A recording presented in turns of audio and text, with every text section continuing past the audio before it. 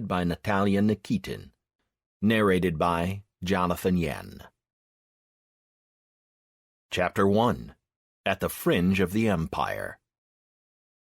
I boldly stepped into the portal and prepared myself for the long struggle with the governor. The 3 months I would be forced to spend entirely in his power were no cause for celebration, but I had no intention of surrendering, crawling on my knees or cowering like a kicked dog before this fumble of the developers. That sweaty toad can kiss my ass and forget about the orc warrior figurines for all his attempted bribery, peace, love, or lots of dough. Potential use of physical force against me wasn't much of a worry. I was sure that the freed prisoners couldn't be casually punished or tortured.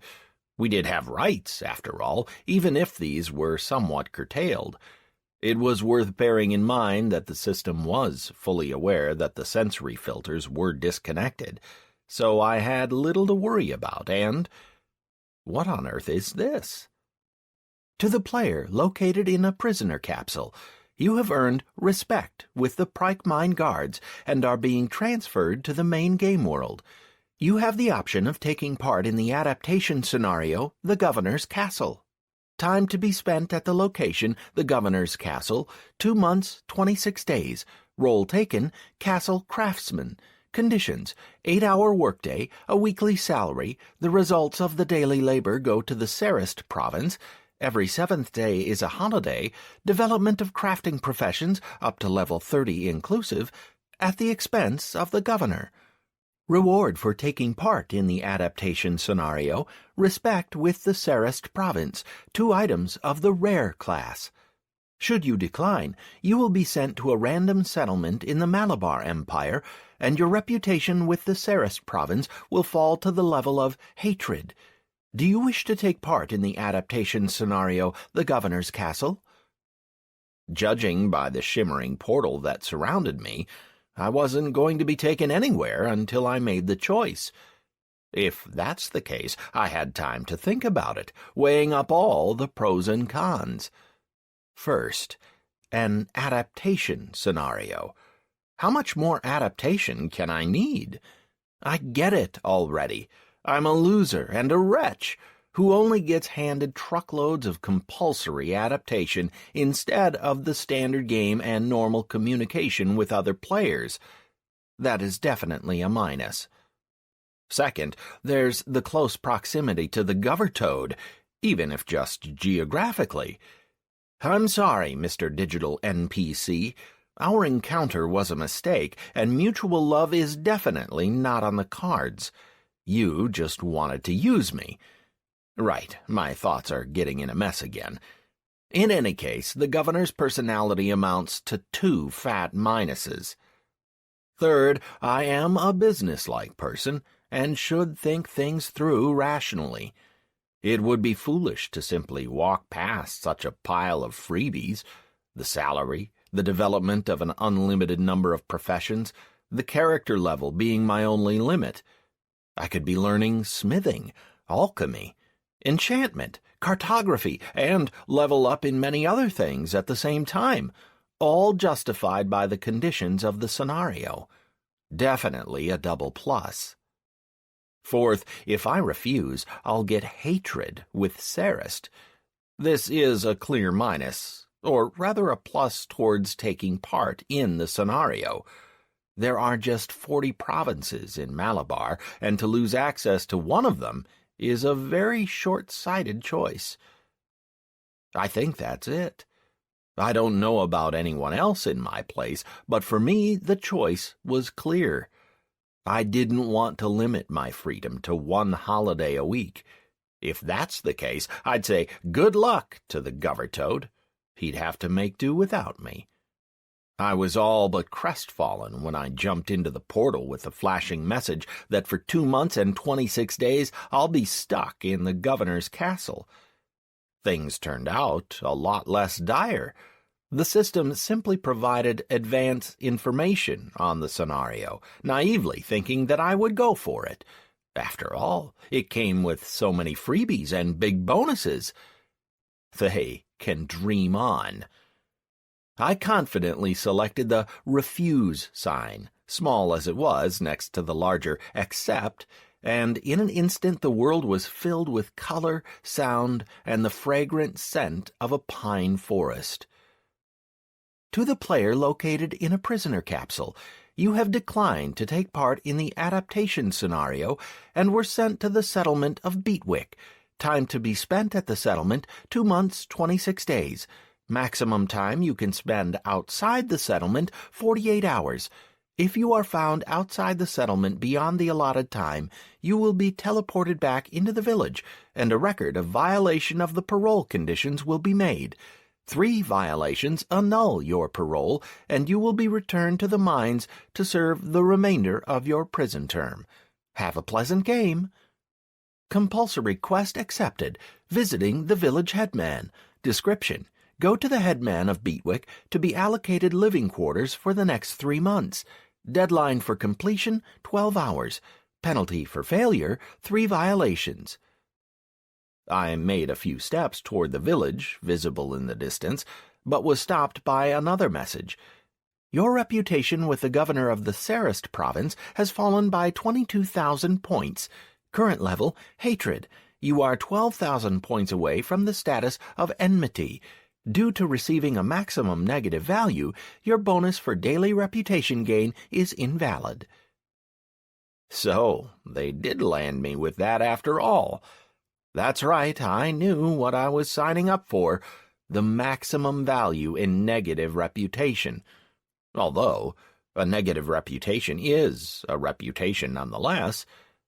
In Barleona there are 4 levels of negative reputation: mistrust, dislike, enmity, and hatred. From neutral reputation to mistrust, there are minus 1,000 points, and to dislike, another 3,000. Then it's minus 6,000 until enmity, and 12,000 until hatred. I was given the maximum in one go. When I played my hunter, I managed to get exalted, the maximum positive reputation, with only one faction, and that only after playing for a couple of years, while now in just 3 months, I went straight to hatred. Yes, of course, a shaman knows no half measures. With reputation, it has to be the maximum. With crafted items, only legendary ones, and with girls, only those who get you locked up in prison. Just one thing was bad. Now Sarist was lost to me. As soon as I get spotted by the guards there, I'd be immediately sent to prison to assess the situation. Then it's spending a day in the preliminary detention cell and then teleportation to the borders of the province. The next time I'd spend 2 days in the cell. After that it's 3, and so on without a limit. The most unpleasant part was that a reputation like that is almost impossible to improve. You need the personal intervention of the Emperor. Visions of the lost, carefree life in the Govertoad's castle floated up on the fringes of my consciousness, but I quickly dispelled them and headed to Beatwick. At the first glance, it was a pretty standard average village. Judging by the chimneys, it had at least 70 households.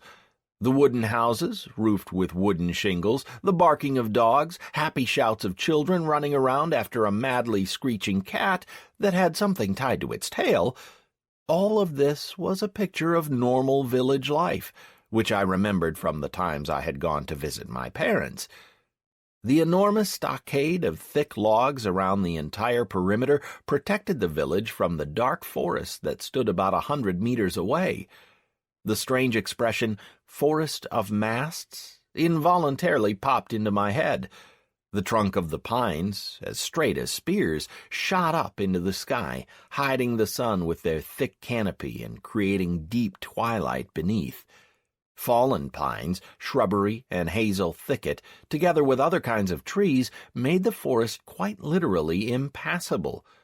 Only rare paths, probably hacked through by the locals, lead into the depths of this wonder of nature. Despite such surroundings, life was not restricted to the interior of the stockade.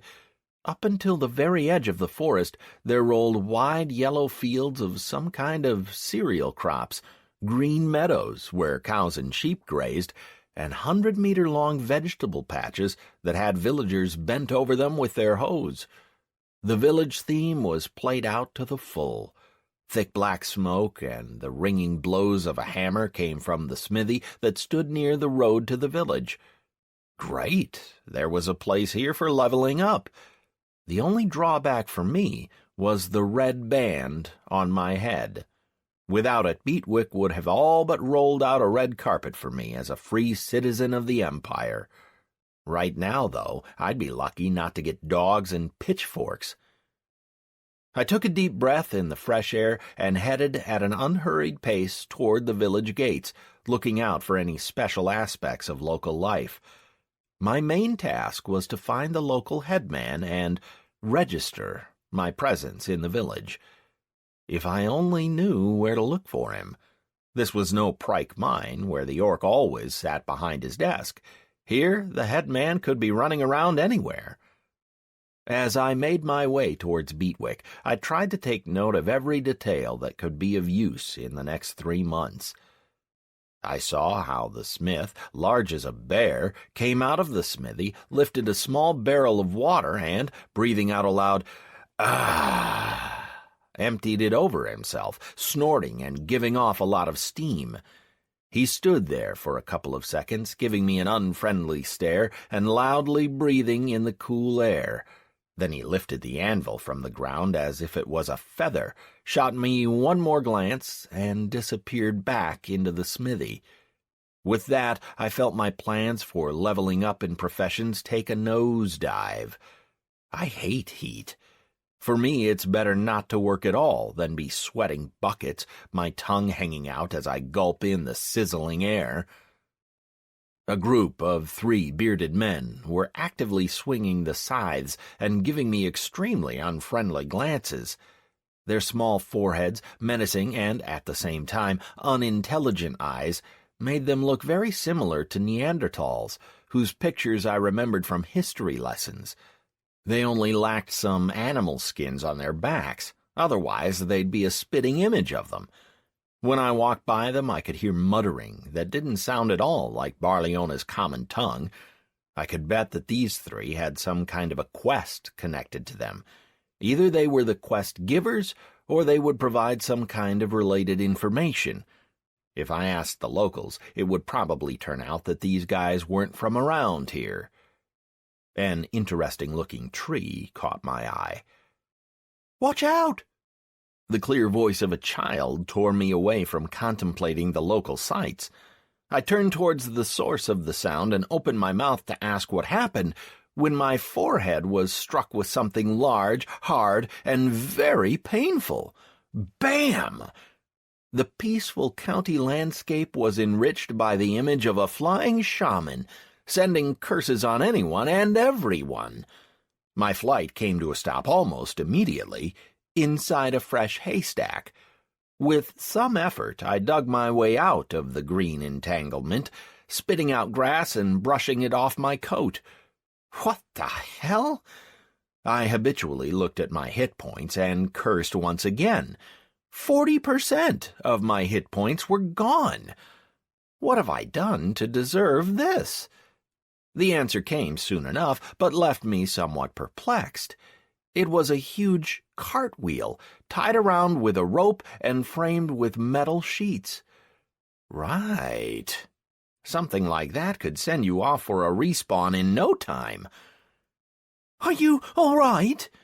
A small, out-of-breath boy, his face red, flew up to me, barely older than 7 by the look of it. My tooth, the wheel. It's so heavy, and there you were, and it rolled the wrong way. Took my tooth with it, and then bam! And you're flying. Into the grass. Whack! Did it hurt? He was looking at me with such concern and guilt, trying to tidy up his messy ginger hair with fidgety hands, that I was totally unable to get angry at him. "You won't tell Mum, will you? Our blacksmith is good at pulling teeth, but he's so busy all the time, so I have to do it myself."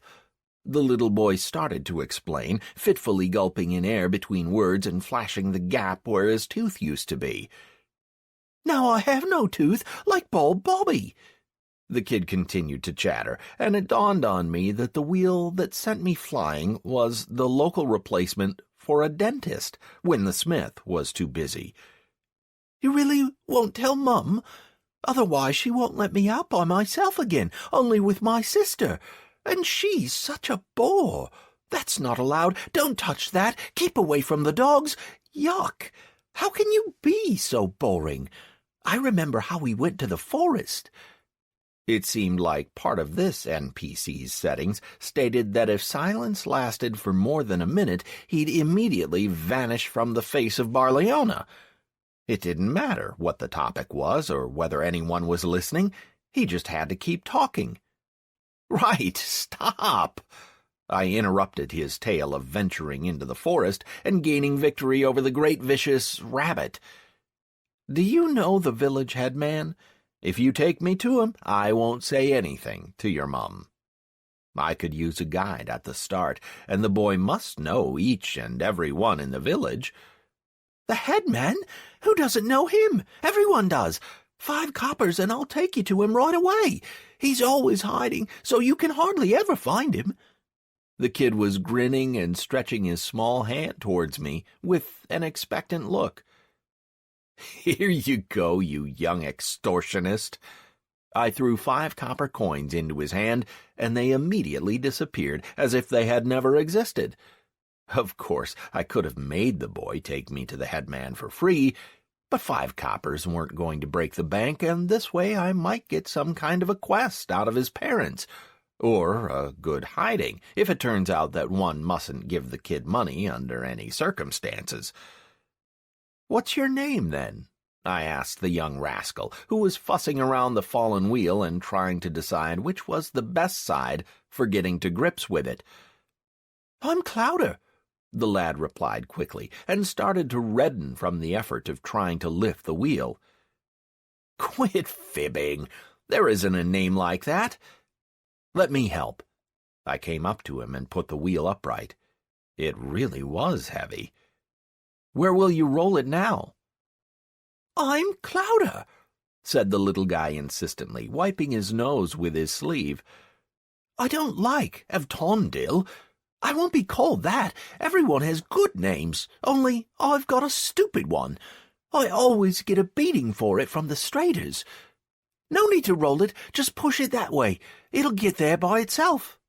Avtondil, no, Clouder pointed towards the village. "With luck, it won't hit anyone this time." "And who are these straders?" "They're from the neighboring Straight Street, Al Spatino's gang. Watch out!" Clouder screamed after the rolling wheel and shouted to me, "We'll meet down there!" Clouder tripped up a couple of times, tumbling down the hill, but immediately got up and continued running after the wheel, shouting at the top of his voice. I chuckled at his goofiness and was about to follow him when I was suddenly turned around, lifted off the ground, and thrust into the enraged, bearded face of the blacksmith. "Why are you bullying Clouder, you thug?" Before I could answer anything, the blacksmith took a good swing and sent me flying again. It's not like I was expecting a royal welcome, but this was too much. These flights were beginning to wear me out with their frequency. I got up from the ground and quickly glanced at my hit points. Oh, boy, I only had 18% of life left. A blacksmith's punch hit much harder than the wheel. I saw that I might not survive a second blow and started to summon a healing spirit on myself. "What's with the dancing? You're a warlock." It was just as well that the tambourine sped up the spirit summoning.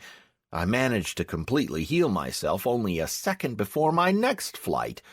This was some blacksmith, strong as a bear. I tried to get up, but my feet gave way, and I slumped to the ground, seeing a semi-transparent message appear. "Dizziness. You lost concentration for 10 seconds. Skill increase, plus 10% endurance. Total, 60%. Stop, Mr. Slate! Leave it, Clouder. Stay out of the way. Can't you see that we've had a killer warlock land on us? He's no killer. He helped me to bring the wheel back to the village and wanted to see the headman. The headman, you say? Slate loomed over me, and then with one hand lifted me off the ground. No one would believe me if I told them that I got caught between a slate and a hard place in Barleona. Quite literally. What did you want from the headman? I'll be living here for 3 months, I croaked through a half-strangled throat. Well. Playing as a shaman, I was beginning to discover Barleona from a completely different angle. I would never have thought that if you press on the throat, the player would start to croak like that. He won't be getting suffocated, just a status bar would pop up, stating that he didn't have enough air. But the rasping is not something I've noticed before. The blacksmith let go, and I fell on the ground like a sack of potatoes. Going to live here, eh? Then why are you loitering here as if you're trying to snoop around? There's no headman around here. Without waiting for my reply, the blacksmith turned around and went back to his smithy. By the looks of it, my first encounter with Beatwick residents was far from a success. Don't be upset, fired off Clouder. Mr. Slade is nice. He just probably failed to make something today, and that made him all cranky. Let's go together. I've finished rolling the wheel. See where it's crashed into the fence? It can stay there. By the wooden gates, I found the local guards, 2 red-nosed men with puffy eyes. They were doing their best to stop themselves falling to the ground by propping themselves up against their spears. They clearly weren't doing so because they were tired or spent too long at their posts, but from uninhibited imbibing of spirits. The scent of syrupy homebrew wafted a few dozen meters away from the duo, and several bottles strewn across the ground were clear pointers to what the brave upholders of law and order were really up to.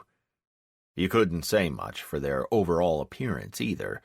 A short chainmail that reached down to the middle of their beer bellies, sitting on top of a simple tunic, studded thick trousers, and worn bast shoes made the guard's appearance so terrifying that even if an enemy decided to invade the village, he was doomed to laugh himself to death first. Halt! Who goes there? I'm on my way to the village headman. I was sent to live here. I gave the simple reply. It looked like the local headman was someone well-respected, and referring to him might open doors. The headman, eh? The second guard started to mumble in a drunken voice. Tell him that the gates are in safe hands. We're watching them like hawks. No enemy will get past us. The guard straightened out, showing what a strong warrior was guarding the village. He was so overwhelmed with emotion that he lost his balance, took several steps backwards, hit the stockade with his back, and slid down, having lost his support from the spear. "Hold it, Wilkins!" The second guard hurried after him, totally forgetting about the unfairness of things like balance and the force of gravity. I shook my head in resignation at the sight of such guards, and was about to head into the village, but then caught sight of the open gates, which had previously been hidden by the plump guardsmen. They were made of common wood, but one side had been scarred by the 4-digit claw of some unknown monster. Moreover, this had been done from the side of the village, as if someone wanted to make an opening into the world outside. I wondered whether there was some quest connected to these gates. Was it to find and destroy the monster? In that case, I would be offering my services to the headman. "What happened to your gates?" I asked Clouder when we approached a large house located right in the center of the village. Nothing's wrong with our gates. But what about the marks that look like they were made by some claws? That's a prank played by the Straighters.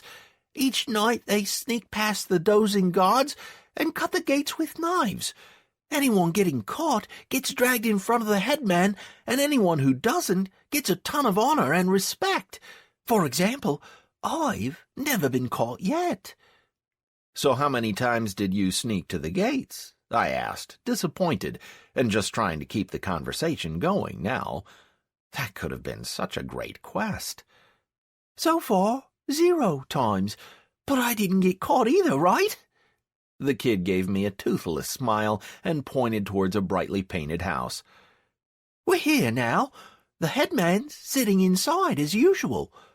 He then took off so fast that all I saw were his flashing heels. And don't forget, Clowder shouted after running a good distance and turning around, not a word to Mum about the wheel. So, you've been sent to live with us? The headman asked me, as he carefully rolled up a paper and hid it in a drawer of his table. As soon as I set my eyes on him, it was clear. This was someone who liked order, a pedant, and, at the same time, an NPC who was very sure of himself. I couldn't say why, but his appearance really put me in the mind of one of the advisors of the Malabar Emperor.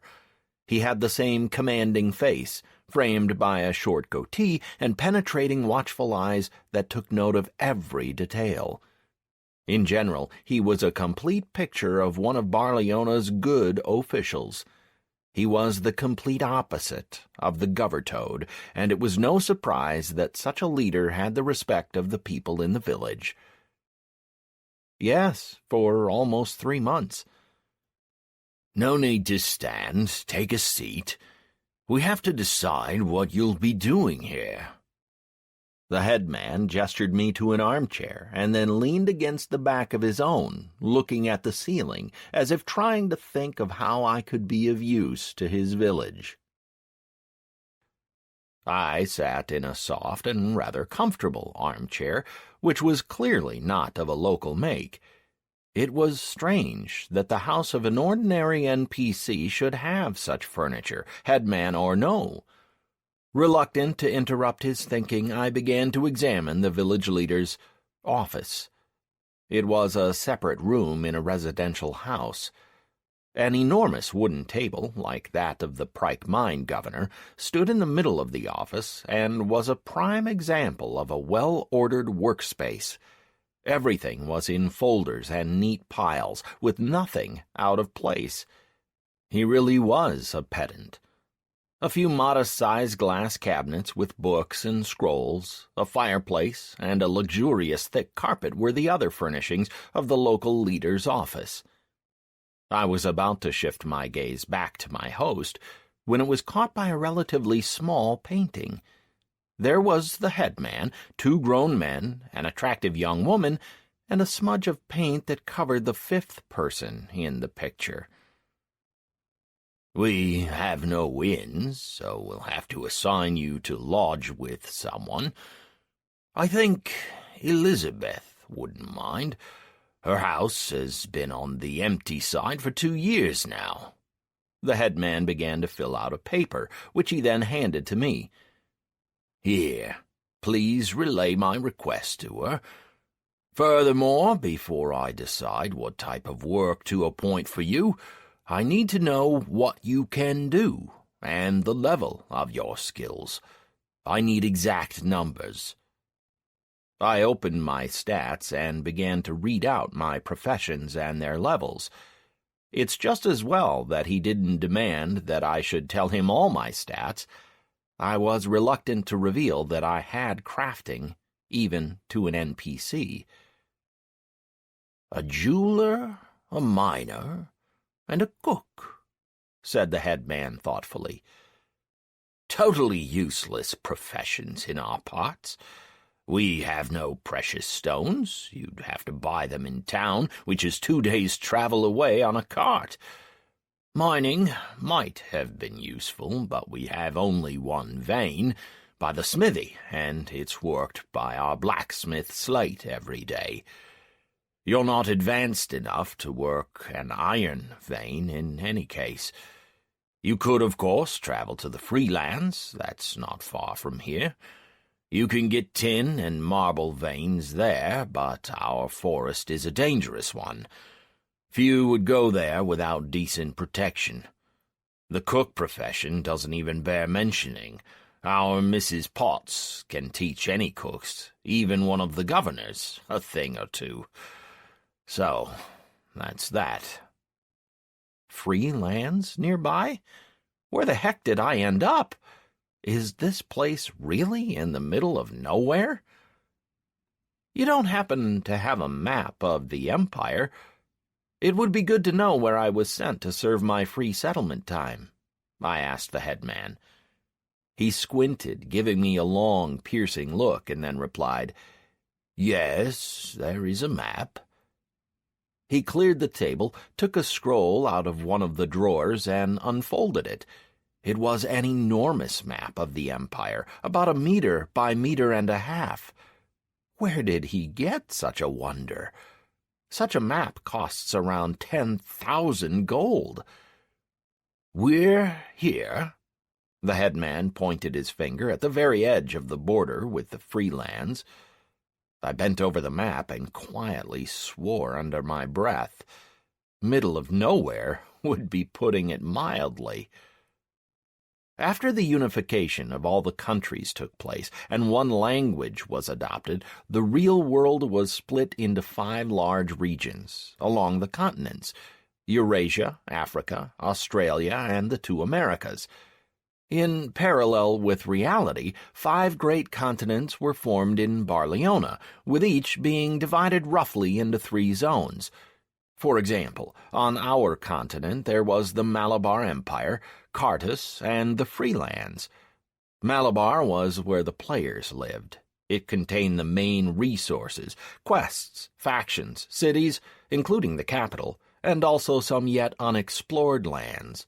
Thus, the area where I now found myself had not been completely mapped yet. Even on the headman's map, it was sketched out very roughly. Cartus, the Dark Empire, headed by the nameless Dark Lord, was about 5 times smaller than Malabar in territory, which didn't stop it causing a great deal of trouble with its constant incursions and raids.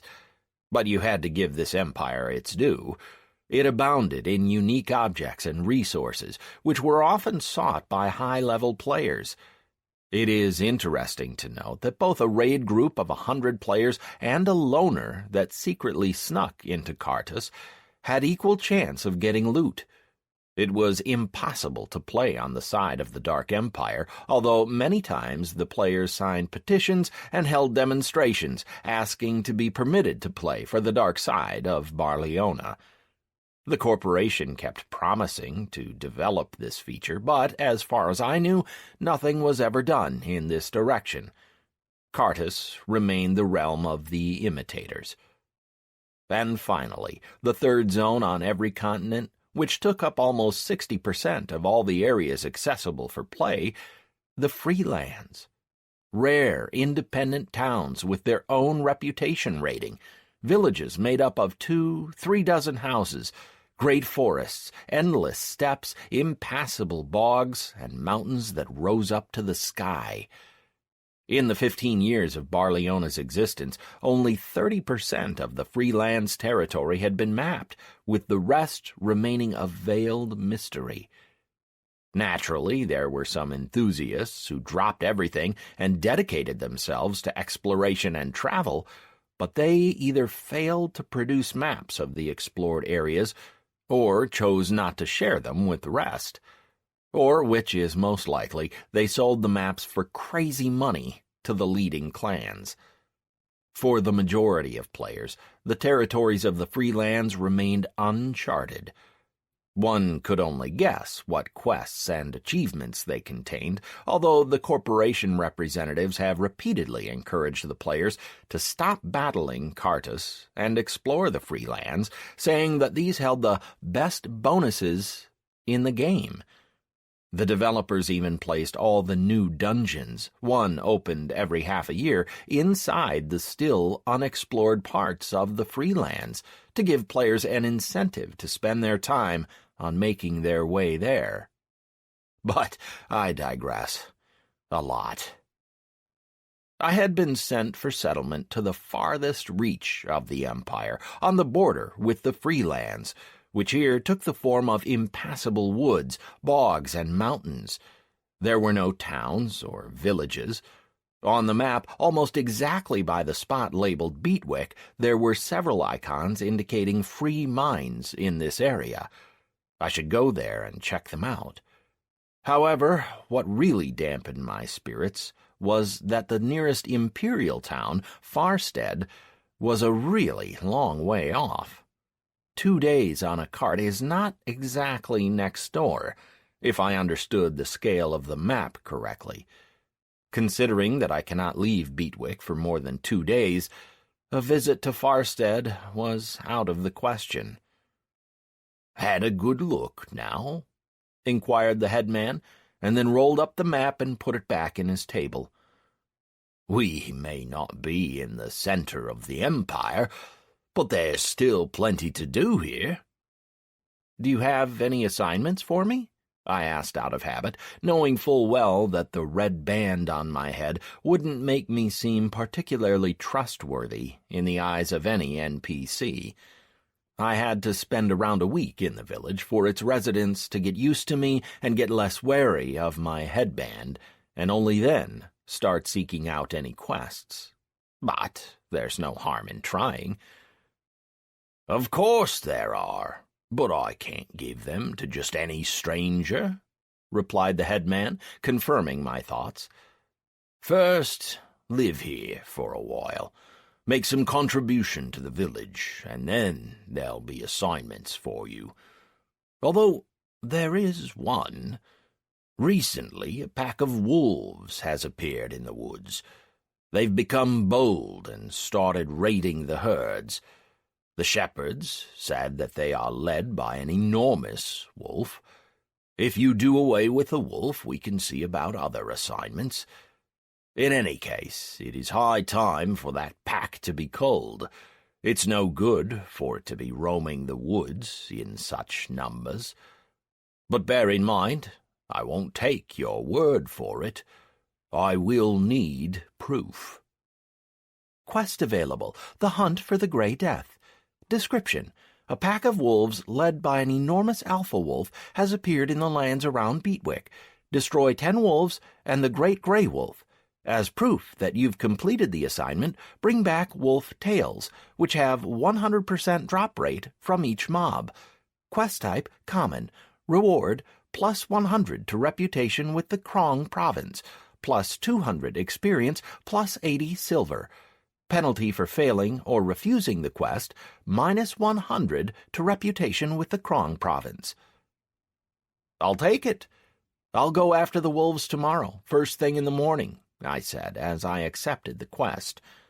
"But I have a few more questions. How many—" "Wolves first, questions later." The headman cut me off in a tone that indicated that the matter was closed. "Now, Tisha will take you to Elizabeth, to whom you must remember to give the letter. Go on the hunt tomorrow, and after that we'll talk. Tisha!" called the headman, and a couple of moments later the girl from the painting flew into the room. "Let me introduce you. This is my daughter, Tiliasha. This is Mayan. He'll be living in our village for 3 months. Take him to Elizabeth. He can stay with her." "Just call me Tisha." The gentle voice of the girl was in tune with her beautiful appearance. "Let's go. I'll show you the village." She then moved gracefully to the door and gestured to me to follow her. Quest: Visiting the village headman completed. It was a large village. From the side of the hill I counted around 70 houses, but in actual fact there were 103 households. Quite a lot, especially by frontier standards.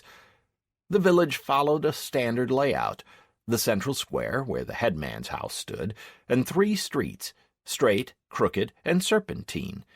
The kids from these streets were always in the process of trying to establish who was the best and strongest, so fights were fairly frequent. Tisha also told me about the gates. A year ago, her father carved 3 claw marks into them in order to put some fear into the kids, who were really beginning to get out of hand, making it look like there was a werewolf in the village. But the plan somewhat backfired. Everyone was too scared to set foot outside their homes for a whole week, so he had to come clean about it. Then it became a tradition among the youngsters. If you wanted to prove yourself, you had to carve some claw marks into the gates. During the day, the gates were guarded by a couple of drunkards, who were no good for any other job, in any case. But at night, the more serious guards took their place. Either her brothers or hired hands, free citizens of the Empire, same as myself. The same in all but the red bands, that is. I couldn't stop myself from asking if there were any free citizens in the village right now, and was very disappointed to hear the answer that the last such person came through the village half a year ago. Tisha's own story turned out to be quite interesting. She had come to the village together with her family just 2 years ago, immediately after the death of the previous headman, Elizabeth's husband. Before that, Tisha used to live in a large city. Her father held quite a high-ranking position because a carriage used to take him away early in the morning, and in the evening a large crowd of richly dressed people would gather at their house, lock themselves in the study, and hold long discussions. Then something happened, and her father gathered the household and came here to the edge of the Empire. So the gates are guarded at night by your brothers? All 3 of them? The thought of the painting with the smudge wouldn't leave me alone. Something was amiss here. From the time of my initiation, I had decided to put more trust in my instincts. Tisha's face darkened. She fell silent and walked for a while through the village without saying a word. She then regained control of herself and said in a serious voice, "No, not 3, just 2. But they only do it once a week. Never ask me about my 3rd brother. I don't remember him myself, but we do not speak about him in the family. All I know is that he betrayed our kin and our homeland, and father banished him from the family forever. Not a word more about him. We're here. Elizabeth lives in this house." Tisha turned around and quickly vanished around the turn in the road. Oops. Looks like all my ambitious plans to seduce her have just been destroyed. Now I won't get anything other than a mere greeting out of her until I increase my reputation. A pity. But in general, she did share some very interesting information with me. Banishment from the family is a very serious act for an NPC. I can't imagine what had to have happened for a former high-ranking official to personally banish his own son. Once I level up my reputation to friendly, I will certainly ask the headman about the painting myself. I'd bet my life that the story behind the banishment is quite a complicated one and must have a quest attached to it. Assignments like these are exactly in Barleona's style, improving players' social skills by getting them to reconcile families. "But you said you wouldn't tell Mum anything about the wheel." An upset child's voice pulled me out of my thoughts. "You promised." Firstly, I promised no such thing, and secondly, I have no intention of telling anyone anything. What are you doing here? It took a little while for me to spot Clowder hiding under the porch. "What do you mean? I live here, with my mum and my sister," replied the boy, crawling out of his hiding place. "Then it's you that I've come to see. Is your mother home?" "She's home, all right." Clowder looked around, gave it a thought, and started to crawl back under the porch. "But I'm not going in there. It's porridge for dinner, and I hate it. If Mum sees me, she'll take me by my ear and sit me at the table. I'd best stay here for a while. How can I help you? A low woman's voice made me look up from Clowder's hiding place. Judging by the squeaking of the floorboards, the kid was trying to signal me that he wasn't there, and that I really had no idea where he might be. With a wise mother's smile, Elizabeth looked under her feet, and then asked a completely unexpected question. Excuse me, I wonder if you've seen a ginger boy around here? I've baked his favourite pie, but it will get cold soon and won't be as tasty. I'll have to give it all to Donny, like the porridge. You gave the porridge to Donny? For real? After hitting his head a couple of times on the floorboards, Clowder ran like lightning from his hideout and stood before his mother, eyes shining. Is it a blueberry pie? Of course it's the blueberry pie, just as you like it. Run along while it's still hot, you rascal. Elizabeth ruffled his hair as the kid ran past her and then turned to me again. So, how can I help you? I was sent to you by the headman. He said that I could come and live with you for 3 months. Here are the papers. I handed Elizabeth the letter. If her behavior with her son was so natural, I shouldn't have any major problems with this NPC. 3 months, eh? Muttered Elizabeth, scanning through the paper. I couldn't help wondering what the headman wrote in there. I didn't manage to have a look in his house, and then was too busy talking to Tisha. What if it gave me a boost to intellect? You never know. The nights are warm at the moment, so I can give you the summer house. Is that all right with you? My landlady looked me over. Are you going to live here as a freeloader or as a help? Was there a quest in this for me? I may have to do it for free, but a quest is still a quest. I don't like being a freeloader. If you need anything done, just tell me, and I'll do it, whether it's fetching the water, chopping wood, or digging the garden. No, my labourers can do all that well enough. The headman said that you aren't new to cooking. Elizabeth paused, and I froze in expectation. A profession-based quest. It's a dream for any player. You can't even imagine the kind of bonuses you can get there. Elizabeth hesitated, but then appeared to come to a decision and said, I'm not a rich woman, so I can't feed another mouth. You will be completely responsible for feeding yourself. She then glanced at my red headband and added, I also ask you not to come inside my house uninvited. Attention to the player. You have been denied access to the main house of Elizabeth, the widow of the former Beatwick headman. If you breach this restriction, 1 violation of your parole conditions will be recorded. Have a pleasant game. Elizabeth turned around and went into the house, leaving me on the porch in a state of complete depression. I had already gotten all excited about getting quests and a friendly attitude to me. How could I have forgotten my red headband status?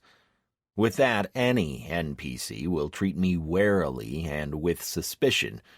A former criminal, what do you expect? What if I start killing everyone left and right, or pickpocketing and nicking their money? Who knows with these ex-cons? So it looks like earning levels wasn't going to be such a simple task after all. And I had all these plans to gain a dozen or 2 in the coming 3 months by doing various quests. A pity. I'll have to do something about that, that's certain, and as soon as possible, too. The summer house, kindly provided to me by Elizabeth, was astounding in its simplicity and Spartan feel. Its entire collection of furniture consisted of 1 bed, which took up half of the free space. That was it. There was the earthen floor, which remained cold even in today's heat, gray wooden planks for the wall, and narrow windows right by the ceiling, which had trouble letting even the moonlight through. Great place for spending the next 3 months. I threw myself on the bed and started to make plans just to keep my brain occupied. First, I'll have to do the quest with the wolves first thing tomorrow. Extra experience and reputation with the Krong province should help me win Elizabeth's trust and move into the big house. I had little desire to be stuck in this cage for 3 months. Second, I had to solve the problem of how to visit Farstead. Getting there on a cart wasn't an option. It would take too long, so I had to find another way. The headman said that a caravan travels to that town from time to time.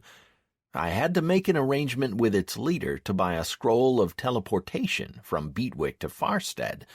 The return scroll I could buy there. Judging by the distance to the town, the scroll could cost around 800 or 900 gold. It's quite a lot, but I had to get to the Bank of Barleona and get my hands on the possessions of my former hunter character. There should be at least 11,000 there just in gold, not counting all the leftover equipment. Although all of it was focused on boosting agility, I could use even that. It would be like plate mail compared to what I had on now.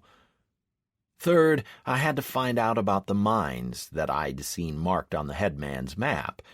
He did warn me, of course, that it's dangerous to go it alone there, but I really mustn't let an opportunity like this get away. If I understood correctly, the closest deposits of something or other are located a couple of hours' walk from Beatwick. I didn't really feel like sleeping, so if I left now, I'd be back by the morning. This will also give me a better idea about what I can count on in terms of leveling up professions. Fifth, well, there is no fifth. I'm done planning. Now is the time for action, to go and look at that mine. But first I had to look through my bag, since I haven't really had time for that until now. After the dungeon, it was quite full of things I haven't even looked at.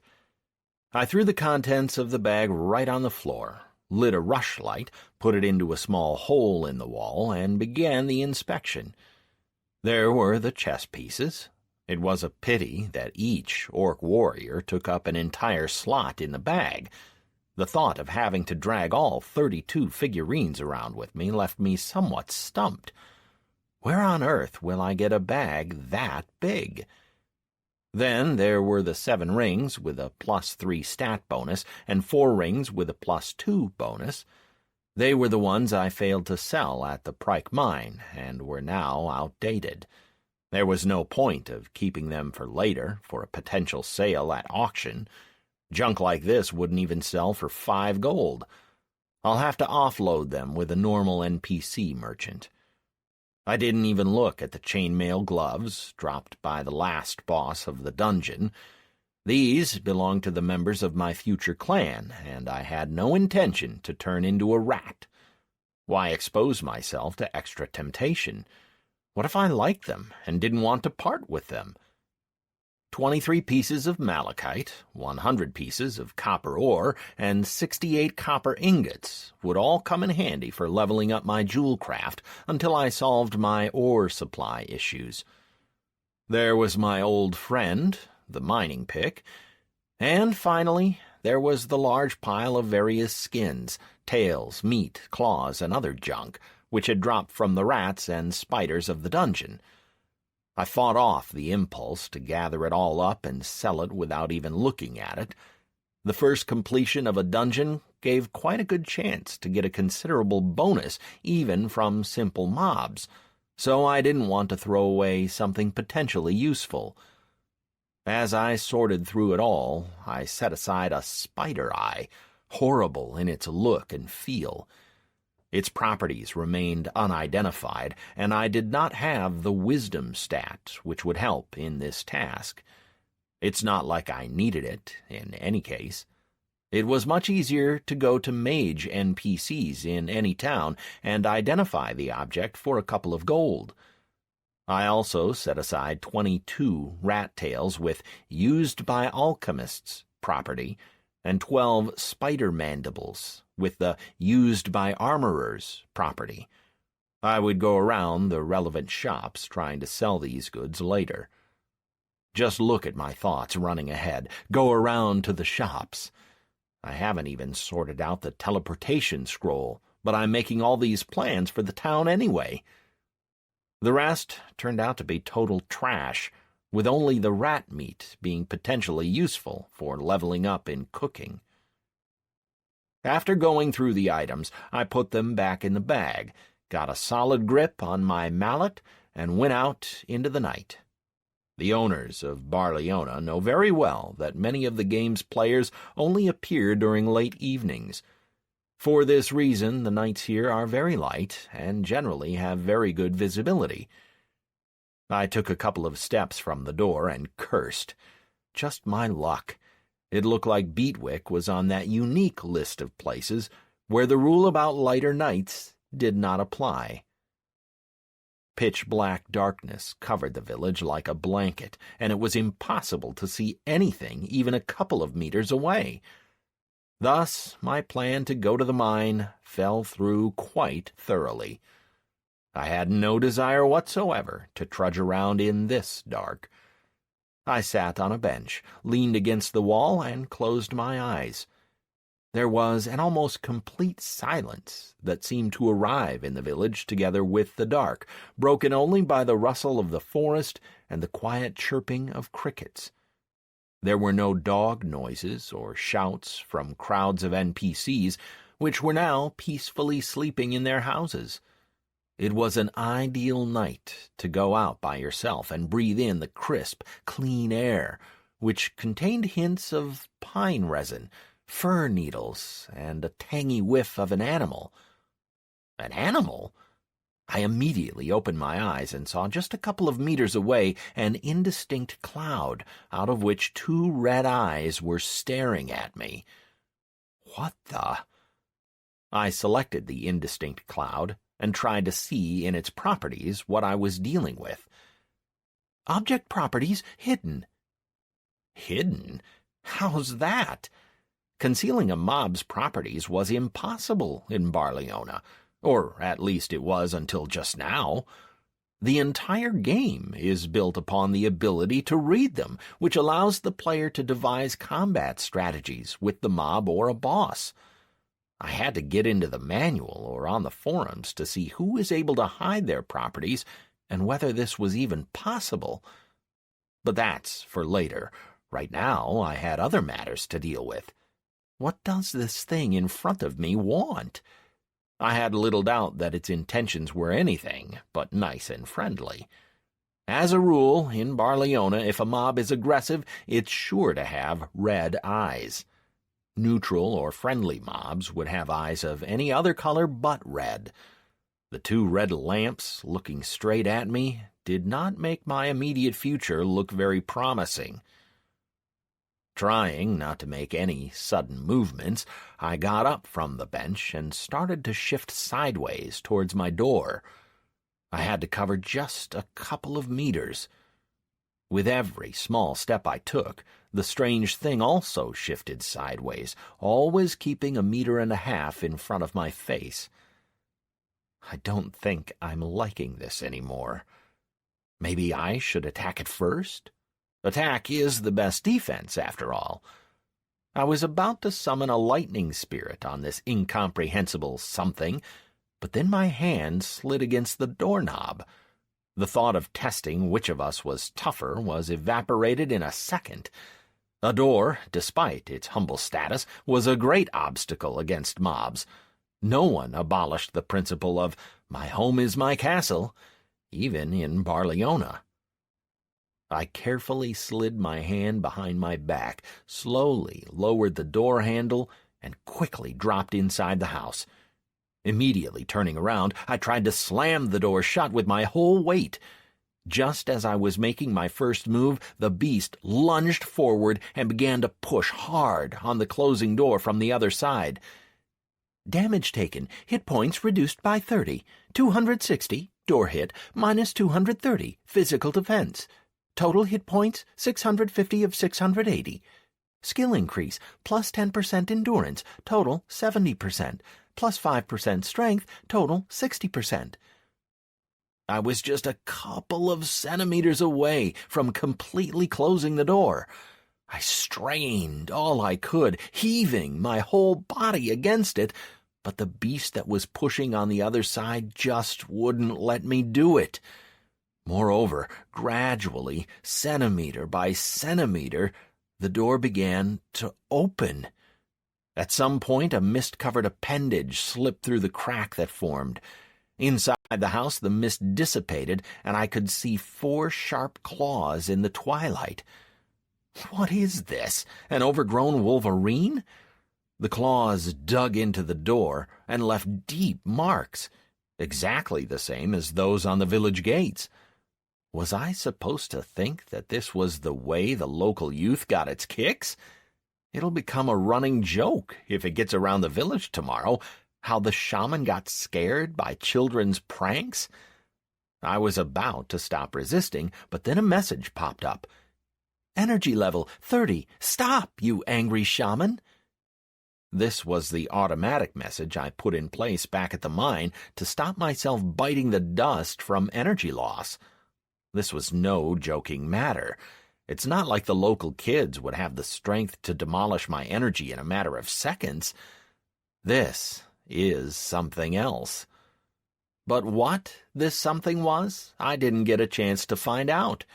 A couple of seconds later, a message flashed that my energy had gone down to 0, and I froze like a broken doll.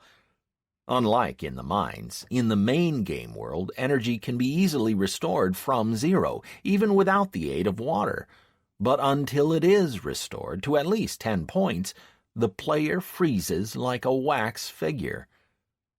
Another blow on the door threw me far back into the room, and already mid-flight I saw some gray shadow speed after me. There was no mist around it, but in the darkness of the room I couldn't make out what it was. Only one thing was clear. The beast had 2 arms and 2 legs, or 4 appendages, to sum it up. Why did I put out the lamp before leaving? That way I'd know what I was dealing with now. There was a flash of 4 sharp claws, a sharp pang of pain, and the surrounding twilight became even darker. So, my house is not much of a castle, it would seem. Though it's not like it's really my house. I was getting ahead of myself. There was a flash, and it seemed to me that I almost immediately found myself at the entrance to the local cemetery, a very symbolic respawning point. A small temple stood a few meters away from me, shading me from the bright morning sun. Looks like that unidentified beast did get me in the end, and the compulsory 12 hours from the moment of death went by in a flash. Great.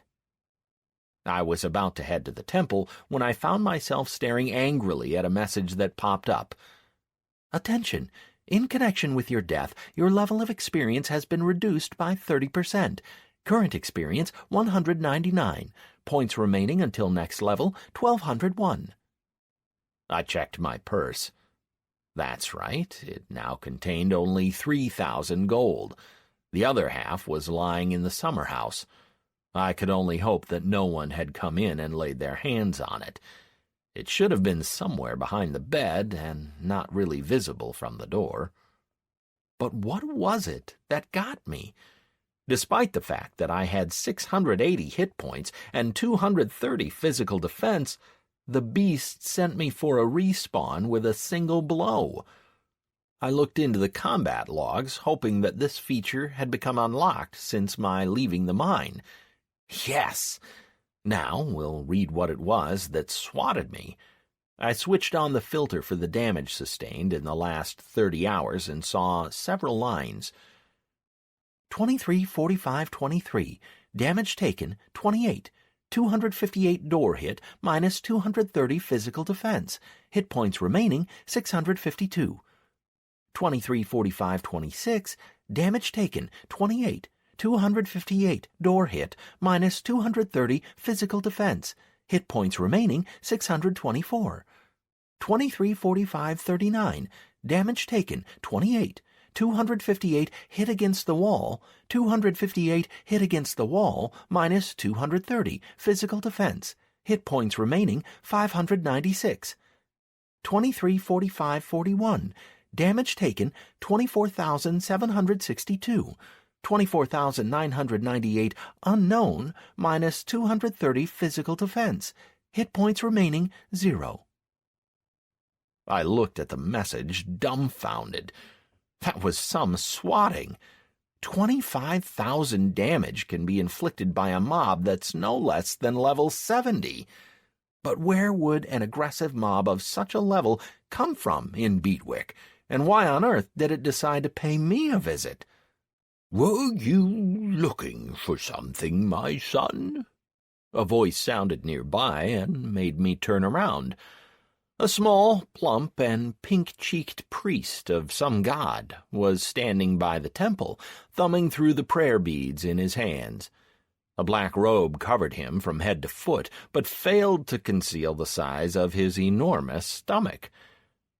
"Do you want to receive a blessing from Vlast?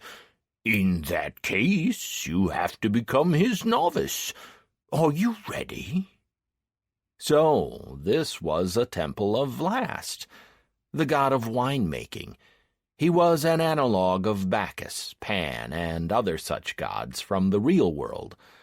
I went into the manual to read the main limitations imposed by serving this god, and was surprised to see that there were none.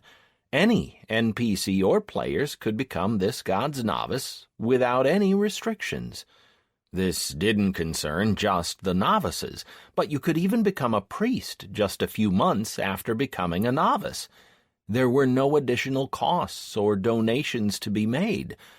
All you had to do is drink a glass of wine or homebrew every day and thus receive your divine blessing. Although if you failed to drink it, you'd incur a divine curse. Not a pleasant thing, as a rule.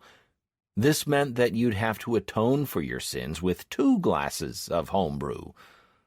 All right, I was never that interested in Barleona's religions as a hunter, and as a shaman had even less need of them. Of course, Vlast is a convenient god for leveling up the faith stat, but there are just too many complications in this field. Not my thing. Now, it was clear, however, where the priest got his large stomach, probably from saying all those daily prayers with his parishioners and anyone else who dropped by. With the devout aid of wine and homebrew, that is. I bet those guards I met by the gates yesterday were also his active novices. No, thank you. I respect Vlast, but I am not ready to become his novice. You have my thanks. I bowed to the priest, receiving a similar bow in response. "As you wish. Vlast doesn't force anyone to serve him. Only someone with true insight could fathom the real depth of his teaching.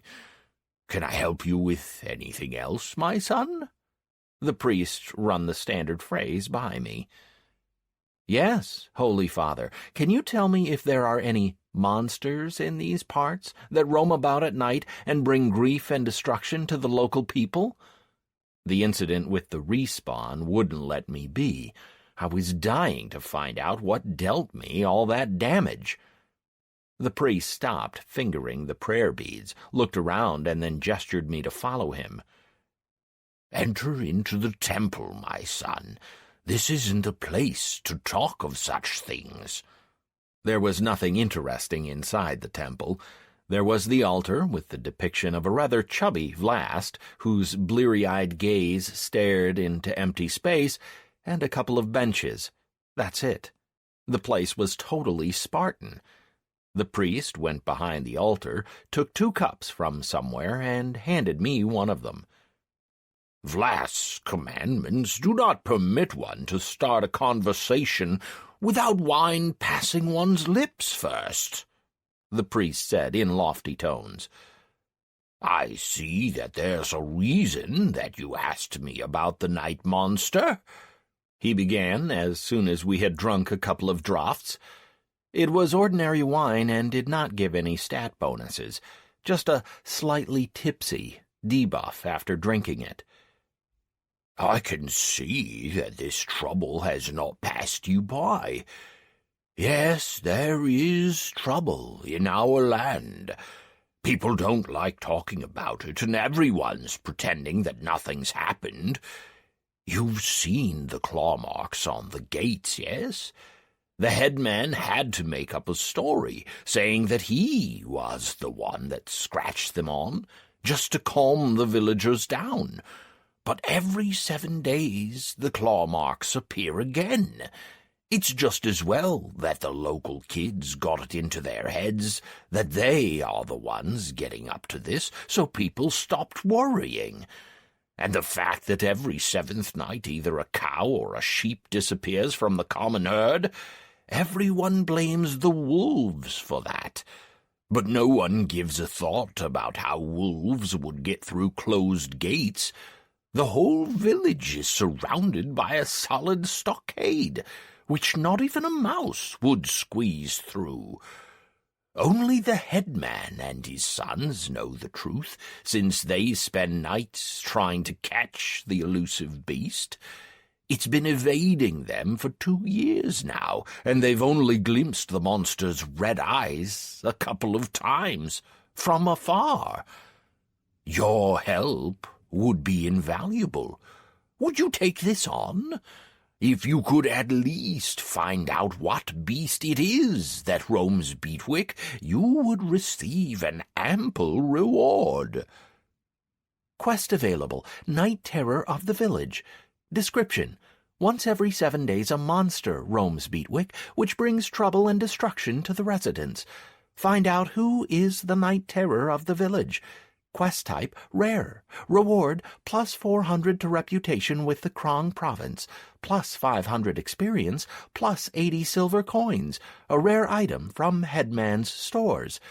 Penalty for failing or refusing the quest: minus 400 to reputation with the Krong province. I'll take it. I'll find out who is hiding under the guise of the beast. I accepted. Now it all became clear. The beast's properties could not be seen, because that was the nature of the quest. So it looks like I'll have to find out about it in the normal way, and not the one that only players could use. All right. I'll postpone this matter for a week when it's time for the hunt once again. Our first meeting with the beast ended with its complete victory, but we'll see how things go from here. Thank you, Mayhen. If you need help, you can ask for it straight away. The priest thanked me, and I headed for the village. It was now time to collect my dropped cash and go wolf hunting. There was leveling up to be done. Chapter 2. Wolves and Other Things. "When did you manage to get out?" asked Elizabeth as soon as I stepped into the courtyard. "I thought you were having a lie-in until noon, but it looks like you're quite an early bird." "I thought I'd take a walk," I said, sidestepping the question, reluctant to bring up the monster. I decided not to wake anyone, climbed over the fence, and went to check out the local surroundings. "How did you avoid getting mauled by Tiny Tim?" she asked in surprise. "Tiny Tim?" "Our dog. We let him out into the courtyard every evening. He's been taught not to jump over the fence, but he won't let any strangers into the courtyard either. That's him, sitting over there, see?" Elizabeth pointed to the far end of the courtyard, where Tiny Tim was living inside an enclosure, the meter-high wolfhound that he was. He was growling quietly and giving me a decidedly unfriendly look. "Where were you, my friend, when I was being sent for the respawn?" "Probably sitting in your little hole and sniggering at my expense." I suddenly had a feeling that I really had to have a chat with Tiny Tim. It was silly, of course, but since my initiation as a shaman, I have made a habit of trusting any sudden hunches. "Can I get to know him a little better?" I looked questioningly at my landlady. Of course. Just don't tease him. It would take him just a couple of bites to rip through the wire. I don't want any trouble. Our Tiny Tim is well trained and shouldn't attack without good reason, but it's best not to tempt fate. I assured Elizabeth that I wouldn't do anything to the dog and walked up to his enclosure. Looking around to make sure we wouldn't be disturbed, I squatted and looked straight into the wolfhound's eyes. I couldn't explain why I did this, but felt that this was the right thing to do. Giving off a quiet growl, Tiny Tim came right up to the wire. I was hit by a pungent animal smell. We stared into each other's eyes for a couple of seconds, and then suddenly the rest of the world went gray, became covered with a mist, and a ringing silence surrounded me. It was as if someone turned off all sound with a wave of the hand. A shadow separated itself from Tiny Tim and walked right through the wire as if it wasn't there. The dog's shadow walked at a relaxed pace around the courtyard like it owned the place. I looked at the real Tiny Tim. He looked at himself, eyes wide, mouth open, and tongue hanging out. He was the embodiment of doggy surprise. At this moment, the dog Phantom took a couple of steps and then suddenly cowered to the ground, tail between his legs, and began to backtrack. I never thought that dogs could backtrack, especially with their stomach to the ground. I could be mistaken, but weren't they not supposed to be able to do that? All right, we'll write it off as the whim of the developers. The Phantom crawled through the closed door of the enclosure, made his way to the doghouse, and, when his back was against it, seemed to try to dig himself into the ground. "Did something frighten you?" I asked quietly. My voice sounded like a thunderclap. What could have made such an enormous dog run away in fear and try to dig itself into a hole? Something mist-covered and formless appeared next to the dog. For a couple of moments it loomed over him, and then suddenly the silent drama was broken by the squealing of the real Tiny Tim. The wolfhound fell to the ground, tail between his legs, covered his face with his paws, made a puddle, and generally looked so scared that I involuntarily drew back, stumbled, and fell on my backside. The darkness around us dissipated, and the dog's squealing was joined by the noises of the surrounding world. Update of the Night Terror of the Village quest. The monster that roams Beatwick by night terrifies even the largest and most vicious dogs. Keep this in mind during your search. "What are you doing to Tiny Tim?"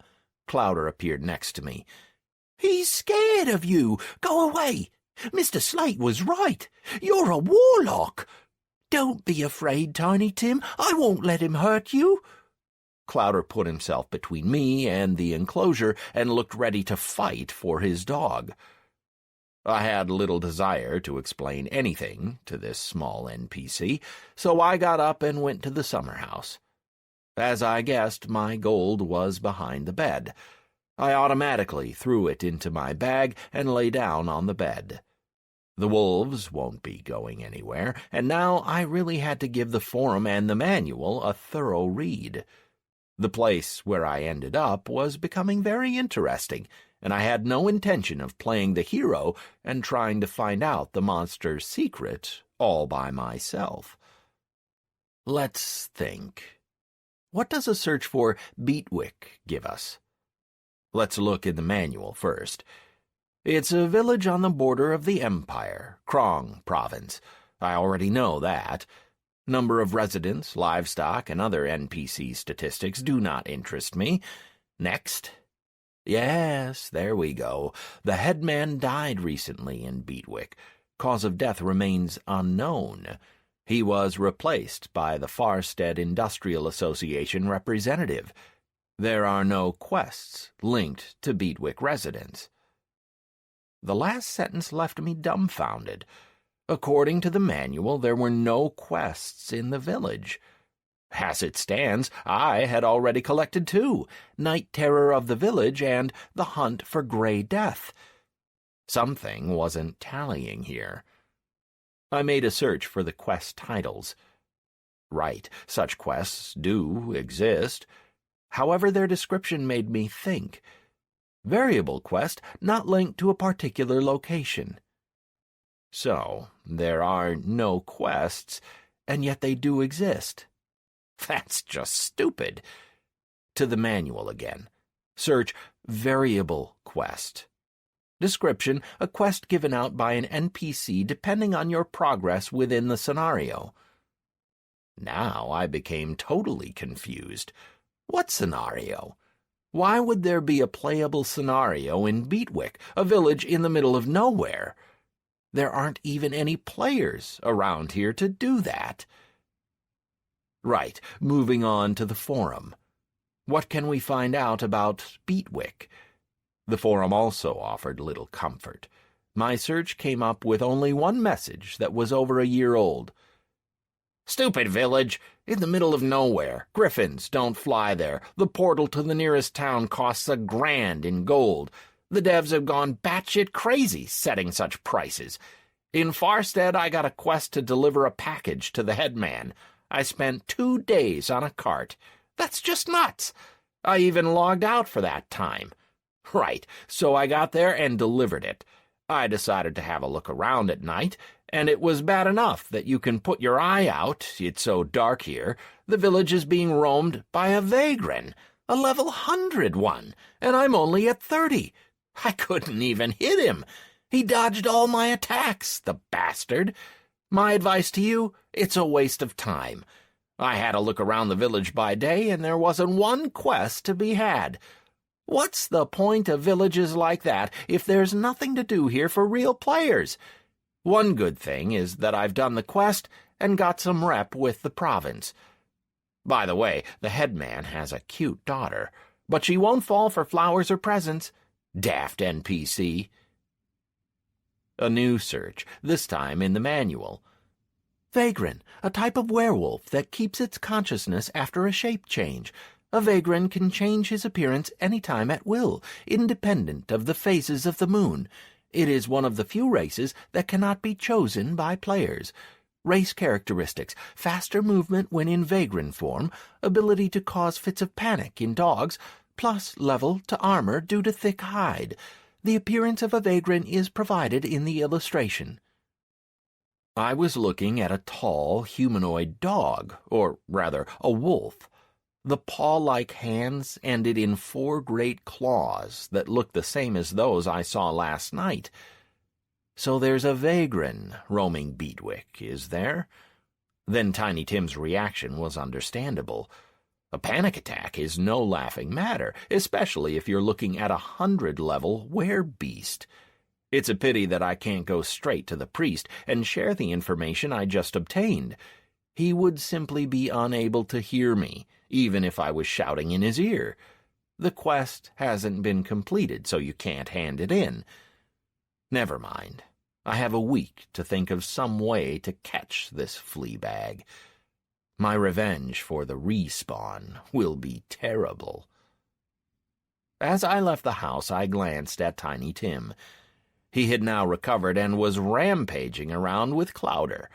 Having allowed himself to be mounted, Tiny Tim ran around the enclosure like a veteran racing horse, and Clouder was laughing at the top of his lungs, grabbing his ears like reins.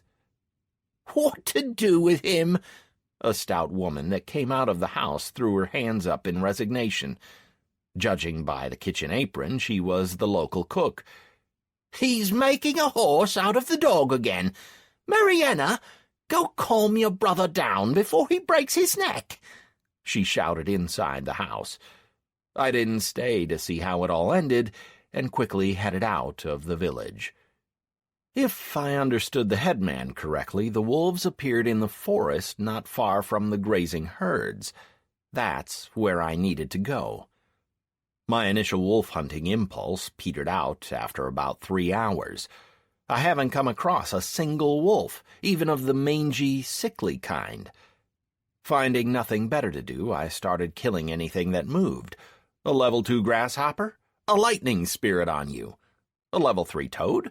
Got one for you as well. There was no experience at all, or even loot to be had from this, and these animals didn't even count towards the Bane of the Animal World achievement. But to stave off boredom, I continued to repeatedly terrorize the surrounding insects. Oh, there's a mouse running there. Just hold on, I'll get you now. Damage taken. Hit points reduced by 220.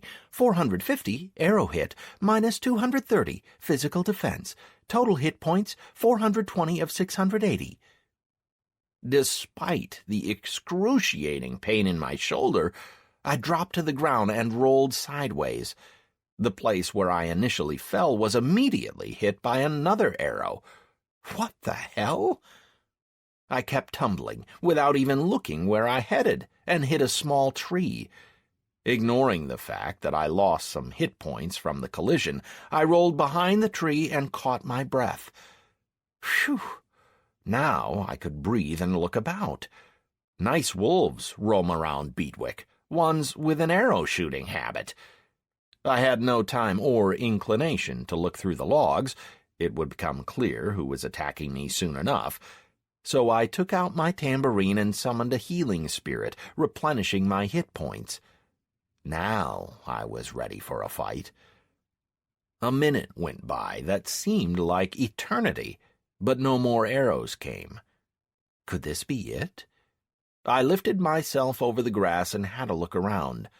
Silence, not a soul to be seen. So where did this strange shooter come from? And, most importantly, who was it? The reply came in the form of an arrow that hit me right in the chest. What the? Critical damage sustained. Hit points reduced by 670. 900, critical arrow hit, minus 230, physical defense. Total hit points, 10 out of 680. I fell to the ground like a sack and fitfully gasped for breath. That hurt a lot. If I get hold of the bastard, I'll tear him limb from limb. At least I didn't have to take the arrow out. It had already vanished from this world, leaving only a memory in the form of pain behind. I summoned 2 healing spirits, getting myself back to full hit points, and stayed quiet. This clearly wasn't a player attacking me, since no message appeared telling me that I was being attacked by a PKer. So it looked like some mob was out looking for fun. Well, we'll see who has a latent death wish in Barleona. A mob can't sit long on one spot. It really must go and see the result of its shots. Imitators, what do you expect? Stupid and predictable. The main thing was to lay low until that time. Although, truth be told, he's a good shot, the bastard. Nearly killed me. I even had my endurance go up to level 11. So much for my worries about leveling up. Yeah, right. All I had to do was wander some distance away from the village. I'd be hit by more than my fill of leveling up. I didn't have to wait for long. 5 minutes later, I heard soft steps, sliding quietly over the grass. Well, well, you wannabe Legolas. Just wander over for a chat. I was lying with my face to the ground, afraid to stir. The main thing was to get the mob to come as close to me as possible, and then we'd see if this archer was much of a warrior. An NPC wouldn't fire a finishing shot at me, the scripts wouldn't allow it, and he wouldn't be able to use his bow up close. I learned all this very well when I was playing my hunter. If this stranger had all his stat points in agility, judging by how he managed to critical me, he shouldn't be much of a close combat fighter, and I'll use that against him. The footsteps stopped right by my head. That's it. Whatever it is, it's here. I was about to jump when I was checked by the painfully familiar aroma coming from my opponent. It smelled of sweat, dung, and some sort of musk. A dark goblin! Any player who had ever made a raid into Cartus would never forget this pungent smell of the main fighting troops of the Dark Lord. But what was one of them doing in Krong? He'd have to walk almost the entire empire to get here. The goblin standing next to me muttered something in his dark language, sounding annoyed and clearly surprised that no pile of money was lying next to me. He grumbled thus for a little while and turned around to walk away. It's time. I jumped to my feet, selected the surprised-looking red-eyed minion in front of me, and summoned a lightning spirit. Take that, you green-mugged bastard! Damage inflicted, 209. 555 lightning spirit damage divided by 2.14, opponent level divided by character level, minus 50, inner resistance to spirits. So, this green piece of slime is level 32. Never mind, we've beaten bigger goons than you into a pulp. The main thing was not to let him get far enough away to shoot. As if hearing my thoughts, the goblin gave a shout and started to make tracks fast. Where do you think you're going? Getting a better grip on my tambourine, I went after the dark minion, like in the good old times, when I tried to make it into Cartus by myself. Although that time I was the one running, with the Wild Pack, the main fighting force of the Dark Empire pitted against the players, at my heels. They did get me in the end. I just couldn't run and at the same time take aim and shoot at 300-level mobs. Now, however, I had one big advantage in that I could summon lightning spirits as I ran. The main thing is to keep an eye on energy while I'm singing them songs. The goblin went into the forest, trying to choose hard-to-reach places. Being small, he slid under the branches very easily, which was no simple task for me. The tree branches would not just knock the breath out of me, taking off my energy, but hit me in the face, competing with the goblin in reducing my hit points. Before he reached the trees, I managed to get that pointy-eared menace almost down to 0, but his life bar, though flashing red, refused to disappear. I saw that I would never catch up with the goblin inside such a forest, and stood every chance to lose him, so I stopped and started to summon a lightning spirit. I needed just 3 seconds to... The arrival of an arrow again took 220 hit points off me. Oh no, you're not getting away with it this time, you bastard! Take that! The last words of the song about the shaman flew off my lips, the goblin yelped, and his frame went gray. At last! Experience gained, plus 200 experience, points remaining until next level 1001. Skill increase, plus 5% to intellect, total 23%. Achievement earned, the Defender of the Empire, level 1, 19 Cartus minion kills until the next level. Achievement reward, damage dealt to all the members of the Cartus Dark Empire is increased by 1%. You can look at the list of achievements in the character settings. With some difficulty, I struggled through the branches to the goblin's body and picked up 20 gold, an ordinary bow, and a dozen crooked arrows. My loot had no stat bonuses, so I decided to sell it to an NPC trader. I had little desire to be seen by the other players with this rubbish, just so they could have a laugh at my expense.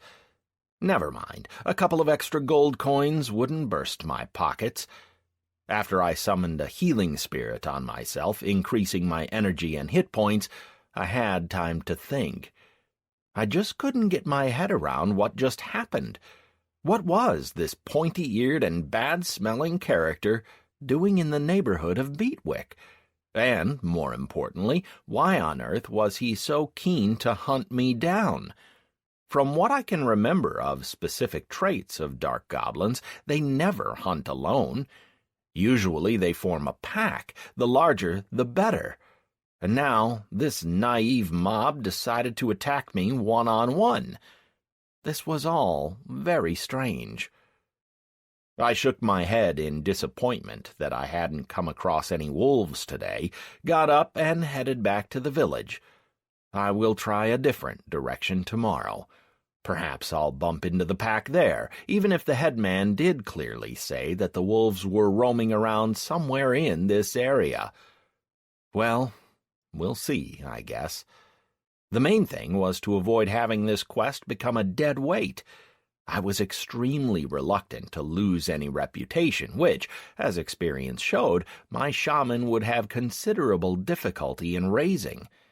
I did, of course, have some hopes for the daily +5 to reputation that I was receiving thanks to the first kill, but having to wait a couple of years... I barely made 2 steps when I heard a twig quietly snapping behind me. That couldn't be the goblin coming back to life, surely. I turned around, closed my eyes, waited a couple of seconds, and opened them again. Nothing changed. A stupid thought popped into my head that I should continue walking straight as if nothing happened. So much for my being upset at not being able to find the pack. There they are, the lot of them, with their level 20 leader, who was nearly as tall as me. Trying to do anything when you are surrounded by 10 wolves is pretty pointless. One thing was comforting. The eyes of the wolves weren't red, a fact that stopped me in my initial impulse to summon a lightning spirit and bring down at least one mob before respawn. While the wolves were deciding what to do with me, I had to figure out how to get the heck out of here. I quickly glanced at the surrounding trees. That one I would never climb. The branches are too thick and close. That one is too small to take my weight. That one is full of some kind of thorns. Ah, we have a tree. Too bad it's 20 meters away. The wolves wouldn't let me get to it in time. After assessing the situation, I froze like a statue. How did that song go? How sweet to be a cloud, and not a floating shaman. Every little cloud gets kicked in the... I didn't have time to think of where the cloud was going to get kicked. The leader of the pack came up to the body of the goblin, growled at it, and then pierced me with a stare. I was having quite a day for staring contests with my canine brothers. For the second time today, the surrounding world went gray, becoming covered in mist, and I saw a short film sketch, potentially titled Wolf Genocide, with a mob of dark goblins in the starring role. A band of small, green-skinned bastards armed with bows took over a mine, a tin one, judging by the ore veins, which was home to a pack of wolves. At the time of the attack, the wolf cubs were seized and put into cages. An attack group of 20 wolves tried to get the cubs back, but failed. An enormous female, most likely the leader's mate, fought until the very last moment, and, in the end, the wolves took her off the battlefield wounded with many arrows. Half of the pack died at the mine, without ever freeing a single cub. The show was over, and the world returned to its normal state. Quest available. Last Hope, Step 1, Saving Grey Death. Step 1 description. Save Grey Death, grievously wounded in the fight against the goblins. If the she-wolf dies, the leader would not survive his grief and will die together with her. If you complete the quest chain, the wolves will leave the land surrounding Beatwick forever. Quest chain class, Rare. Reward for completing Step 1, 250 experience. Reward for the quest chain, Hidden. Penalty for failing or refusing the quest, none. There are no quests in Beatwick, I chuckled as I accepted my third in 2 days. It's a pity that I wouldn't be able to carry out the headman's assignment and get all those wolf tails. I had no desire whatsoever to attack the wolves now. I was ready to suffer through being ignored by the village residents for 2 months after completing a rare quest chain was at stake. I'll go and catch that vagrant if the worst came to worst. It was decided. I would help the wolves. I followed them to a small cave where the wounded she-wolf was lying. Though you may as well have called her a giant hedgehog, almost 20 arrows were sticking out of her in all directions. How she managed to survive this remained a complete mystery to me, but her fitful breathing was a clear sign that she continued to fight for her life. The enormous wolf came up to her, licked her nose, squealed something, and gave me an expectant look, as if to say, "Now you do the healing." Strange. Could a rare quest be so easy? For a healer, this was elementary. Select, say the healing incantation, and get the experience. Maybe I made a mistake in choosing not to hunt the wolves. I might have had more to gain from helping the headman. I just needed to summon the spirits 5 or 6 times to completely heal the pack leader's mate, and you get 900 experience just for that? There must be a catch here. I can feel it. I selected the she-wolf, summoned a healing spirit, and immediately saw what the matter was. The summoning had an unexpected result. No, the spirit did get summoned, and duly entered the wolf, giving her part of its strength, but all of the spirit's strength, focused on the healing, was transferred to me in the form of damage. All 505 units of it. It was just as well that part of the damage got deducted from my resistance, but the situation was still far from ideal. The one small blessing was the lack of pain. After restoring all my hit points, I took a moment to think. By the looks of it, the wolf had to be healed by non-standard means. But, in that case, which? What are we going to do with you, gorgeous?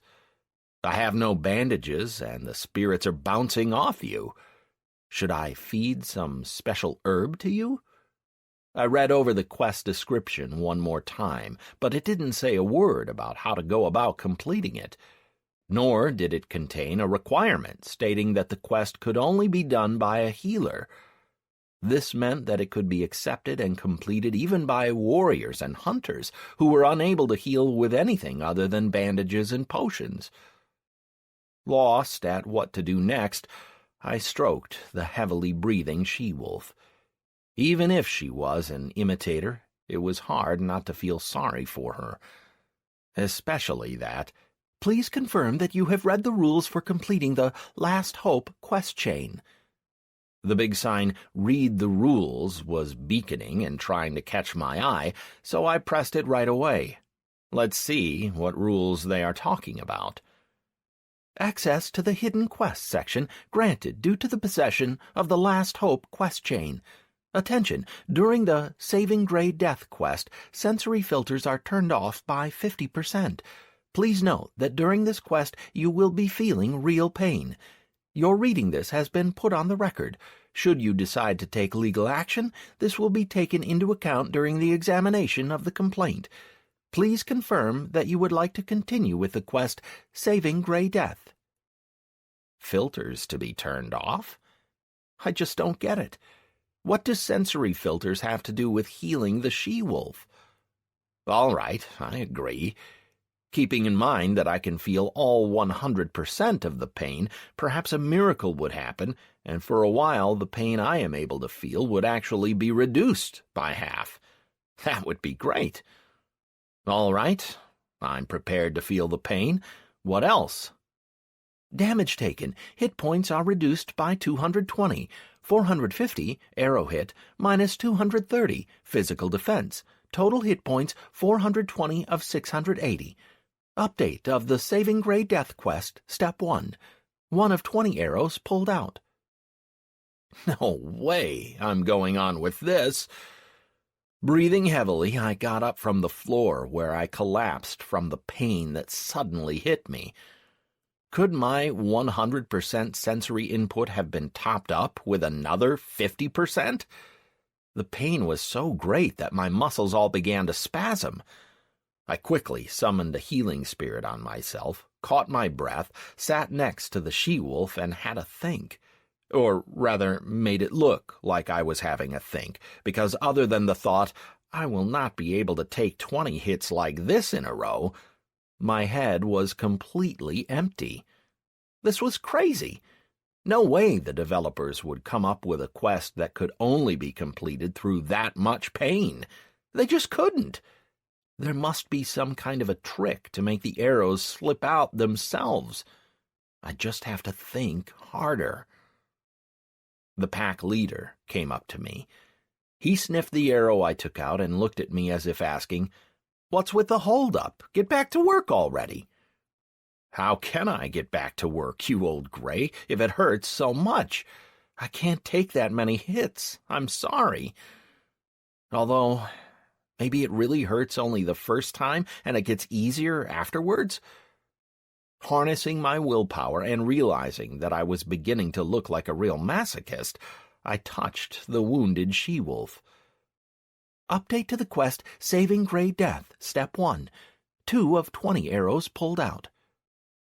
I was on the floor again when I came to myself. Like hell it's easier. I even blacked out. My endurance ended up increasing by 20%. I'd get it to level 20 soon if I keep taking the arrows out this way. A stalemate, by the looks of it. A pain either to give up or to keep going. And to keep going was way more than I could handle. The brainstorm that I tried to summon up petered out without a result. I just didn't understand what I had to do and how. That's it. Time for a rest. I should come out of the cave and get some fresh air. Perhaps then some useful thought would strike me. I couldn't even make a wild guess at how to take out the rest of the arrows. Well, no. I could, of course, but I had very little desire to go down that path. Searching the manual was no help either. First, I was told that I could access the Hidden Quests section, where I read that to complete the quest I had to heal the she-wolf, having pulled all the arrows out of her first. Did I rejoice too soon at gaining access to the manual? Even the hardcore trolls on the forums were silent about this quest. That's it. Time to go for that fresh air and do some thinking. Either the floor was slippery, or my legs hadn't quite recovered from my previous arrow pulling, but the unforeseen happened. When I was getting up, I lost my balance, which made me fall down again, on the wolf that was standing next to his mate. I muttered something like, "Sorry, old gray, I didn't mean it," and started to get up again. The wolf just snorted, but didn't growl. Knowing that I was crossing all bounds of impudence, I leaned on the wolf with one hand, while my other hand accidentally touched the she-wolf. Perhaps, subconsciously, I still wanted to complete this quest. Update of the quest, Saving Gray Death, Step 1. 3 of 20 arrows pulled out. You transferred the received pain. The pack leader, whom I was leaning on, yelped in surprise and jumped aside. Just as well that he decided not to attack. I'm just not ready to battle a wolf pack here and now. But that doesn't matter right this second.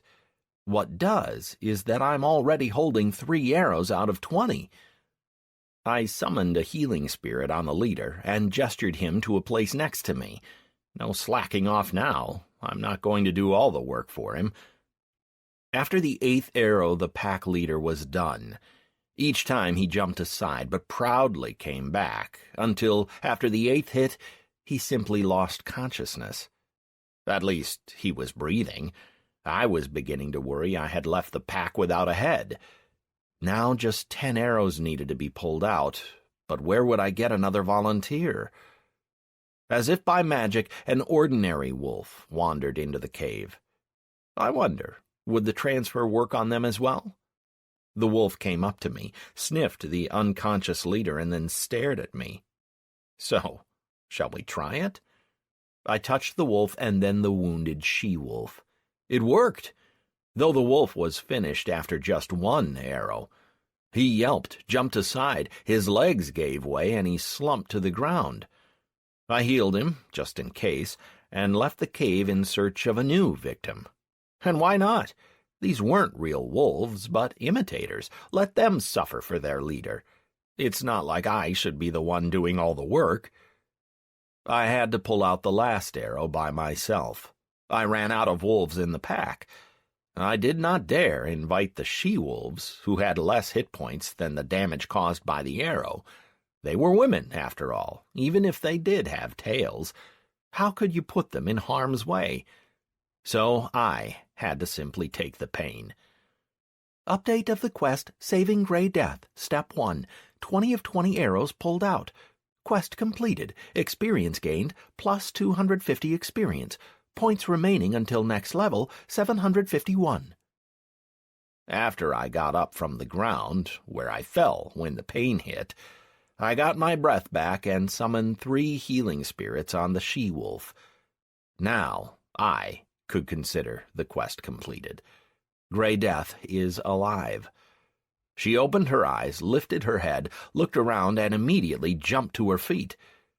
I did not quite understand what happened next. First, an angry growl shook the cave. All the wolves came to themselves and jumped up.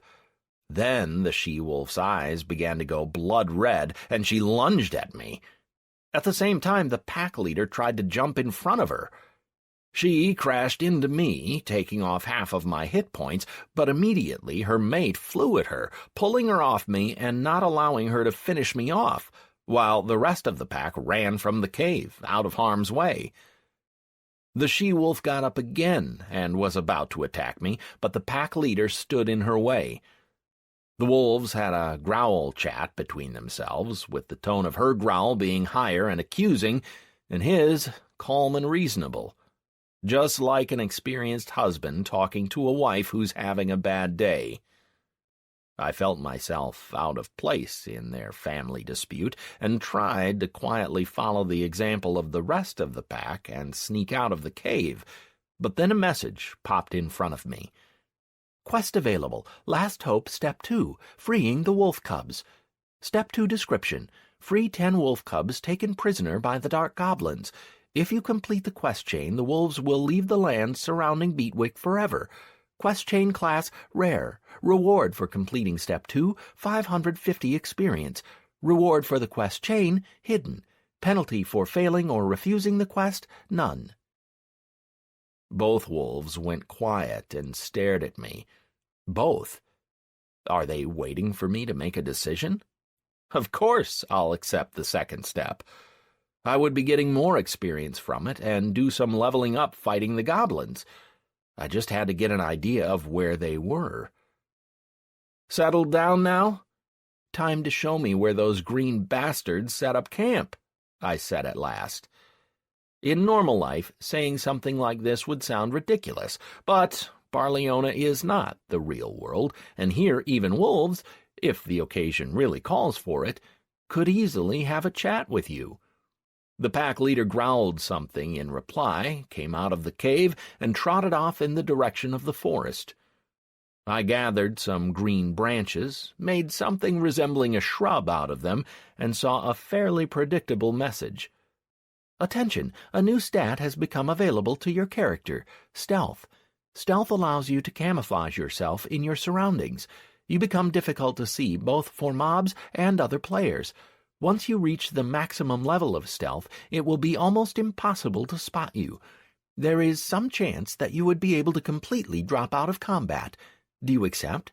Attention, you will not be able to remove an accepted stat. If I was still playing my hunter, I'd go for this stat in the blink of an eye. I liked roaming around Malabar forests alone, so I had to run away from mobs quite often.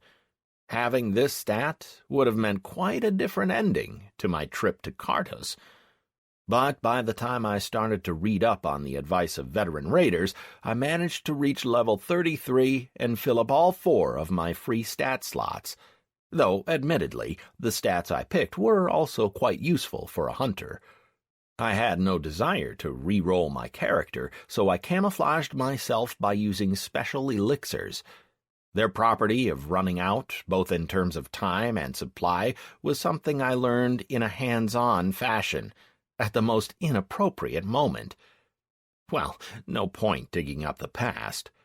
But I would not be picking stealth for my shaman. The last slot had to be filled by something focused on attack. All my stats were either crafting or defense-based. I could end up with a poorly balanced build if I wasn't careful. After disguising myself as a piece of shrubbery, I was lying just a few steps from the edge of the mine, which was, in fact, a great big hole. However, smoking the goblins out of this hole was not going to be a simple matter. Those guys dug themselves in quite well. The only entrance to the mine was closed by enormous wooden gates, and from below, spikes were stuck into the ground, all along the perimeter, preventing you from simply rolling in. 4 hastily made wooden watchtowers stood around the mine boundary, with 2 lookouts in each, level 30 goblin archers. About a dozen green skins got on with the everyday task of gathering tin ore. A separate tent, standing right in the center of the mine, belonged to some big boss, since its entrance was guarded by a warrior. Near the tent there were about 10 cages, with the squealing cubs inside. It was just as well that we didn't take the she-wolf with us. She'd run right to them and try to free them. A few meters from the cages lay the bodies of the 10 dead wolves. The goblins didn't even bother clearing them away. They'd disappear by themselves in a couple of days. I suppose it was possible to take the tails off them, which I needed for the quest. At least I'll get it half done. Perhaps the headman would accept it, even without Grey Death's tail. By the way, I first thought that to be the name of the pack leader, but the truth turned out to be quite different. I immediately discarded the idea of a heroic surprise attack on the mine and systematic clearing out of the goblins. The archers on the towers wouldn't let us get even close to the gates, and jumping down on the spikes was a guaranteed respawn. So, once again, I had to do everything from ass backwards. I crawled back to the forest, took off the shrub camouflage, and went to read the manual. What did it say about dark goblins? A dark goblin, a humanoid race that lives only in the Cartus Dark Empire. It is one of the few races that cannot be chosen by players. Race characteristics, plus level to agility, reduced hit points, and strength. When they see an orc female, they completely lose their head and do everything in their power to seduce her. The appearance of a dark goblin is provided in the illustration. I didn't bother looking at the pictures of dark goblins, and immediately started to search for the appearance of an orc female. I found it. Oh boy! How could this 2-meter green hulk with bulging muscles and a bone pierced through the nose be the object of passion for the meter-high pointy-eared munchkins? It's a pity that I don't have any friends with orc characters, or I'd ask them to help me seduce this green rabble. As it stands, I might as well be painting myself green. Paint! A light bulb lit above my head.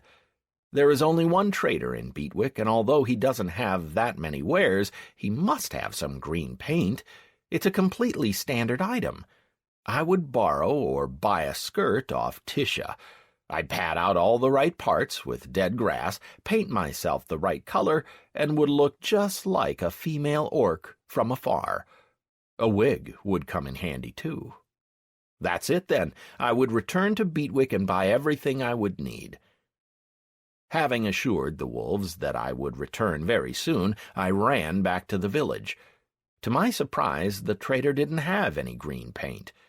I prepared myself for being completely disappointed, but the trader suggested that I should approach the merchant that came to the village just a couple of hours ago. I ran as fast as I could to the central square, where a large crowd of people had already gathered. The first thing I did when I got to the merchant was sell all the junk made up of the skins, tails, meat, and claws. I had to clear out my bags, and my greed toad wouldn't allow me to simply throw away even useless items. After giving it some thought, I added the goblin's bow and arrows to the pile.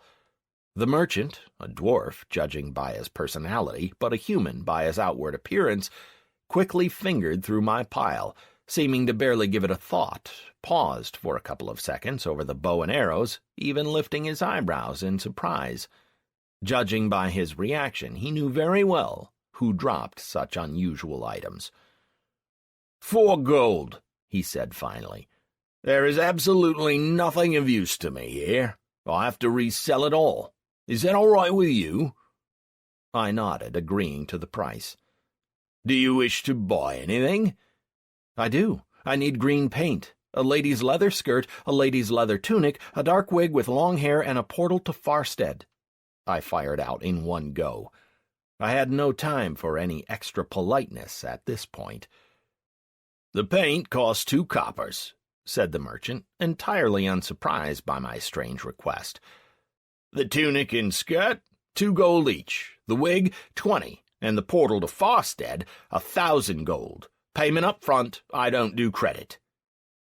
Instead of shocking the merchant with my request, it was my turn to be surprised. Where would an ordinary merchant get all these things? All right, the paint and the clothes, I understand. These are saleable goods that many would buy. A wig, willy-nilly, might also be lumped in with saleable goods, but a portal scroll? Certainly not. 1,000 gold for players and NPCs under level 40 is really a lot of money.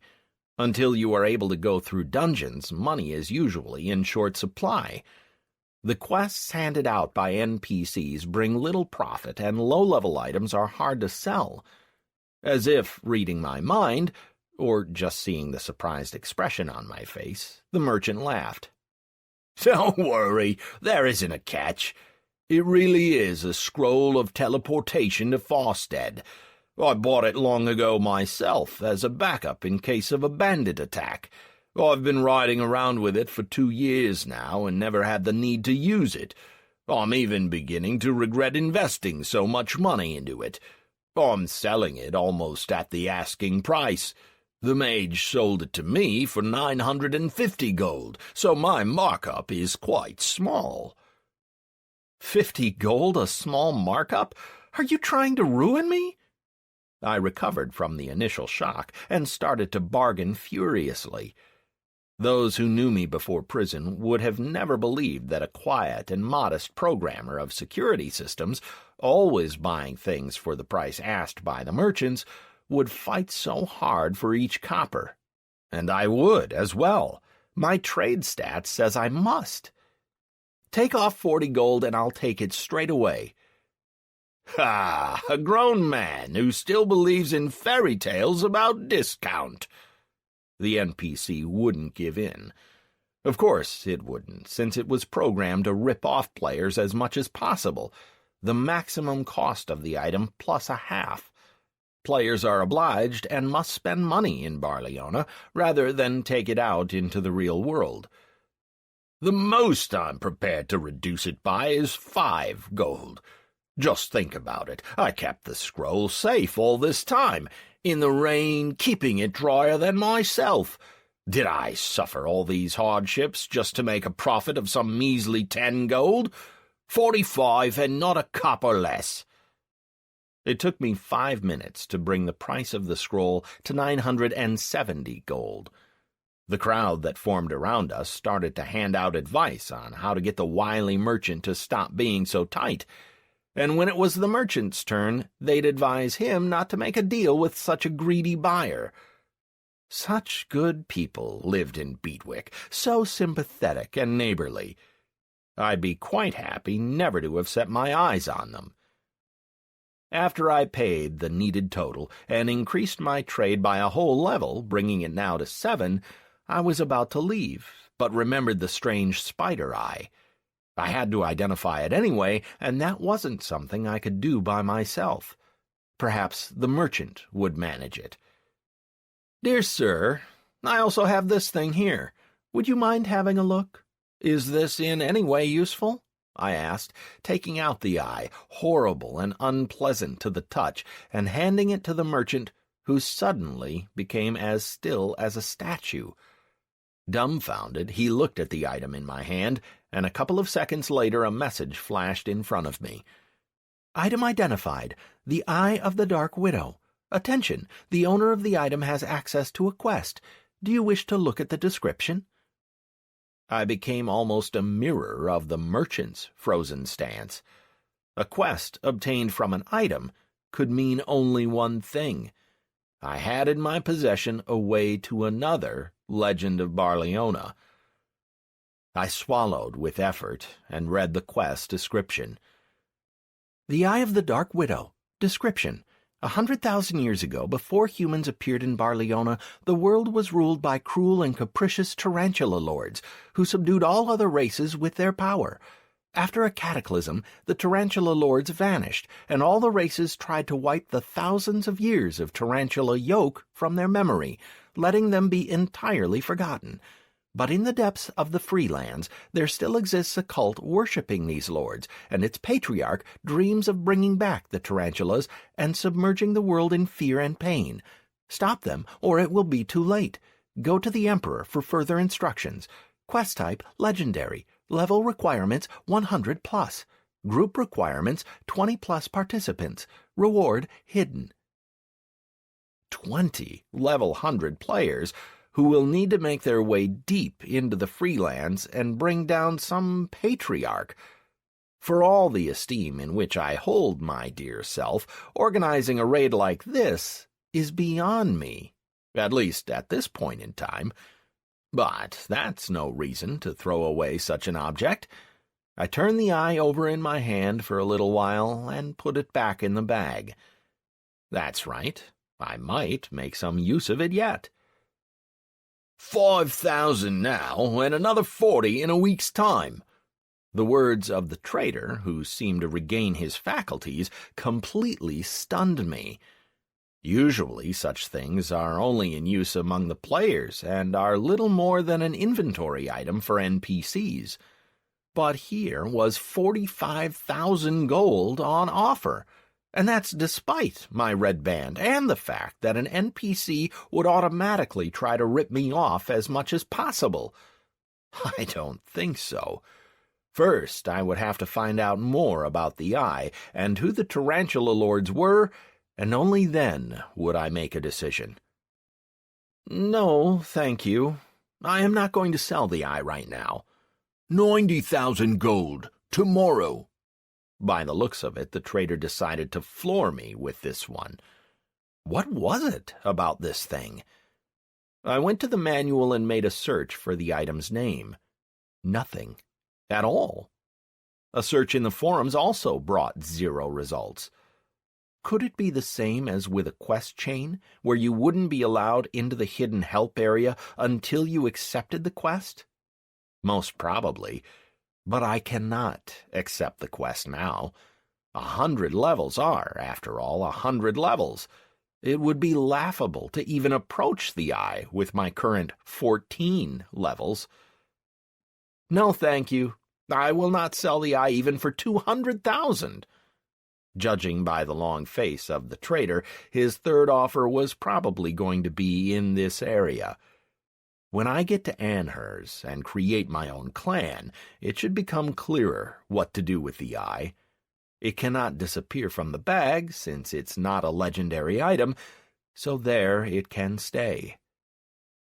I left the disappointed merchant, who immediately started to pack up shop, to the frustration of the locals, and headed back to the forest. The counter measuring my 48 hours spent outside the village was reset, so I again had 2 days to rescue the wolf cubs and kick some goblin ass. The wolves were still sitting in the place where I left them, behind the shrubs before the wooden gates of the mine. If that's how they've been guarding the entrance before, how did a lone goblin manage to make his way outside? There wasn't another exit, as far as I remember, and it wasn't possible to climb out of the pit. Well, who knows? Maybe even wolves need to sleep. Having taken the necessary items out of the bag, I commenced my metamorphosis. At first, I went radically green. I painted my arms, face, legs, and in general anything that may show from under the skirt and tunic. The wolves stared at this outrage, full of incomprehension. From an ordinary human being, the shaman was turning into a green paint-covered God knows what. One thing was comforting. There were no witnesses. It's not like the wolves were going to tell anyone of my loss of dignity. The leather tunic left enough space for me to stuff plenty of grass in the relevant places, giving me a truly feminine appearance. When I put on the skirt and the wig, the pack leader couldn't help snorting. Yeah, I'll make a note to kick the leader's gray hairy behind once we get rid of all the goblins. The main thing was for my disguise to work, or all my efforts would have been in vain. Before heading off to conquer the pointy-eared minions, I went to the nearby stream and looked at my reflection. It was really something. I did a great job of making myself look truly ugly. Green, scary, and black-haired. A real orc. But something was still lacking. I wrinkled my brow as the image remained incomplete. Yes, I was green, in a skirt, with a mallet in my hand, but some small detail was missing. The goblins wouldn't fall for me as I am, I was damn certain. A quiet growl made me turn around. Grey Death, if I correctly understood that was the name of the she-wolf, brought me a small bone in her teeth. That's it! The orc woman in the picture had a bone sticking out of her nose. I tore a couple of hairs off from the wig and used them to tie the bone in place. Now the look was complete. If I didn't manage to seduce anyone looking like this, I understand nothing of goblin notions of beauty. One thing made me nervous. The she-wolf kept snorting, as if she was laughing at me. That's fine. Keep laughing. I'll find a way to get my own back. I gathered my wits about me, selected one of the archers on the closest tower, and stepped out of the bushes. Now was the moment of truth. The hidden pack of wolves, ready to attack the goblins, stayed in the grass. Some time went by, but the little buggers didn't look like they were going to do anything. Did they just completely fail to spot me or something? All right, then. Let's give them a hand. I filled my lungs with air and whistled, carefully watching the status of the goblin. If he became aggressive straight away, my idea had fallen through. All that careful paint application would have been for nothing. A couple of seconds went by, but the goblins were not turning red. I no longer had any doubts that they saw me. Both archers nearly jumped over the railing, trying to get a better look at the beauty who had come to pay them a visit. Suddenly, the goblin that I kept selected gained a buff in the form of a heart. Adoration. He threw down the bow and started to climb down from the tower, leaping over steps. The other one wasn't far behind. Did it work, then? I started to take slow steps towards the forest and the protection of the wolf attack force. The love-struck goblins opened the gates and sped in my direction. Yup, those guys were ready, completely losing their heads as they ran towards me, blowing me kisses on the way. How disgusting. One of the lover boys jumped to a shrub behind which a wolf was sitting and tore off a few branches. Were they going to bring me flowers as well? Cool, I think I'd like that. Blah! What got into me? I have to take the goblins deeper into the forest where their screams wouldn't be heard. I hurried away from the mine. Immediately, the goblin that I selected acquired a second buff, fervor, again in the form of a heart. Oops, so that's dating, orc style then, eh? Great. I ran off about 200 meters from the mine and turned towards the goblins, who were rushing to get their hands on the orc beauty. Damn! I didn't think things through when I put my ambush right on the edge of the forest. The wolves were shifting in the shadows either side of us and hurrying to take their new places for the attack, but weren't quite going to make it. Goblins were going to get to me first. Bugger it! I can't summon any spirits because I'll get out of character, and this duo would wipe me out in the blink of an eye. Even if their stats are focused on agility, I was no match for their 30 levels to my level 14. Killing me would be a walk in the park. Gripping my mallet, I decided to use that to fend them off until the pack got here. I only needed half a minute or so. The goblin flew up to me, arms outstretched, and tried to catch me in his embrace, but got hit by the mallet straight on the nose. He staggered back and cried out and acquired a third heart-shaped buff, flirting. A couple of moments later, all 3 buffs merged into one big heart, love. So there you have it. At least someone loves me in this game. Turning around to his rival, the goblin shouted, "Go to hell, you spawn of a sticks! This woman is mine! For a woman like this, I can dip your mugs into dungs. I want her too!" shouted the second. I had no time to be surprised before I saw a message. "Attention! A member of the Cartus Dark Empire has fallen in love with you. To make it possible for the lovers to understand each other, the game administration grants you the opportunity to understand and speak the language of Dark Goblins. Have a pleasant game. You have learned a new language, Dark Goblin. Achievement earned, Romeo and Juliet, level 1. 19 seductions of the members of the Dark Empire until the next level. Achievement reward, the chance that you can get a member of the Dark Empire to fall in love with you is increased by 1%. You can look at the list of achievements in the character settings." Bloody hell! I've always dreamt of gaining such an important and almost unattainable achievement. Now the main thing was not to let anyone know that I had it. Generally, learning the language of the Dark Empire is not that hard. You just have to go to the library and spend a couple of months there, studying texts and speaking with the Guardian. After a certain amount of time, the Guardian would offer you a book and teach you one of the 100 languages of our continent. Anyone you'd like, from the widespread Orcish to the rare language of the kobolds. But I had no idea that you could gain a language through such a gift. The goblins started to squabble about which of them was the better match for me. They had already switched from words to fists when my wolf attack force arrived. The fight was short, but unusual. The wolves tore into the goblins, but the latter didn't even try to put up a fight. With huge, tear-filled eyes, they looked at me as her who betrayed all their hopes. Him, rather. To hell with all this. Now I'm the one getting confused. Experience gained, plus 400 experience. Points remaining until next level, 351.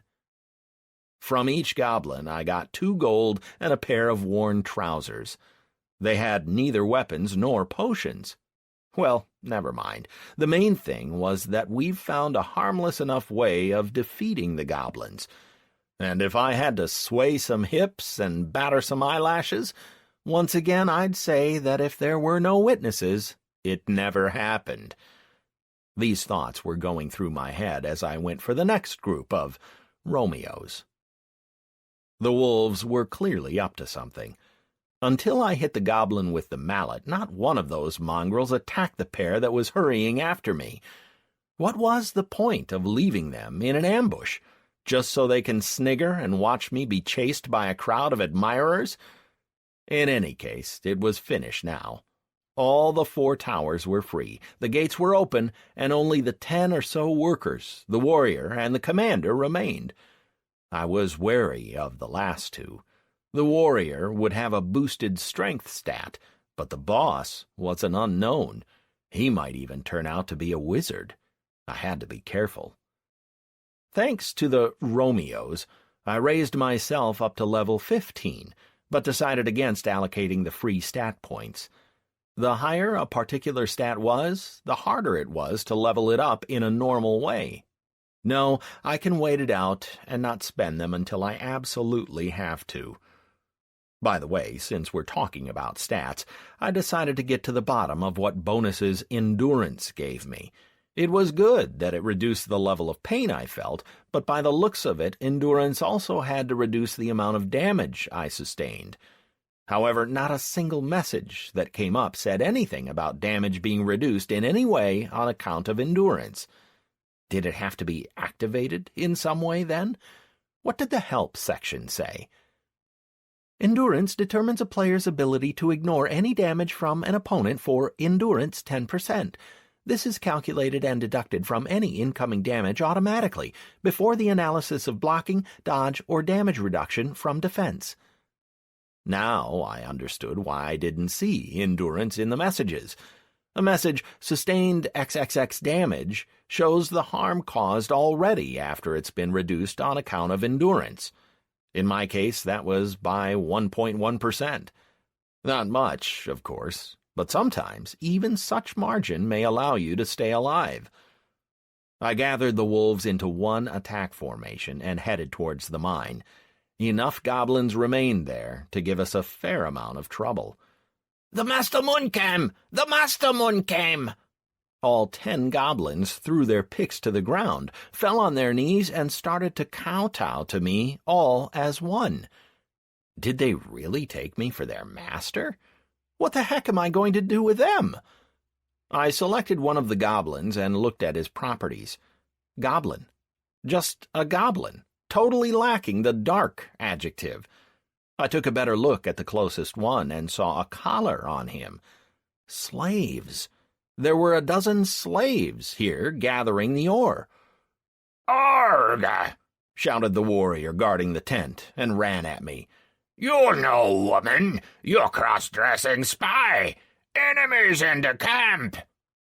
Level 30, a close combat fighter, being a warrior and all, was running towards me, waving his yataghan around. Think again, wise guy. I can run too.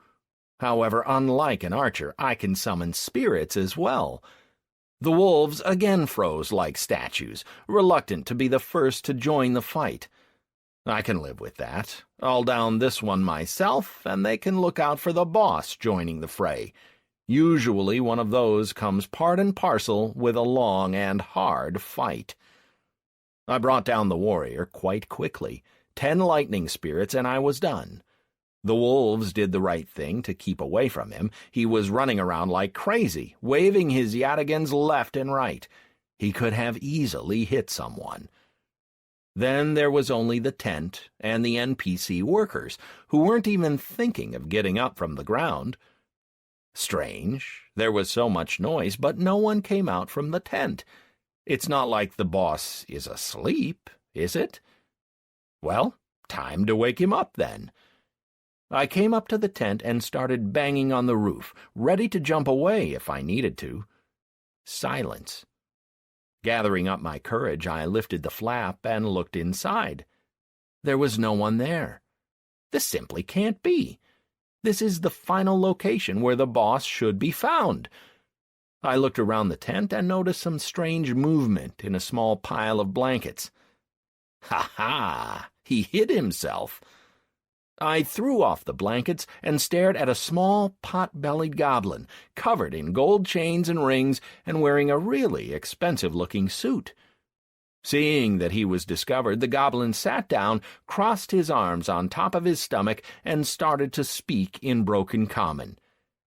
"You get gold. I you not see." "My understands and speaks your tongue," I replied in goblin. It was strange, and I had to say it word by word, but it was still much better than that messed-up common. "Ooh, a tall guest, as a beauty disguised, is speaking our language in. Or our tall guest really a beauty is." The emboldened goblin had the adoration buff fading in and out next to him.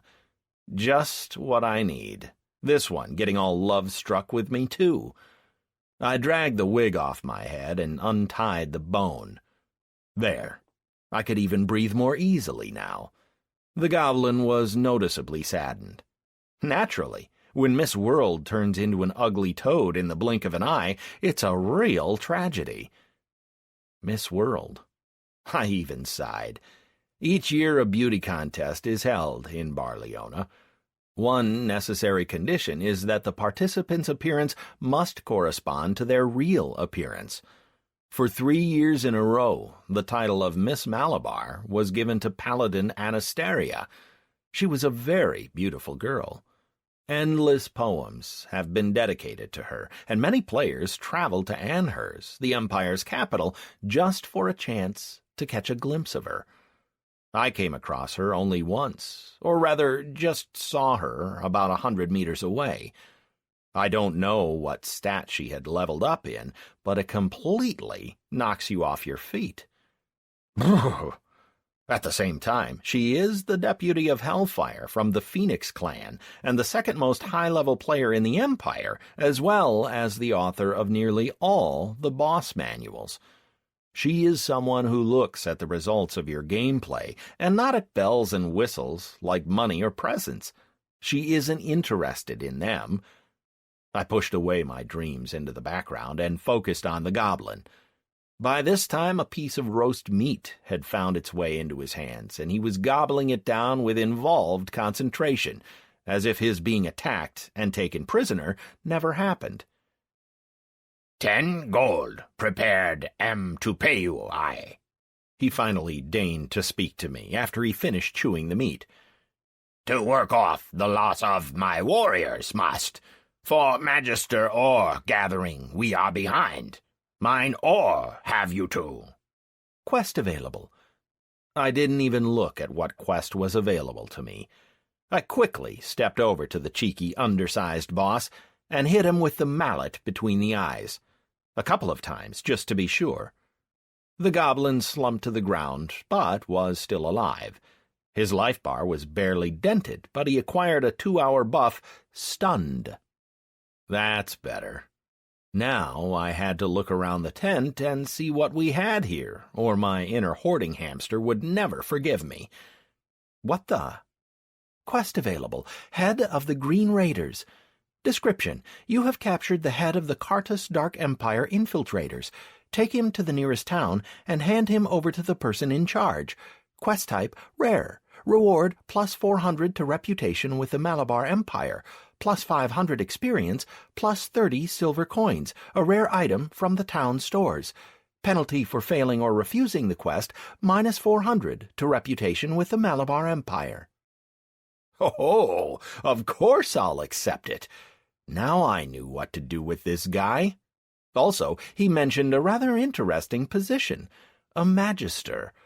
The Dark Empire had the same division of ranks as Malabar. If Malabar had an emperor, 4 advisors, and 20 heralds, Cartus had the Dark Lord, 4 masters, and 20 magisters. Heralds and magisters could teleport to any point they wished within the bounds of their respective empires, without limits.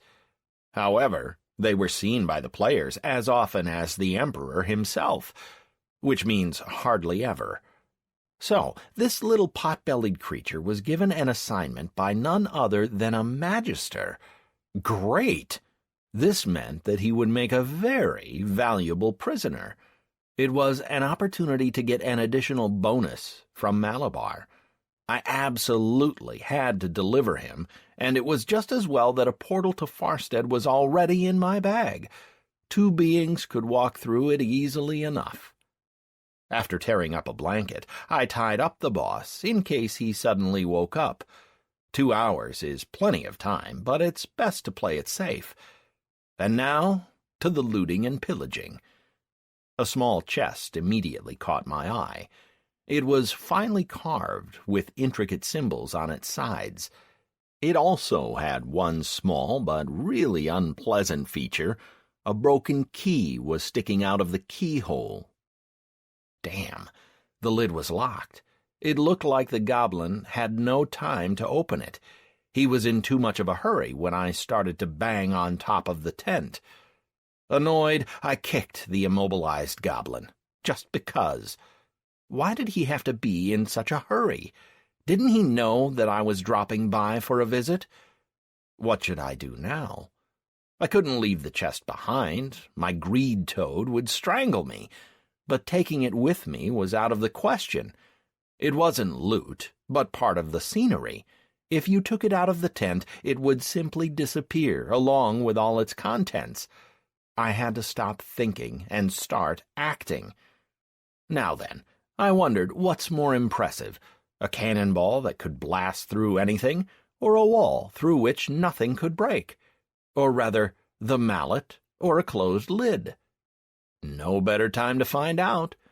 I put the chest on the side and started to hit it. Might makes right. I learned that one while still a child.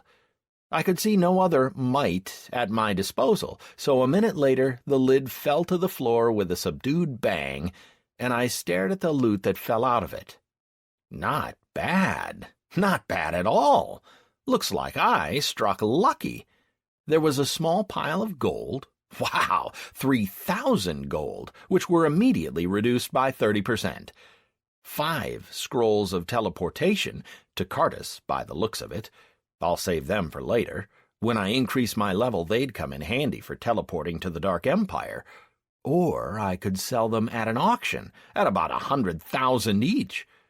I took 2 gold rings off the goblin with a +10 to agility and a neck chain with a +12 to stamina. That was some boon. If ordinary rings with a +5 stat bonus cost upward of 100 gold, a ring with +10 would cost around 5,000. I'd leave the chain for myself, though. Shame as it was to admit it, it was better than my own, even if I wouldn't be able to wear it until I gained 15 more levels. It could only be used by someone with level 30. On the second thought, I'd sell it as well. I urgently had to start leveling up my jewel craft. I had the recipes, but, as it turned out, I was seriously short of time. The small chest also yielded something that made me more happy than anything else, a map of our continent. In general, maps had this interesting feature in Barleona. They would scale up as needed. For example, if I had to look at the continent as a whole, the map would take one scale, and if I wanted to look just at Malabar, it would become a different scale. It would have another scale for Farstead and another for Beatwick. This only worked, however, if the needed area was actually on the map. If it wasn't there, the map would show nothing. So details either had to be bought or you had to add them to the map yourself if you had the cartographer profession. I quickly glanced at the map that I got off the goblin. It had 20% of discovered terrain in Cartus, 1% in Malabar, and 1% in the Freelands. I rubbed my face in astonishment, not believing what I saw. 20% of the Cartus Empire map could mean only one thing. I could look forward to a long and happy life. I could rip so much money from the players for a copy of this map that even 30%, which was deducted from me by the corporation, would seem like small change. As it stands, players usually venture into Cartus without any maps, as those are extremely hard to get. Yes, my friendship with the wolves sure brought me luck. The tent contained nothing else. That is, nothing else that was there for the taking. There were, of course, cushions, blankets, a small chest, and many small objects. There was the tent itself as well, but none of this could be taken. I could put any of this in the bag for a couple of seconds until the items disappeared. As soon as I send the goblin to Farstead, the tent itself will disappear as if it never existed. It's a pity and a shame, but it's all right. Everyone had gotten used to this by now.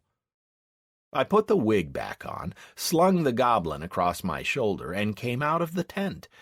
The wolves were circling the cages with the wolf cubs, unable to open them with their paws. The cheered-up little wolves squealed with joy, jumping around the cages in expectation of reuniting with their parents. The ordinary goblins never bothered to get up from the ground. Right, I had to decide what to do with them. I couldn't just leave them here. I threw the boss down on the ground and undid the wire that held the cages together. That's it. Step 2 is finished. Freeing the wolf cubs, quest completed. Experience gained plus 550 experience. Points remaining until next level, 1.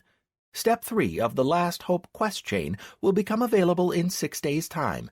You will get this quest automatically. Wow! This quest could be connected with something. 6 days. The time when the Vagrant comes out. Is the Last Hope connected to the Beatwick Vagrant? What does the manual say? It's as silent as the grave. Damn! It's a real pain when you can't look at normal forums, not moderated by the corporation representatives. I had some hope of being able to carry out at least half of the headman's quest. I went through the 10 previously killed wolves. As soon as I touched their bodies, they immediately disappeared, leaving behind a tail.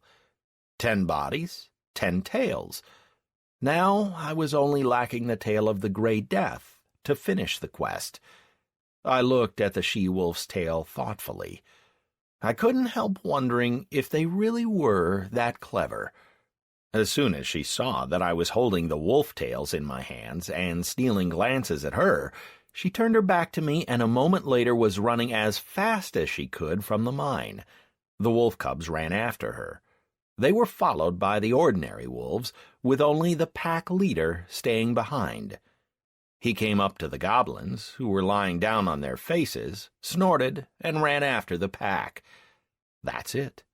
Now I had to decide what to do with the 10 literally floored goblins. Now, you get up! No time for lying about! I shouted in Goblin. The green workers immediately jumped up and formed a neat line, in the order of height. So, let's get to the bottom of this. Who's in charge here? You are, Masterman, said one goblin, and all 10 of them again fell to their knees. I know that. Who's in charge among the rest of you? Who do I speak to? That me, Masterman. Me you talk to, replied the same goblin. Great. Then I have a question. What are you doing here? We mining ore, Masterman. I see. I asked the question wrongly. Why were you mining ore? Our old Masterman ordered us to. The goblin nodded towards my prisoner. And where do you put the gathered ore? We near the tent put it. Today our former boss sent ore off. No mind, we gather more. New Masterman will happy be. Will new Masterman take us? Attention, you may hire a work team of resource-gathering goblins. Conditions, you must provide the goblins with daily food and daily working wage, 1 silver coin. Level of goblins is determined by player character level. Level of all resource-gathering professions is determined by player character level. Wow! 10 virtually free bodies to provide me with resources that I so sorely need. The only drawback was that this was a team focused on gathering, not production. I did, however, get it for nothing. In Anhurs, you can hire various work teams for gathering, production, or research, but their cost was extortionate, and the workers frequently died since you had to feed them and otherwise look after them. If you forgot to feed them for a day, you were left without a work team. My hunter never had a work team of his own because I did not log into the game every day. But since I have such a major stint of time online, I had to make use of the opportunity. I'll take you on. From now on, I'm your new boss. Achievement earned. Supervisor level 1. Hiring 4 work teams until the next level. Achievement reward. The work team's working speed is increased by 5%. You can look at the list of achievements in the character settings. Have you already eaten today? Seeing the vigorously nodding goblin mugs, I refined the question. How many days' food supply do you have? 5 days, Masterman. Former Masterman, a big vat cooked for us. We not eat it all yet. Hearing this came as a big relief. I planned to teleport to Farstead right away to turn in the boss, but leaving without first resolving the food situation of my new workers wasn't an option. Then this is your job for the week. You mine the ore and don't mind the wolves. They won't touch you. Put the ore here. I pointed to a small hollow in the ground. "In 2 days, Shaman Mayhen will come and will say a password, blah boom.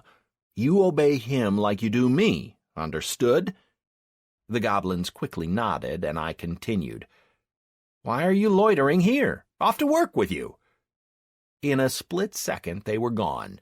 They grabbed their picks, spreading throughout the mine, and I went around it gathering everything dropped by the Romeos when they ran off after their Juliet. After me, that is. I walked some distance away, but still managed to catch the goblins whispering amongst themselves. "New masterman, she a real beauty, all green and in a skirt, her bust bigger than my head. Pity no bone in nose, but that fine, it grow in time."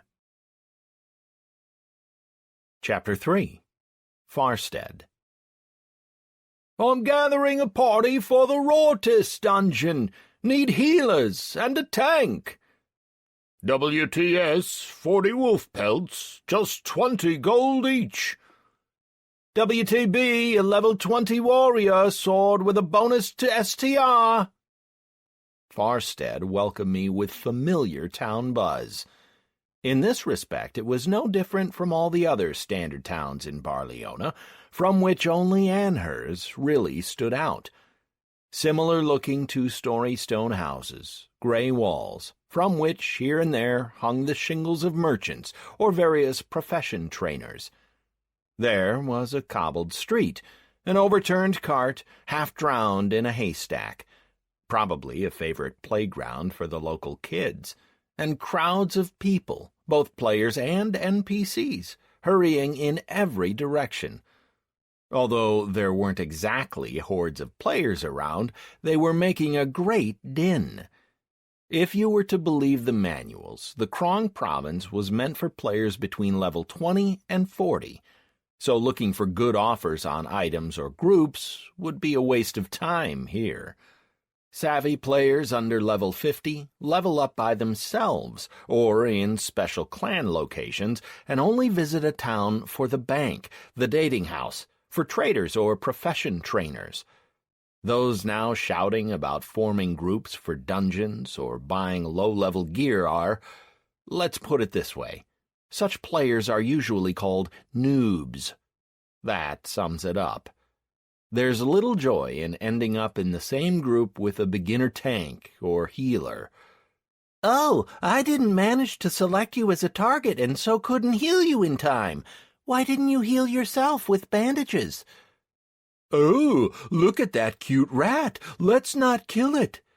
"Ah, I'm being attacked. I'm leaving the group." "Do you kids want Daddy to show you how to use them pointy things?" A couple of times I was careless enough to end up in a group with such players, and had very little desire to repeat that experience. They never read any manuals or forums, but are more big-headed and arrogant than the elves. The portal threw me out practically in the middle of the main town square. Why was it the main one? Because it contained the local government headquarters and a Barleona bank branch. Generally speaking, the Bank of Barleona is really something else. As if playing a joke on real banks, the Barleona version resembles a small 3-meter-high gazebo surrounded by small trees. There are no thick walls or armies of guards. There is no need for them, because when entering the gazebo, each player ends up in a separate dimension, a personal room of sorts. In each room there is a small table with a gremlin sitting behind it, always wearing black brassards, and constantly writing something. You could give him gold to be deposited, and he is the one to retrieve it on withdrawal and hand it over to its owner. The gremlin receives requests for credit or for expansion of your personal room. Its initial modest size meant that it wasn't ideal for storing all your resources. The only item storage limitation the banks had was that you couldn't store more than 10 items of the same class in them.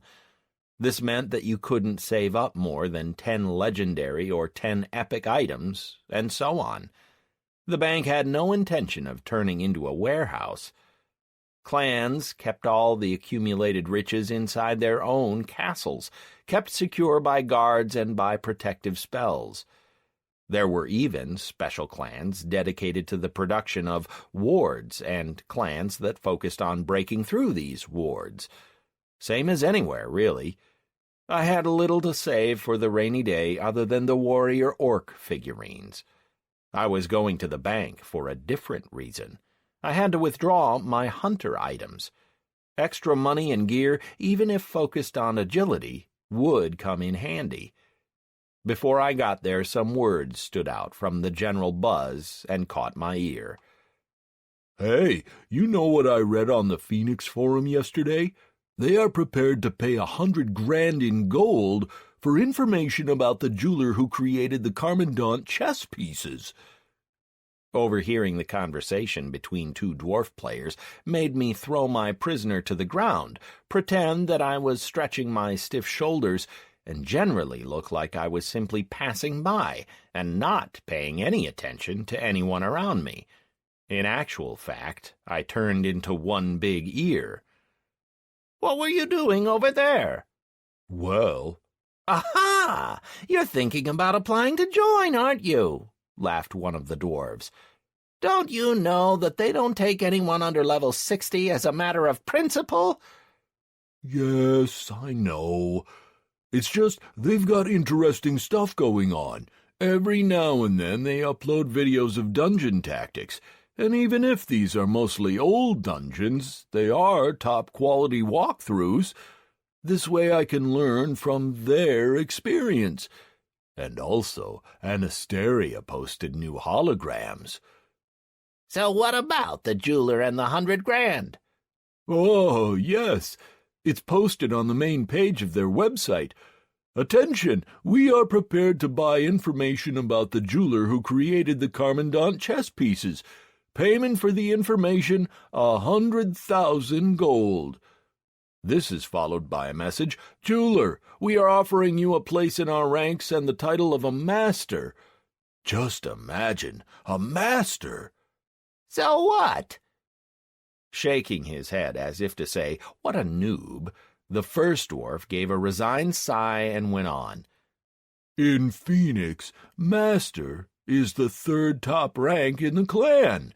It means full access to the vault, the right to order about recruits, raiders, and mercenaries. They only have 8 masters, and those have been in the clan from the day it was created. But now they are making such an offer to some unknown jeweler. Yeah, they're a pretty serious bunch. Well, whatever. Did you hear what Roxy came up with yesterday? She and her friends. What followed was of little interest. I stopped stretching, slung the goblin across my shoulders, and headed off to pay the town authorities a visit. So, by the looks of it, Phoenix, the best guild in the Empire, is offering the jeweler, that is, me, to enter its ranks as a master. And this is all because of some chess pieces. At the Pryke Mine, the regional governor let it slip that the pieces are a key to somewhere. But could this somewhere be worth more than the rank of a master? I really must make a closer study of the chess piece properties, and it wouldn't hurt to sift through the forum on this topic either. The idea of joining Phoenix is quite attractive. Not only was it the best clan on the continent, but Anastasia is a member as well. Phoenix was one of the oldest clans in the game. When the clan's raid group received its 20th first kill, it began to represent our empire on the annual contest of the top clans. Phoenix took part in 7 contests and twice became the best clan in Barleona. Although in the last 4 years their position had weakened and they were unable to get higher than the 3rd place. The Emperor decided that a month before the next tournament, which was set to take place in 9 months' time, an internal imperial contest should be held to decide which was the best clan in Malabar. Phoenix would once again have to fight for this title, but I could bet that it would take the top place with little difficulty. My evil-minded internal greed toad started to fuss and kick me around. I also have a first kill, as well as plans to create a clan of my own, so I also should have the right to take part in the tournament. To make it worse, the hoarding hamster gave it his full support, probably because he remembered all the nice prizes that were given to the winner of the last tournament. Damn, why am I stuffing my thoughts with rubbish again? I have to go and hand in the goblin, drop by the bank, and visit the profession trainers. I also need to buy a return teleportation scroll. That timer didn't go anywhere. Speaking of the timer, 43 hours, 25 minutes. That's fine. I have enough time. "Halt! In the name of the Emperor!" 2 mustached guards blocked the entrance to the administration building, pointing their halberds in my direction. At least I remembered that I was green all over and cleaned myself up before the jump. Better not show up in front of other players looking like that. It could lead to a serious misunderstanding. "Halting," was my simple response. It was dangerous to argue or quarrel with guards. They could easily throw you in jail for 24 hours. "Do you have any reputation with the province? No? This means you're an unreliable social element. You can sit in the cell and do some thinking until we find out for sure," so to speak. "I caught an infiltrator and have come to hand him in. Let your superiors figure out why there's a dark goblin hanging around in Krong." The guards came closer and warily examined my face. Did I miss some when taking the paint off? I thought such things were fairly simple in Barleona. "How can you prove that this is an infiltrator, or that you are the one that caught him instead of stealing him from the real brave heroes? Why didn't you ride into the town properly, through the gates on a horse, but got here by teleporting?" Picky bastards! Just because I have a red band on my head doesn't mean that I commit a crime every 5 minutes between killing players and NPCs. Okay, breathing deeply and staying calm. I have to hand in the quest, and no hurdle in the form of 2 job-worth imitators is going to stop me. Because it's an infiltrator. Just look at him. What else could a dark goblin be inside the Malabar Empire? It's not like he's an honest merchant. That I didn't steal him you can see for yourselves, since I'm not carrying the mark. Yes, I do have the headband, but there is no mark saying I've committed a crime. As for not riding into the town on a horse, well, I don't have one. To top it off, I live in Beatwick, which is 2 days' travel from here. Teleporting is faster, even if more expensive. Does that answer all your questions? If yes, please let me through.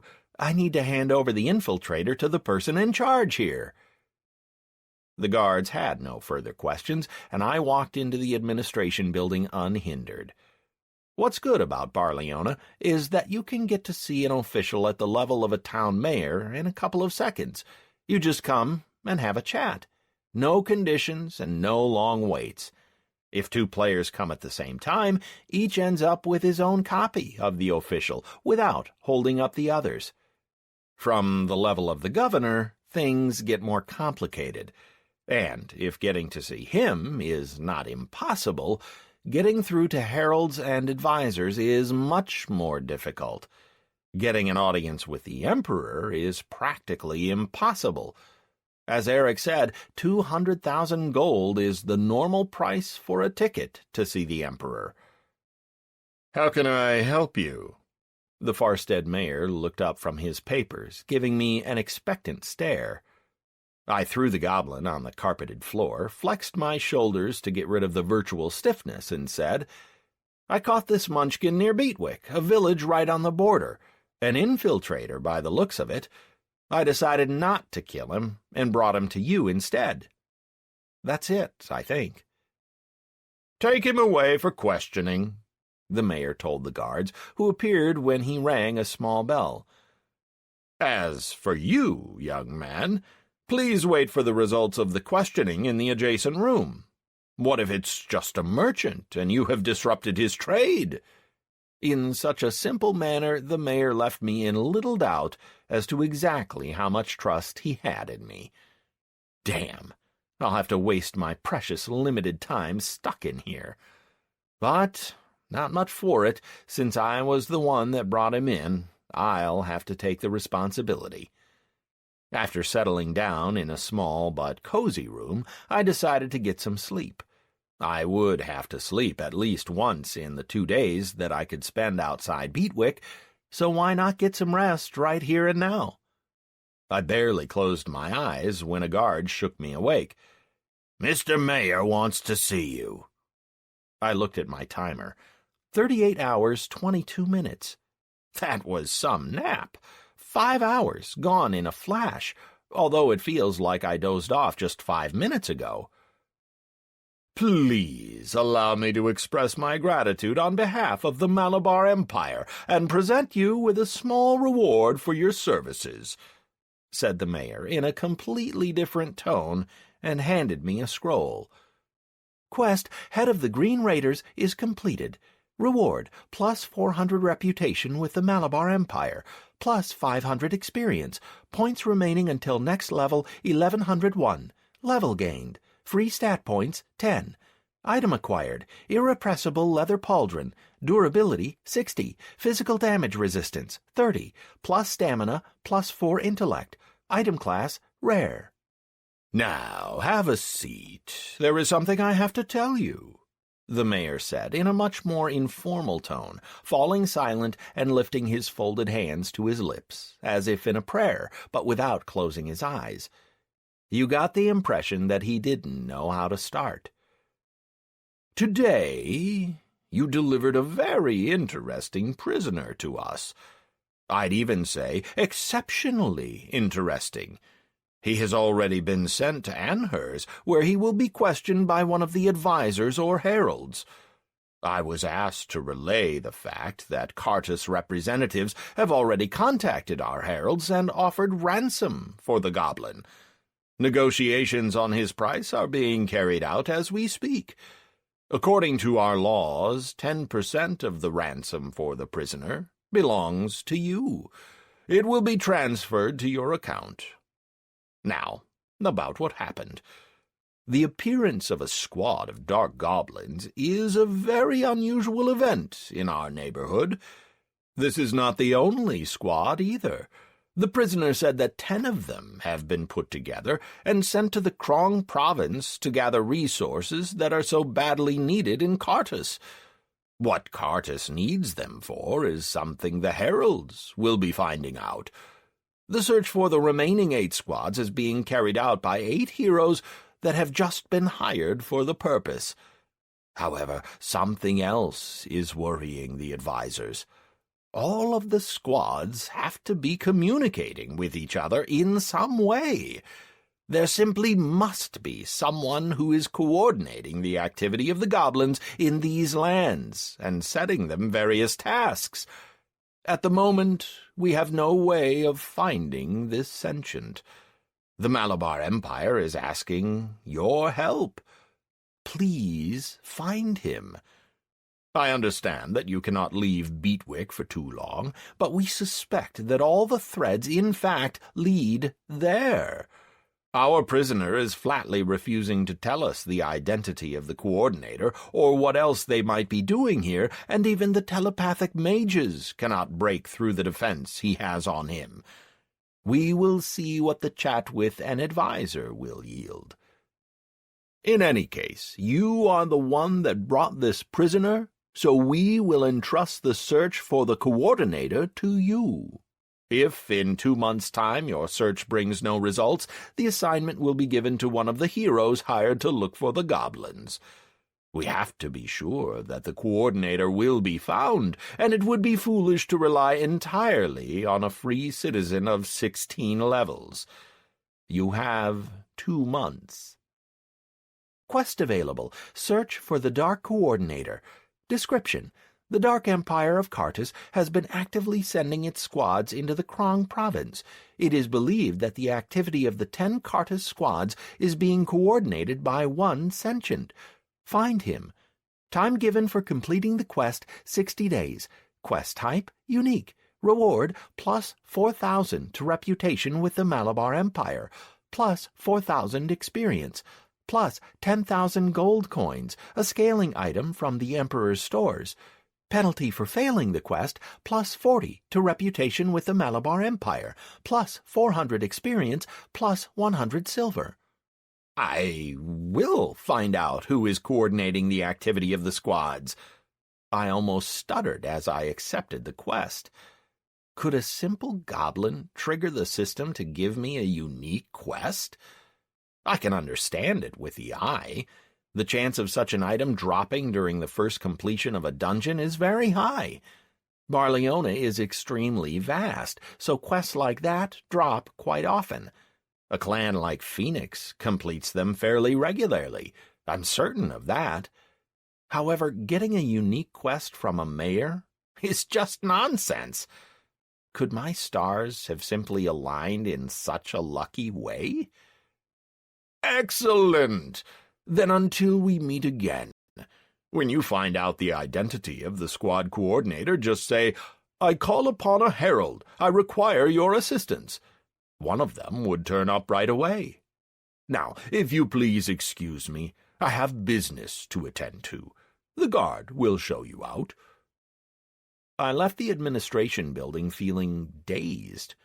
That was some stroke of luck. To get a quest that gives bonuses, even if you fail it, is a dream for any would-be slacker. Right.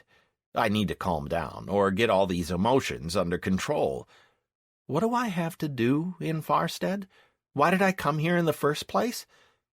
I have to find out if there is a shaman trainer here. I need to drop by a cartographer and buy maps of Malabar and the town. I also need to find profession trainers, buy a scroll of teleportation to Beatwick and to the town. Should I buy a portal scroll to Anhurst too, perhaps? If it's less than 2,000 gold, I'll get it for sure. But first, to the bank. "How can I be of service?" The drawling and somewhat squeaky voice belonged to a small gremlin, dressed in a checkered suit and sporting 2 enormous goblin-like ears. I would like to access my account and withdraw items belonging to Mayhen the Hunter. "Identification was successful. The items of Mayhen the Hunter are in your personal room, and you may withdraw them," the gremlin said a few seconds later. "Regarding accessing your account, we would like to offer you a new system for the storage of cash funds. Now, as soon as you get the money, it could go to your account immediately, bypassing the need to visit the bank. Any needed amount, limited only by the size of your deposit, would always be in your purse. The cost of the service is 2,000 gold a year, and also 5% of the total of any transactions with the account. Would you like to sign up for the new offer?" Wow, a new banking feature in Barleona. The idea of introducing such a deposit was quite ingenious, since now PK players would only be able to get their hands on legendary items, with money remaining out of their reach. But $2,000 a year, and 5% from each transaction, on top of the minus 30% from the red headband, this is just way too much money for me. But then again, it would mean greater security. All right, sign me up. Ignoring my inner greed toad, which was protesting vigorously and stomping around my head with a sign, "We want our money back," I decided to set up the new account.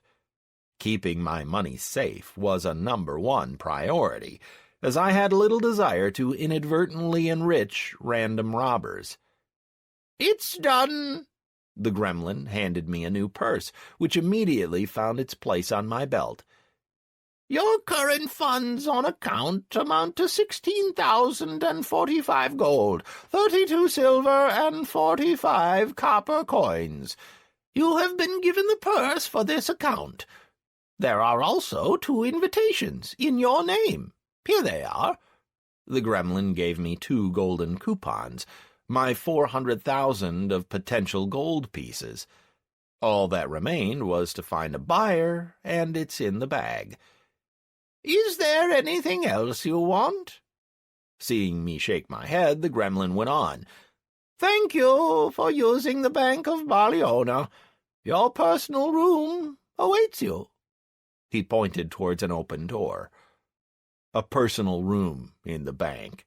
It's a bit of a joke, really. There's a table, a chair, not even a chair, a stool, and an empty cupboard for items, and all of this was contained in 3 square meters. There was barely any place to turn. I took out the orc warrior figurines and arranged them on the table. What was so valuable about them? They looked like ordinary green chess pieces, and yet people were prepared to pay crazy money for them and offer sky-high positions. This was crazy. I took one of the orc figurines and looked at its properties. What did we have? Gritchen the Unbreakable. Around 3,000 years ago, the orc tribes— I already knew this text. The head of the Prike mine told me the story when he examined the figurines. The description text could not fit on one virtual page, so I scrolled it down, right to the end. Ah, what's this? An ordinary and uncomplicated line of characters. No explanations, nothing, just a quadratic equation. But why on earth was it there? I started to go through each figurine in turn. 1, 1, 2, 3, 5, 8, 13, 21. 7 digits after the dot equals value entry field. Entry field. As soon as I pressed it, a virtual keyboard appeared in front of me for typing in the needed value. I entered an empty line. Nothing happened. I put in each sign from the figurine separately. There was no result. I then spent almost an hour on entering different combinations. 0. Judging by the text, you had to work out some value with precision of 7 digits after the dot, but I saw no logic at all in these lines. Having spent all that time on attempts to come up with a value, starting from an empty line and ending with typing in random numbers, I gave up. There was no result. Damn, this is really messing with my head. That's it, I need a break. I would walk around, drop by the merchants, visit the cartographer, and chill out for a bit. Perhaps some clever thought would hit me after that. One thing was clear. I would not be leaving the figurines in the bank. What if I get a sudden insight into how to solve this puzzle, and the figurines are stashed away out of reach? I think not. I put the hunter's items and the chess pieces in my bag and left the bank. What could those signs mean? Good sirs, is there a shaman trainer and a cartographer in your town? I asked for directions from the first patrol that I came across, as they were cruising the town streets at a steady pace. Even despite my red band, which would produce a negative reaction with the NPCs, the guards were obliged to answer the questions asked of them. We do have a cartographer. To get to him, you need to walk to the end of the street until that overturned cart. Then turn right, and then keep going straight until a fountain with a unicorn. From the fountain you turn left, and 3 houses later on the right you will see a sign with a map.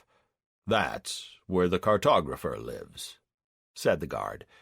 His chesty yet quiet voice strongly reminded me of the orc from the mine, which brought to my memory the desire to find out why he was sent to Prike and stripped of the title of a trainer. "We don't have any shaman trainers, just one former one by the name of Almus. If you want to learn something about shamans, you can go to him. Almus lives right by the town wall. To find him, you need to go straight." The guard started to give me a rather complicated set of directions to Almus, so I caught only half of what he was saying. First, I needed to buy a map of the town that would show me where I was, and then simply ask a guard to point out the location, mark it, and steadily make my way there. "Any more questions?" "No, thank you. You were of great help." "We serve the Emperor," barked the guards, and unhurriedly continued on their beat. "Dearie, can you help out a weak and helpless woman?" I almost got as far as the cartographer when an old lady standing in a house entrance called me over. She was leaning on a walking stick and holding a sealed envelope, which she was stretching towards me. A delivery quest? At last I'm becoming an ordinary player who is being asked to do various assignments. And where you get assignments, you get experience, reputation, and money. Of course I will help the elderly woman. The cartographer and Almus aren't going anywhere. "I'm at your service, dear lady. What was it that you wanted?" "I wanted to send a letter to my friend Mabel. Both of us have become too old to walk over for a chat, so we've decided to send each other letters. Would you deliver it? It isn't far, just around the corner. It's a house painted with a flower pattern." She waved her hand assumingly toward the said house. "Of course I'll do it. Give me the letter and I'll deliver it in no time." "I'll be honest with you, my good lad. I have no money, so I can't pay you anything for your good deed. I can only put in a good word for you later." "Who cares about the money if it's that close?" I said cheerfully, though inside I was very disappointed. Just my luck to come across a free quest, of which there are plenty in Barleona. Such quests are aimed at socialization of the players when they have nothing better to do. Just a few grains of experience, no money or reputation. Few people waste their time on them. Fine, if I said I'd do it, backing out of it wouldn't look nice. There wouldn't be any consequences, of course, but I would feel bad about ditching the old lady, even if she was an NPC. "Quest accepted. Deliver a letter. Description: deliver a letter to Mabel, who lives in a flower-painted house. Quest type: common. Reward: 10 experience. Penalty for not completing the quest: none." I celebrated starting to get quests too soon. How could I forget about the socializers? And I got all excited about raking in all that cash and experience. Yeah, right, in my dreams. Mabel turned out to be a wrinkled old woman leaning on a stick, just like the one that sent me. It was as if they were sisters. They even resembled each other somewhat. Probably the developers didn't want to spend too much time on their appearance and used the same template, sticking them into different houses and forgetting all about them. This isn't the capital, where each NPC is thought through to the extent of being able to tell the history of their ancestors several generations back at the drop of a hat. Here, on the periphery, where there aren't that many players, they didn't have to bother all that hard. "Oh, thank you, Sonny. I've given up hope of getting a letter from Patricia. Before, we used to write to each other every day, but these days few people want to help us out. Everyone wants to see some cash for the help, but help is best given freely, is it not? No one's really mindful of old age." Quest: deliver a letter completed. Reward: 10 experience. Points remaining until next level: 1,091 experience. I nodded in a resigned fashion, giving little heed to Mabel's moral instruction. A socializer quest. Not much you can do with it. Aside from getting no money out of it, you're bound to have to listen to moral stories about the injustice of the world. The old woman finally fell silent. I turned around and tried to quietly disappear, but that was all wishful thinking. "Dearie, can you help out a weak and helpless woman? I jotted down a note for Patricia here, but have no one except you to deliver it. Would you do a kindness for Granny?" Mabel was ready to hand me a sealed envelope. When on earth did she have the time? All she seemed to be doing was stand there, giving me a lecture, but now had an envelope ready all of a sudden. "I'll be honest with you, my good lad. I have no money, so I can't pay you anything for your good deed. I can only put in a good word for you later." This one's at it, too. No money, can't pay, but you must do the work well and without a complaint, and we'll just put in a good word for you. Of course, dear lady. I will deliver your letter to Patricia, don't you worry. Good day to you. Quest accepted. Deliver a letter. Description: deliver a letter to Patricia, who lives in a brown house. Quest type: common. Reward: 10 experience. Penalty for not completing the quest: none. Patricia stood in the door of her house, as if awaiting my return. "So, is Mabel still with us?" "She's alive and well, and is sending a letter back to you. Here you go," I said, handing the old lady the envelope. "That's good to know. We're living in troubled times, you see. Everyone's out to wrong old and frail people. They threaten to—" This one also hopped on the moral lecture bandwagon. I really do have a good deal of respect for old people. Before I ended up in Barleona, I often visited my old parents and would usually give up my seat to an older person in public transport. However, hearing moralistic lectures several times a day, especially from NPCs in a game, was too much. Quest: deliver a letter, completed. Reward: 10 experience, points remaining until next level, 1081 experience. "Dearie, can you help out a weak and helpless woman? I jotted down a note for Mabel here, but there's no one except for you to deliver it. Would you do a kindness for Granny?" The old lady's words, who was giving me the envelope with an innocent smile, nearly gave me a coughing fit. A cyclical quest. Well, I'll be. Count on me to get this lucky. I could spend the rest of the day running between the two old women, who would keep bashing me with lectures on morality and ethics and asking me to deliver the next letter.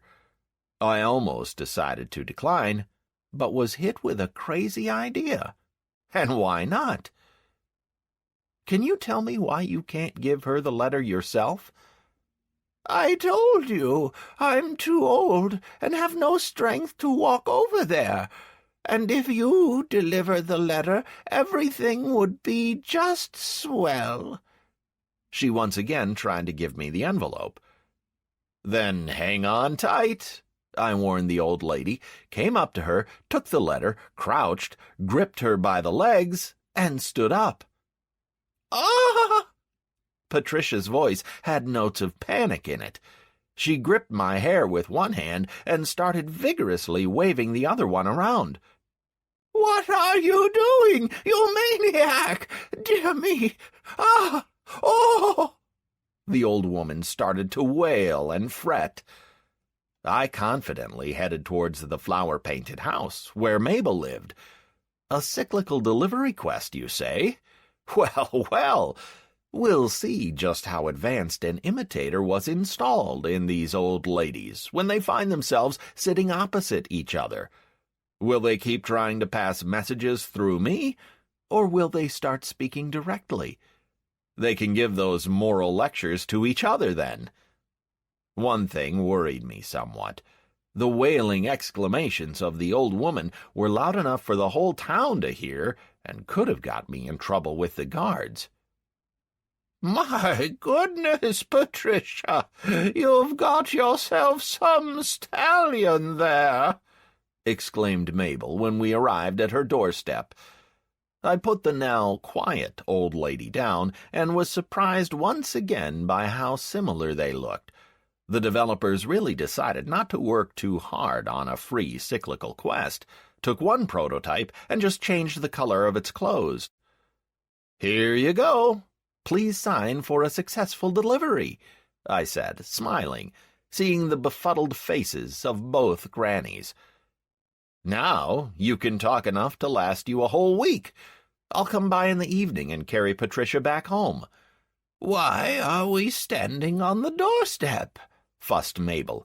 "If you've come for a visit, do come in for a cup of tea. You also come in. Since you've brought Patricia here, you can look after us for a bit." Quest accepted. Serving old lady friends. Description: look after two lady friends who had just met up. Quest type: uncommon. Reward: 80 experience. Penalty for failing or refusing the quest: 3 hours of community service. What? Where the heck did those 3 hours of community service come from? You can go to hell with quests like that, I thought angrily, and got ready to leave, but then saw a group of guards who were casting interested glances in our direction. A chill went down my spine. Looks like they did come in response to the old woman's cries after all, but decided not to interfere and see first how it all ended. If I refused right now, I'd be immediately tied up and spend those 3 hours doing community service, washing walls, cleaning horses, or sweeping the square. What possessed me to carry this granny here?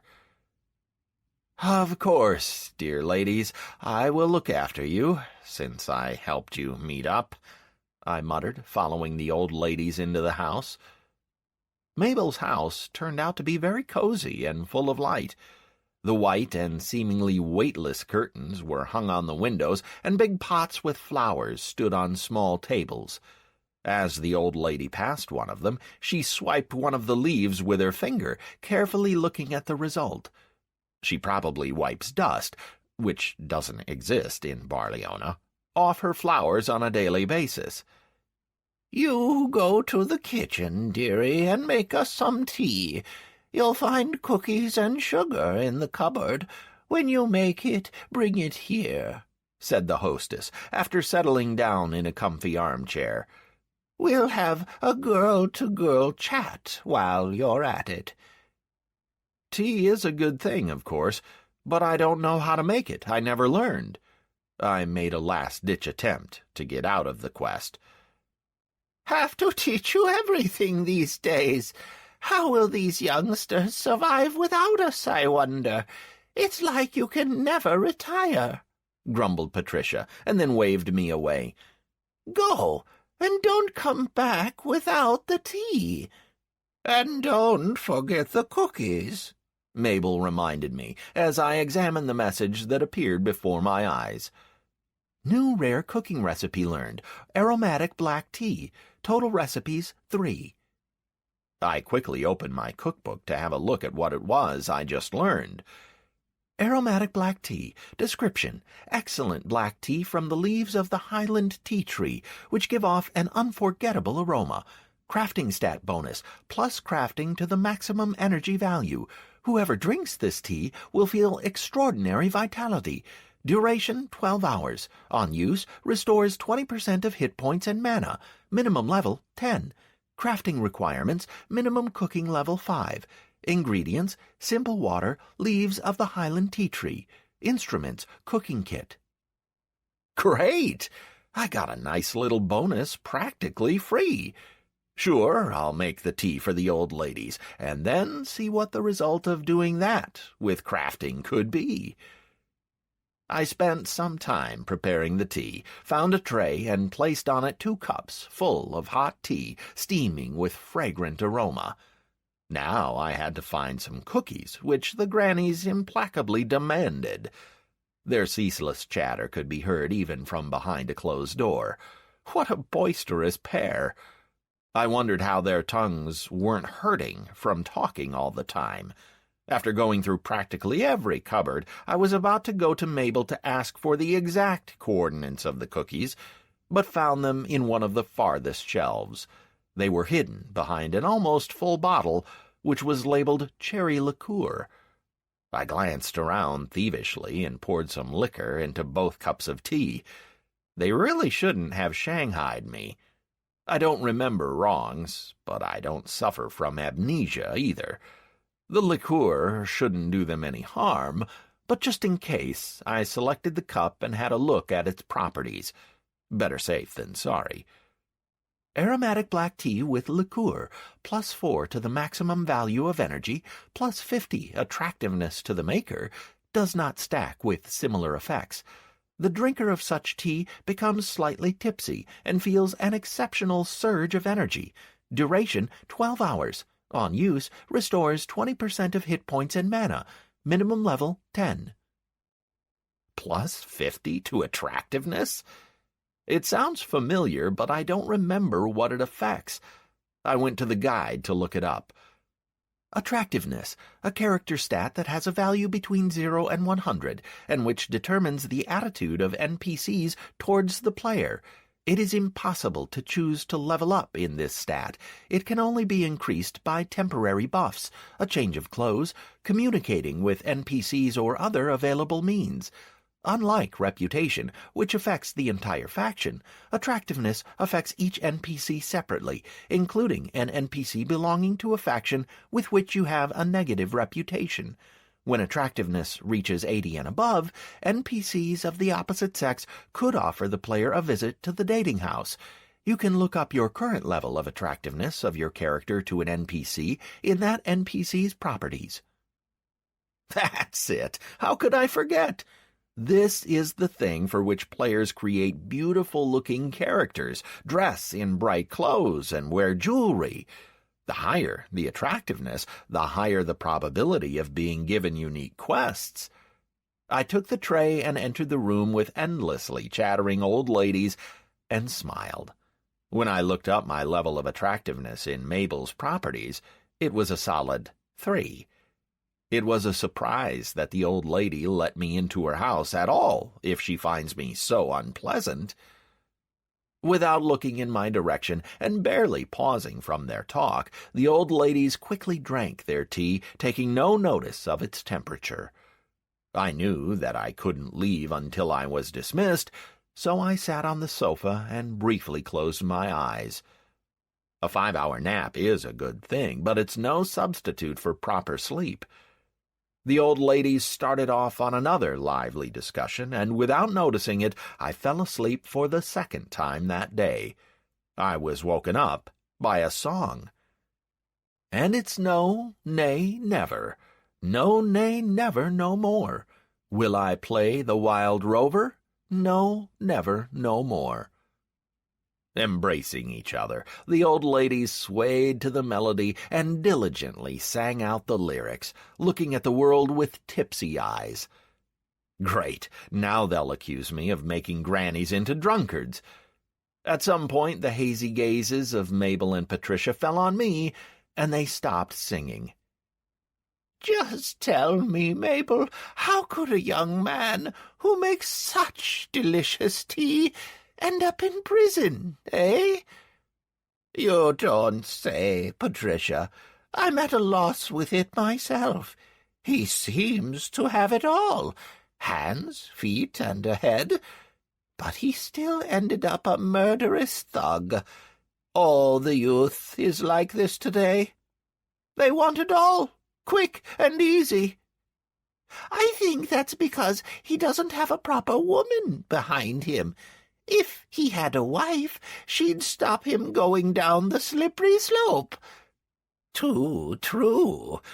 I happen to have an unmarried lady neighbor. She'd put him on the straight and narrow. Even our blacksmith is afraid of her. She's scary, he says. What does he know of beauty in women? You don't say. Always walks past my house with thin stick-like waves. There's hardly anything there to look at. And your neighbor's a different story. A pleasure to see how she can carry 3 sacks of flour on her shoulder." At this point, I completely woke up and stared at the old ladies.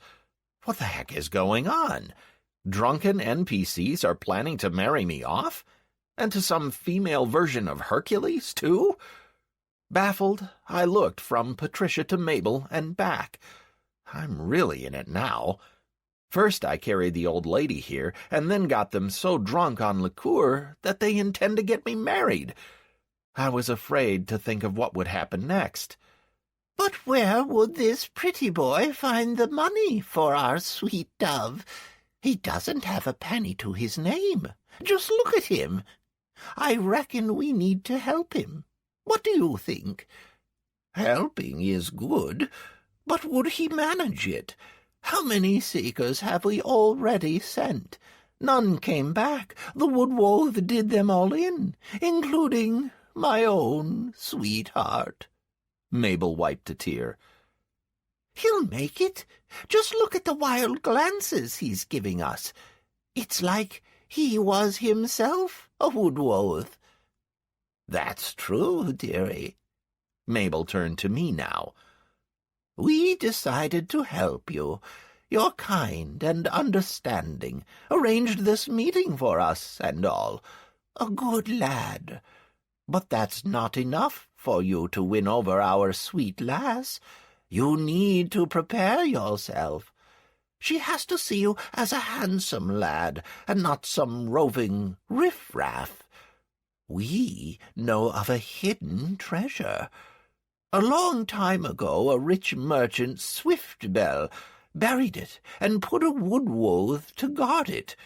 If you can get the better of the wolf, the treasure will be yours, and you can ask our sweet lass for her hand in marriage. What do you say?" Quest accepted. Don't wake the wolf in its snooze. Description: deep in the forest, 10 kilometers to the south of the town, the location is marked on the map, there lives a woodwolf. Find it, and take Swiftbell's treasure that it is guarding. Quest type: rare. Reward: Swiftbell's treasure. Penalty for failing or refusing the quest: none.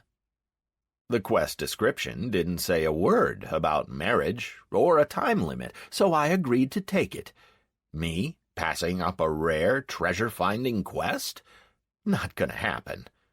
"That's very good, then.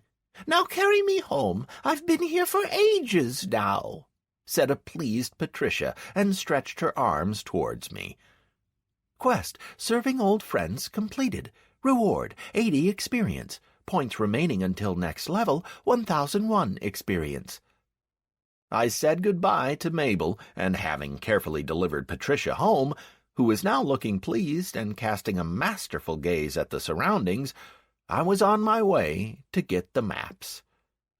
The cartographer was a representative of a species common in Barleona, gnome, Greedy Buggeritis vulgaris.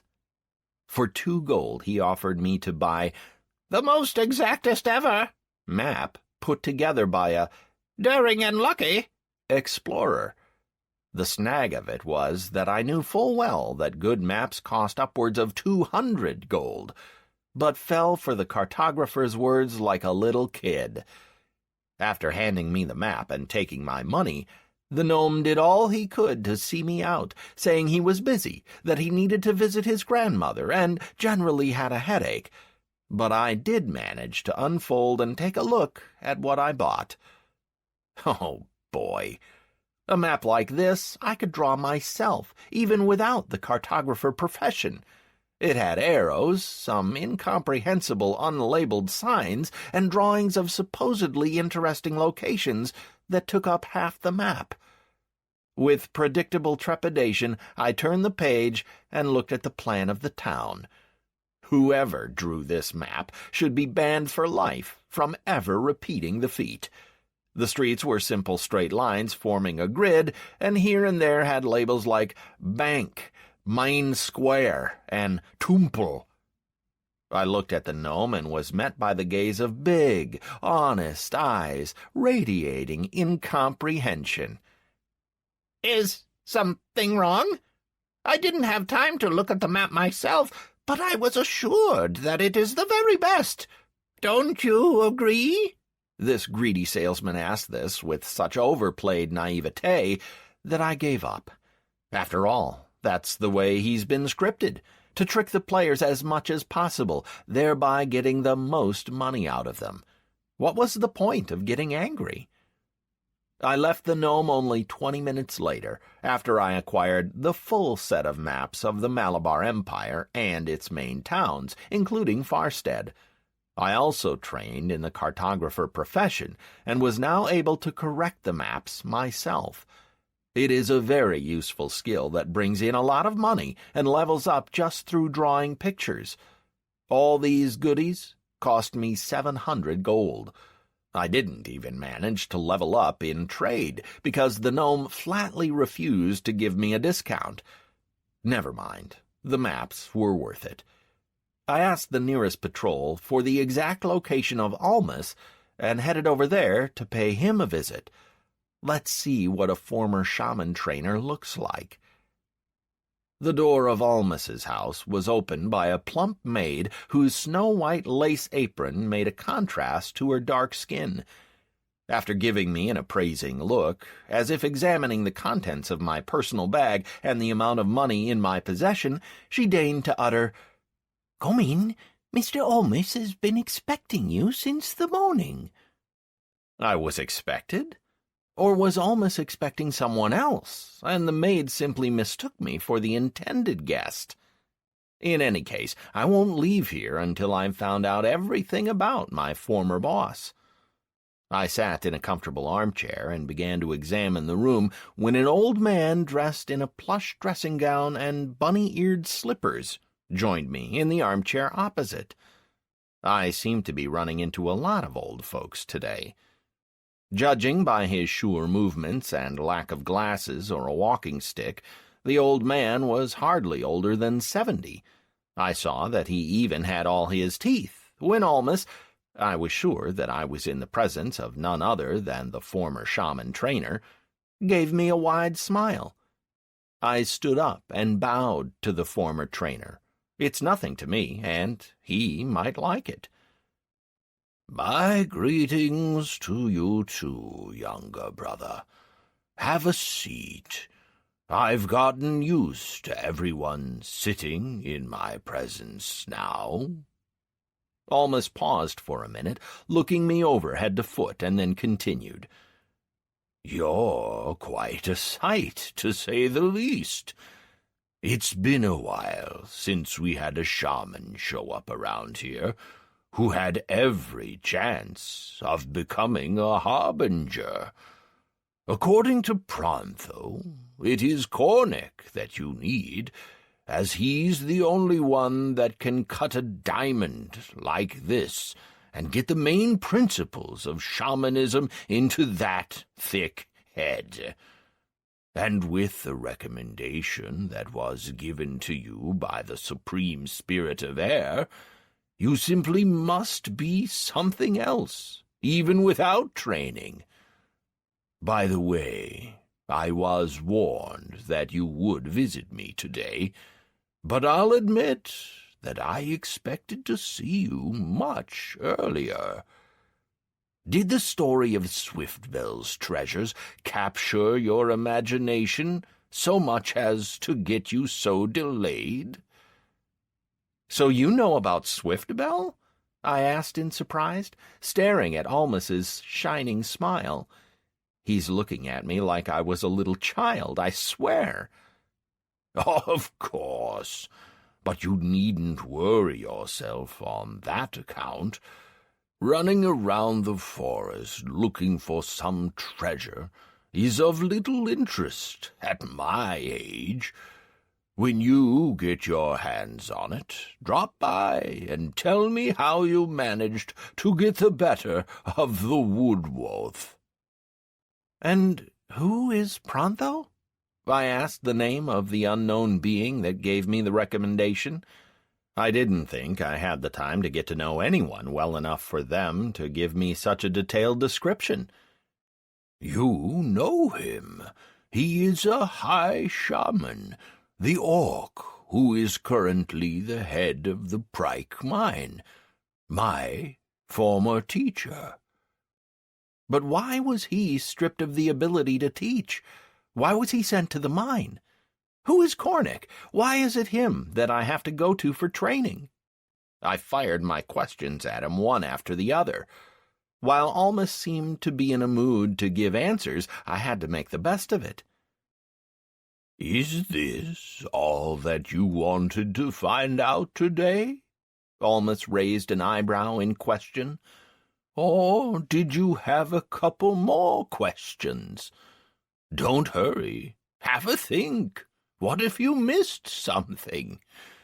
If so, write it all down on a piece of paper, then read it over a few times to check in case you forgot something. And as soon as you've done that, you can proceed to tear up the paper and throw it away. You are a shaman, and not some chattering fishwife to behave in such a stupid manner."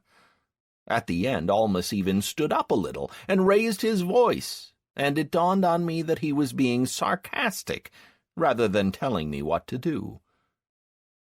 "The Supreme Spirit brought news that your totem is a dragon," said Almas, now in a calm voice, as he leaned back in his armchair. "I propose an exchange. I answer any 3 of your questions, and you show me your dragon. Dragons are such interesting creatures." "I don't know how to show my totem. I'm just an initiate shaman. I have to get a trainer to learn how to summon my totem." I tried to get out of showing Draco. There's no reason to show him to just anyone, but Almas abruptly interrupted me. "A trainer will not be teaching you to work with the totem. He will tell you where to look for its physical incarnation. You would have to learn how to communicate with the totem yourself." "So, how do I summon him?" I uttered in bewilderment, more for myself than for Almas, and then one bright thought entered my head. Why am I so slow? I just have to look in the manual and the forum, where everything is written out just for such dimwits like myself. I was about to enter totem into the search when Almas said, "Choose a place where you would like to see your totem, and then call him in your thoughts. To put him away, ask the totem to disappear. Do it." Choose a place and call him? Seems simple enough. I looked at the small empty table that stood between the 2 armchairs and thought it was a good place for Draco. I then closed my eyes, brought the image of the totem before me, and said, "Hi, come to me, let's play for a bit." For a couple of seconds nothing happened, and I was about to repeat my call when a projection of a playfully swirling little dragon appeared above the table. "To play? I like to play. Where's Molly?" I heard a child's voice, which seemed to come from everywhere. Judging by Almas's enthusiastic, though not surprised, expression, he either didn't hear anything, or the fact that totems could speak was nothing unusual to him. "Will there be pizzas today? I liked them last time." "How sweet," Almas whispered in amazement, stood up from his chair and started to pace by the table, watching Draco. Then he turned to me and said, "I'm taking him. You'll still never manage to incarnate him. No one has seen dragons for hundreds of years. Come to me, my little one." Almas stretched his hand towards the projection, clearly intending to take Draco away. Such impudence left me dumbstruck for a few seconds, but I quickly came to myself and jumped up to scream about the violation of my rights. I wouldn't just let someone take my dragon. Suddenly the room was filled with a terrible roar of the dragon, which drowned out all the other sounds. I was landed with a bunch of debuffs with the sign, "Not applicable to the owner," "Stun," "Daze," "Petrify," and so on. The duration of the debuffs varied from a few seconds to a couple of minutes, but this wasn't the main thing. The main thing was that a stream of fire spouted from the dragon into Almas, and the former shaman trainer ceased to exist in Barleona. Only a pile of ash remained in his place, which was dejectedly lying there on the scorched floor. The little dragon started to chirp indignantly, circling around and casting angry glances in every direction, while the stunned maid stood there agape, too scared to even breathe. "Listen, run away quick. I will call you later and we'll play then," I asked Draco in my thoughts, helplessly closing my eyes not to see the black blotch on the floor. Barleona is a truly horrible game. I had already felt real panic, pain, and pleasure. Now came the time to find out what is felt by people when all their hopes and plans are destroyed. Just now, with the help of my totem, I destroyed an NPC, thus violating the main condition of my parole. Any minute now the guards would appear, and I will go back to the mines for the remainder of my prison term. My head began to swim, my feet gave way, and I fell into the armchair. "Murder!" As if reading my thoughts, the buxom maid gave out a wild scream as soon as Draco disappeared. "Master's been killed! Guards, grab the killer!" The guards that popped out of nowhere quickly surrounded me, their halberds pointed at me from every direction. The head of the guards waved his hand, and on the projection that appeared everyone saw how Almas stretched his hand towards the projection of the little dragon. I shouted in indignation, jumped up as if giving an attack command. The dragon opened his mouth, and the wave of fire left a big soot mark where Almas just stood. "Man, you are accused of the murder of Almas, the former shaman trainer, with a dragon as the murder weapon. You have the right—" I closed my eyes and hung my head as I listened to the guard. The clan, the chess pieces, the herald's quest, the emperor, Prontho, Swiftbell's treasure. It all now looked so unreal and impossible that a lump had appeared in my throat. Why, oh why? Why did he try to get his hands on Draco? "Good day, gentlemen. What are you doing in my home?" The sound of the voice made me open my eyes and stare dumbfounded at an open door to the next room. Almas, alive and well, was looking questioningly at the guards.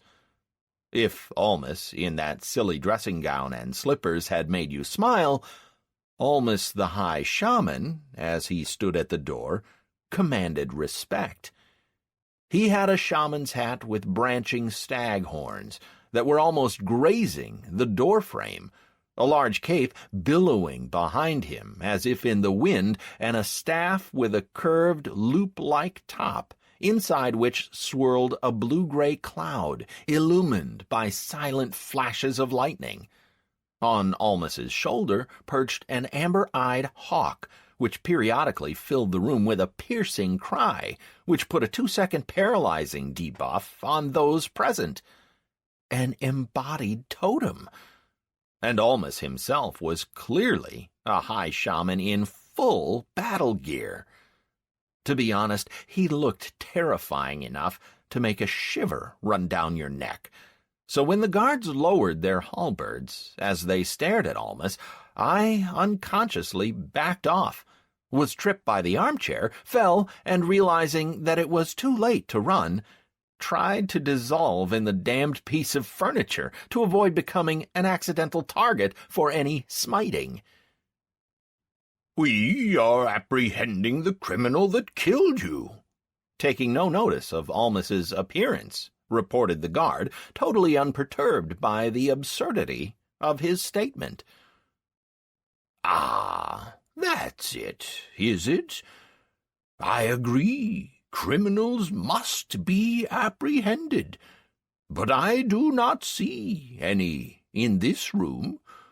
Can you remind me once again, what is this young man accused of?" "Your murder."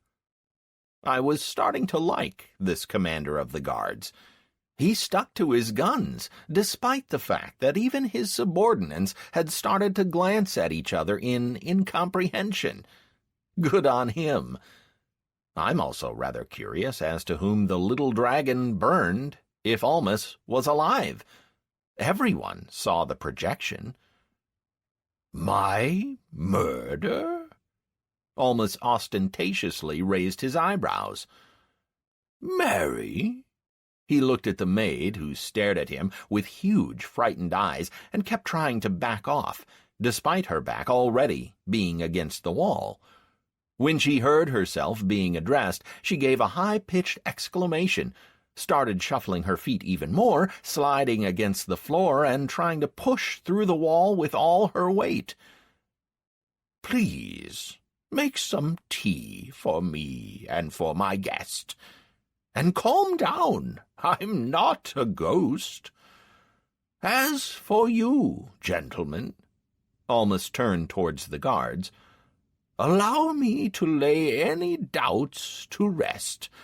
I am alive and well, and have no intention of dying or allowing myself to be killed." After that he entered the room, which was immediately filled with freshness and the smell of thunder. Almus looked at the black spot that was left after him, shook his head reproachfully, and mumbled something like, "Catherine will eat me alive," and then went on. "I have not lived for 200 years to be incinerated by some projection. Mary, the tea!" Almus raised his voice when he saw that the maid was still trying to break through the wall with her body. The guards weren't giving up, so Almus had to allow himself to be touched to prove that he wasn't a ghost. When they left the house, Almus sat back in the armchair as if nothing had happened and scratched his nose, as if trying to decide on how to start the conversation. He was about to say something when the maid came in and, casting strange glances at the high shaman, put the tray on the table, and then immediately ran back a few paces. It seemed she was having a terrible day. First, me with my dragon, and then Almus, who died and then revived like a phoenix. Later, she will probably go and buy many strong drinks and try to forget this day like a bad dream. "Mary," Almus said to the maid, again making her jump, "everything is all right. No need to be so distressed. If you have doubts that I'm alive, you can also come up and give me a poke. I promise." Almus had no chance to say what he promised, as the maid flew up to him and started to poke him in his shoulder and chest with her fingers. She finally gave a clear sigh of relief and said, "Mr. Almus, you're alive? I was so afraid that you were, well—" She was lost for words for a short while, looking at Almus and at me in turn, and then suddenly turned towards me and started to wail. "What on earth is going on? He came with the dragon, scared me half to death, ruined the carpet, will probably make the cups all filthy too, and then—" "Mary, I think you still have a lot of things to do in the kitchen," Almas said gently, but categorically, which made Mary fall silent, throw me an angry glance, and leave the room. "Take no notice," Almas explained, when he saw me gaze in surprise at the departing maid. "Mary has temporarily replaced my housekeeper, Catherine, who went into the town today and left in her place this walking incongruity.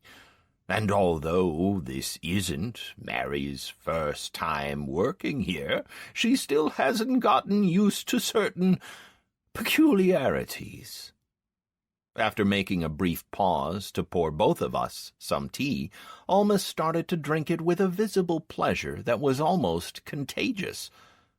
I was full of questions, but if the host decided that now was the time for a tea ceremony, interrupting him would be very rude. I took up my cup and followed Almas's example. It was ordinary tea, which very slightly restored some hit points and mana, adding no buffs or debuffs. I was even disappointed. Ordinary old ladies had a much more delicious and useful tea than a high shaman. We spent 5 minutes in tranquil silence. I tried to appreciate the tea, but failed miserably. The vast majority of players log into Barleona with their sensory filters turned on, so many objects lacked any taste because it was unnecessary. I had a feeling that the High Shaman's tea was a striking example of this rule. It had no taste, color, or smell. Finally, Almas put his cup down and looked at me. "Patience is Shaman's main strength. Without it, commanding the spirits is impossible.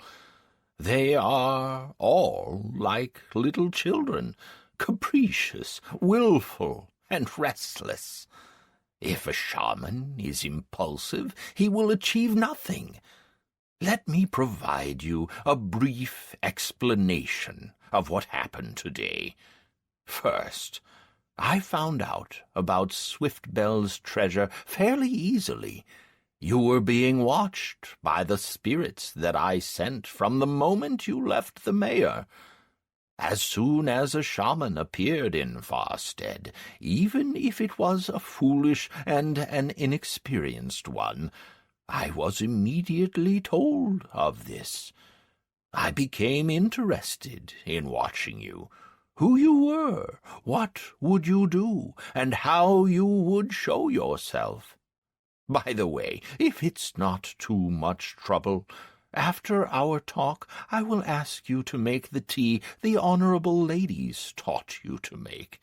What we were drinking just now could only be called tea at a very long stretch. Second, Prontho said that you possess a unique totem, a dragon, so I had to check whether your link with him was a strong one. Our world has many, let me put it this way, not very nice shamans, who could be very capable of performing an alienation of your totem if it does not suit your spirit. This is why I created a projection of my spirit and sent it to chat with you. The projection turned out to be rather crude. I only noticed its appearance after I sent it out to you. Bunny-eared slippers. So embarrassing. But the spirit did his job. If it was possible to alienate the dragon, you would have lost him. I think it would have been better to experience disappointment now than when the dragon grew and you got used to him. But it was fine in the end, so accept my sincere admiration for such a beautiful totem. I know that you have very many questions, but I will answer only 3. Think about them carefully before asking. Why was Prontho sent to Prike? I fired off right away. That was essentially the reason why I came to Almas. He did not obey the will of the Shaman Council. Next question, replied Almas, unperturbed.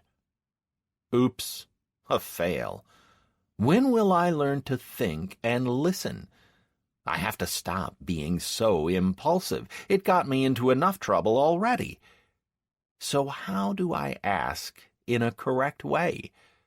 I started to ask questions of myself and reply to them in Almas's manner. I really do have to think before asking. So, what did Pronto break? Rules. Which rules did Pronto break? Those imposed by the Shaman Council. Why did the Shaman Council decide that Pronto broke the rules? Well, it's not a bad question, is it? I was about to ask it when the answer struck me. Because the majority of the council members voted for it. I'm getting nowhere with this. Almas sat there with a smile, enjoying my attempts to arrange the information that I had and force my brains to work. Does it really look that amusing from outside? Think, head, think, and I'll get you a cap like the one on Almas, horns and all. Mages think. My memory brought up the words of that lady shaman that I read before my first test. Ants in the pensa. If I find you, I'd give you one big hug. Just hope you keep playing until that time. Why did you stop training shamans? I finally blurted out. That was the question that was really turning in my mind, but I kept putting it off for later. It didn't seem that important, but something told me that I should dig in that direction. Almas leaned back and gave me a thoughtful look. A good question. I will answer it later. What is your last question? Damn it! I had hopes that I would be able to phrase my third question based on the answer he would give me now. But if that's the case, then here you go. What can be done to enable Pronto to teach shamans once again? If that's what he wants, of course. I added quietly, but Almas heard me. Well, doesn't matter. If getting the reasons for Pronto's punishment out of Almas was impossible, of which I was now sure, perhaps I may discover the reason for my former boss's exile by approaching the problem from the opposite direction. Almas sat in the armchair for about a minute, swaying slightly back and forth, thinking something over intently, by the looks of it. Did I really guess right and ask the correct questions? Or is he now thinking how to tie my questions to what he intended to tell me from the start? I sighed. It was quite hard to understand NPCs. They were practically people, and in many ways they even acted the same, copying human behavior with startling accuracy. Imitators. That says it all. You have me rather stumped, I'm afraid. Now I will have to think what to tell you and what to leave for Cornick. He won't be too pleased with me if I told you everything that I know about Pronto here and now. While I'm thinking, please make me some tea, but without the liqueur, added Almas, just in case. It's simply astonishing what an unforgettable and unmatched taste a properly prepared drink can have, Almas said some time later as he enjoyed the aromatic tea that I had prepared. Mary watched me like a hawk the entire time I was making it, probably thinking that I had plans to usurp her place. She even tried to shoo me out of the kitchen until I told her that Almas asked me to be the one to make the tea, following which she grumbled that she didn't hold with all these random strangers stomping around the kitchen, but did furnish me with the necessary tools and ingredients. let's get back to your questions. I put off my shaman trainer powers 12 years ago, right after Prontho was excluded from the council. I just couldn't take the outrage that was taking place. Almas sighed, as if recalling some unpleasant moments of his life.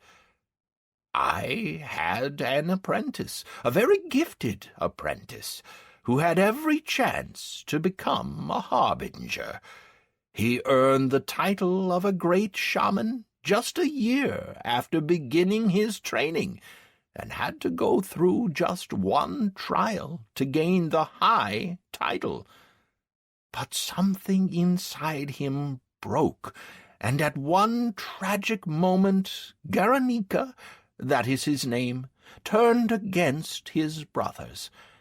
His strength was like that of a high shaman, and his malice like that of the Dark Lord of Cartus. I was unable to stop him, although I did have the chance to do that right at the start. I just didn't have the heart to do it. And then it was too late, because my former apprentice gained such immense power that even a harbinger may not have managed to bring him down. When Garanika started to destroy shamans, to be the only one, as he put it, to command the spirits and the world, my mentor demanded the forming of the great shaman circle. That was the only thing that was powerful enough to stop Garanika. There was a terrible price to be paid for its creation, full stripping of shamanistic abilities from all 5 members of the circle. But there was no other way. The head of the council, Garanika's older brother, turned down the proposal, calling Prontho an upstart, an unweaned cub and panic spreader, who could not see past his own nose. Then the orc broke the rules and challenged the head of the council. According to our rules, if the challenger loses the duel, he is exiled from the council and is stripped of the right to teach others. The high shaman Prontho lost. Garanika disappeared, and it has been 12 years since anyone heard of him. After this incident, something broke inside me, and was no longer able to teach. I am beset by fear that my new apprentice could follow in Garanika's footsteps. This is why I watched over you earlier. I had to see whether I should let you into my house or not.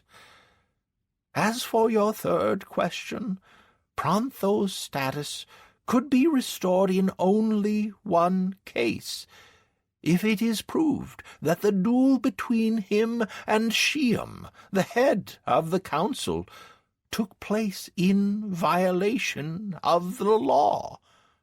Cornic insisted that he felt the presence of an alien spirit during the fight, but he was unable to get a single word out of Prontho. Will you take it upon yourself to find out what really happened? Quest accepted. Restoration of justice.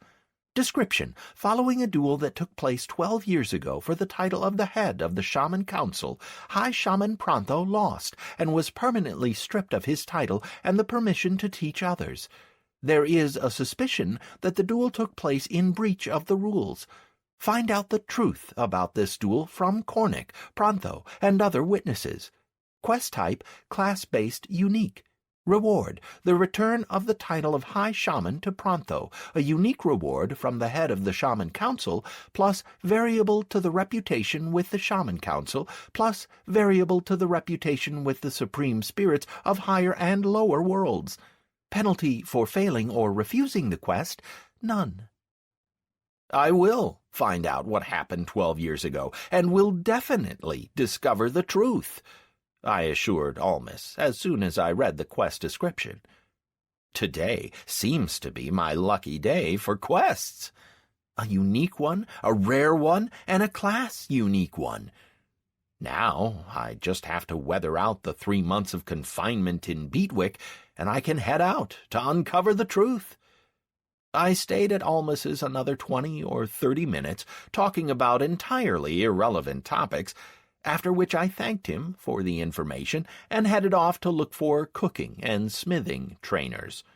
I had to learn how to make ingots for myself, a necessary skill for leveling up in jewelcraft. Towards the end of the day, the town came to resemble an anthill. You could hardly get through the streets for all the players milling about. Where did they all come from at such a far end of the empire? They should have stayed back in Anhurst instead of getting in my face here. Most of them were running around on foot, but a couple of times I saw players on horses, and once even spotted a riding griffin speeding through the sky. What did a level 100-plus player forget in a location like this? Or is this one of those heroes hired by the Herald? Griffins, or flying cows, as they were otherwise called, were the most popular means of travel for players who reached level 100 and who just didn't know what to do with their money. Their big pile of money. The simplest flying cow cost 1,000,000 gold, but gave so many advantages that some players took out loans from the banks of Barleona, or even in the real world, to buy a griffin in virtual reality. In my opinion, they were crazy, self-indulgent rich kids. If I could get my hands on 100 of these birdies and then sell them, all my problems would disappear. "A crocodile! Get him!" A shout came from an NPC, which immediately drowned out the buzz from the players. Yeah, sure thing. NPC is announcing stuff, so everyone must listen. I turned around and looked at the source of such a wild scream. I think I'm beginning to like playing a shaman. When I was running around as a hunter, I either didn't take any notice of such details or simply never came across them. A real, genuine kobold was walking Farstead streets. Or, rather, a player who chose a kobold as his character. A player who consciously decided to challenge Barleona. These were called by an old-fashioned word that came from ancient games, a hardcore player. Few understood the meaning of these words, but it was used for all those who dared to become a kobold, a goblin, or a naga. At the same time, with his level 30, he had already proved that one could play a kobold just as well as any other race.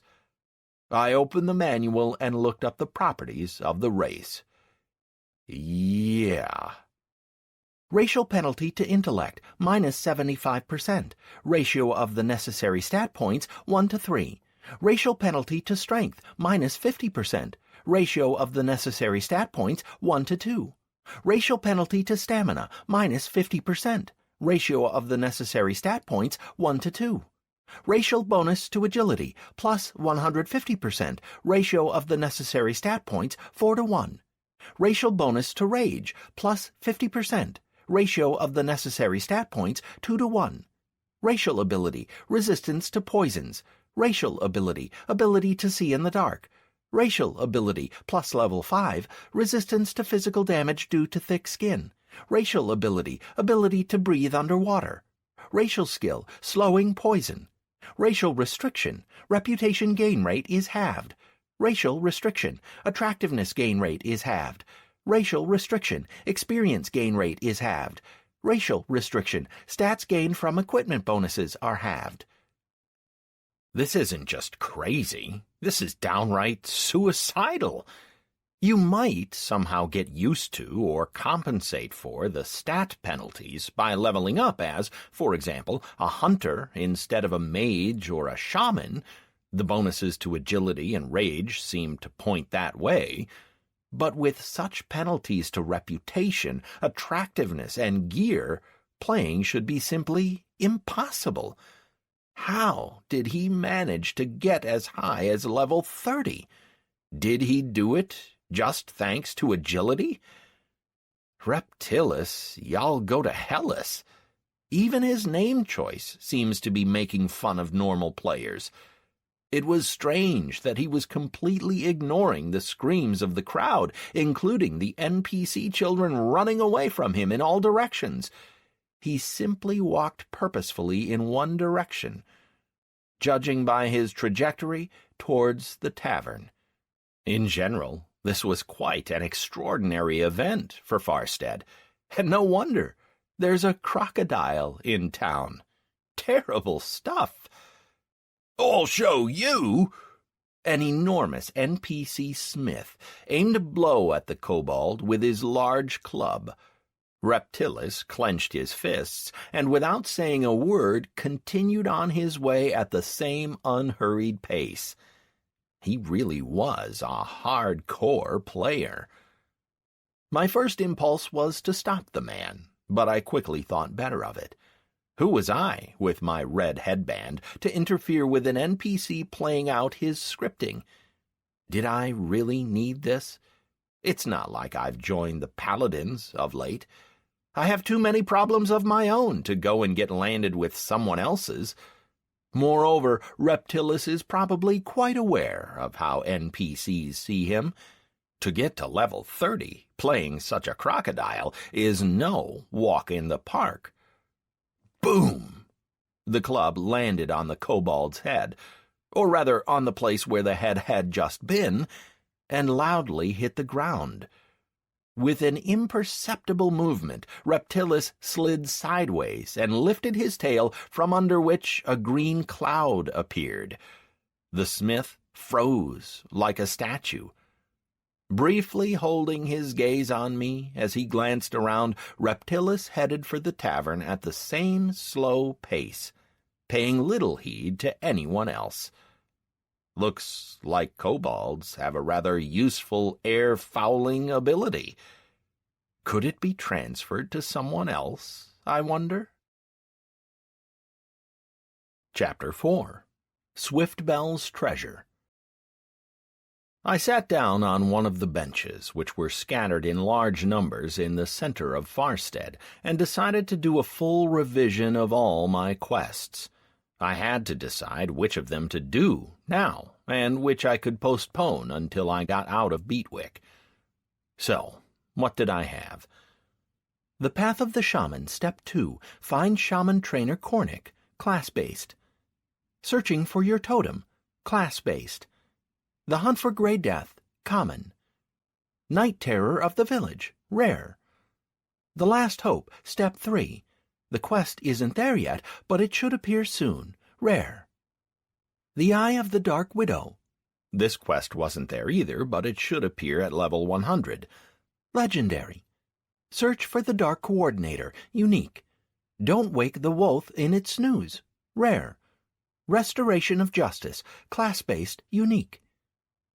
9 quests, and only one of them a common one.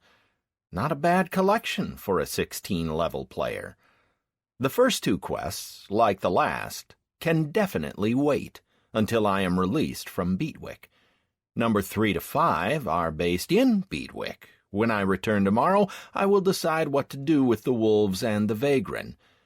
The Eye can be put on ice until the happy ever after, either until I reach level 100 or I sell it at the auction house. The search for the Coordinator has to be started in Beatwick.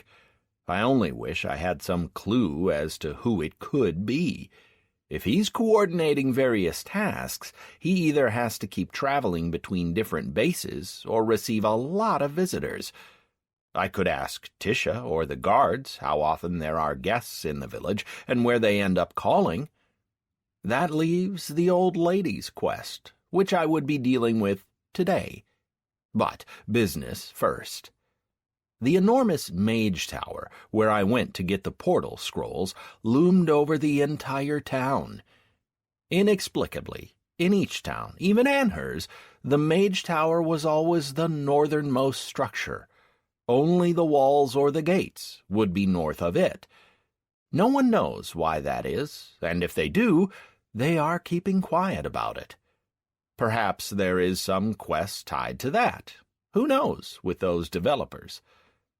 The tower met me with its standard double entrance. This was another feature of Barleona, personal development through the game. Through the main entrance you could enter the tower, climb 500 steps, and in the room right at the very top, meet the local mage. It so happens that each town has one resident mage. Within the bounds of the Empire they follow a certain ranking, but within a town there is only one, who is the local high mage. Now then, the main entrance takes you to the mage directly, but the second one enables you to get a discount off him. When you use the second entrance, the system picks a theme at random and gives you a number of questions to answer. The first mistake stops the trial. Before the first question, the person who took the risk of choosing the second door is given a negative discount value, -2, I think, and afterwards each correctly answered question increases this value by 1. Thus, in order to reach 0 and pay the same price as the player entering the normal door, you must answer at least 2 questions. Then the work on the discount begins. As a hunter, I tried my skill with this only a couple of times. I ended up with questions on literature and art. In both cases, I was knocked out on the second question. The nastiest part was that if you failed to buy anything from the mage after the trial, you could kiss goodbye to normal prices. The extra charge amounted to 200% and was demanded by every mage in Barleona. So, if you decided to try your luck, be prepared to buy transportation scrolls at an extortionate price. In the real world, players set up special resources where everyone posts the questions that they got. But the developers aren't paid for sitting on their hands either and constantly update the database. They say the corporation has a whole department focused on this alone. Never mind. Good luck to them in their difficult work. I almost stepped through the main door when something inside me protested. Here we go again. Why on earth do I think that I would be able to get farther than 2 questions? Of course, I'm not exactly low on gold at the moment, but I'm not that eager to just throw away 500 gold either. Damn, I have to go for it. Even if I don't make it, it will set a precedent that the inner voice should not be trusted. You have entered the door of choice. The question theme has been assigned. Mathematics. Please confirm that you are ready to start answering questions. Mathematics? I nearly jumped for joy, but tried to control myself. That was some stroke of luck. With my special interest in non-standard problems, my inner voice was right. With bated breath, I pressed the virtual button and awaited the first question. Generally, in Barleona, any confirmation is given by pressing virtual buttons. There is no voice control for things that influence the player or their character directly. In the first years after the game was launched, there were a few unpleasant investigations when players imitated voices of other players and gained access to their characters. Question 1. Name 2 numbers consisting only of digit 1, the sum and the product of which are equal. Time provided, 4 minutes. This was simple. I knew the answer to this one from way back before my imprisonment. 11 and 1.1. But, if my memory serves me right, I spent quite a bit of time solving this problem. Usually, the first question is easy to get the player in the working mood. Strange. I filled in the text field and pressed the button. I couldn't help feeling good about the 3 additional minutes that transferred to the following questions. Answer accepted. Current discount bonus -1. Question 2. 1,000 gold was paid for a teleportation scroll, and the remaining amount to be paid for it is equal to the amount that should have been paid for it if what was paid for it was equal to what is yet to be paid for it. How much does the scroll cost? Time provided, 7 minutes. Man, you do your head in before you make any sense of that sentence. This has to be translated into human language. 1,000 gold has been paid for the scroll, and X more remains to be paid, and if X had been paid, X would have still remained outstanding. From this perspective, this wasn't that hard a question. 1,000 plus X equals X plus X. Therefore, X equals 1,000, and the teleportation scroll costs 2,000 gold. I was really hoping that this wasn't a hint for later.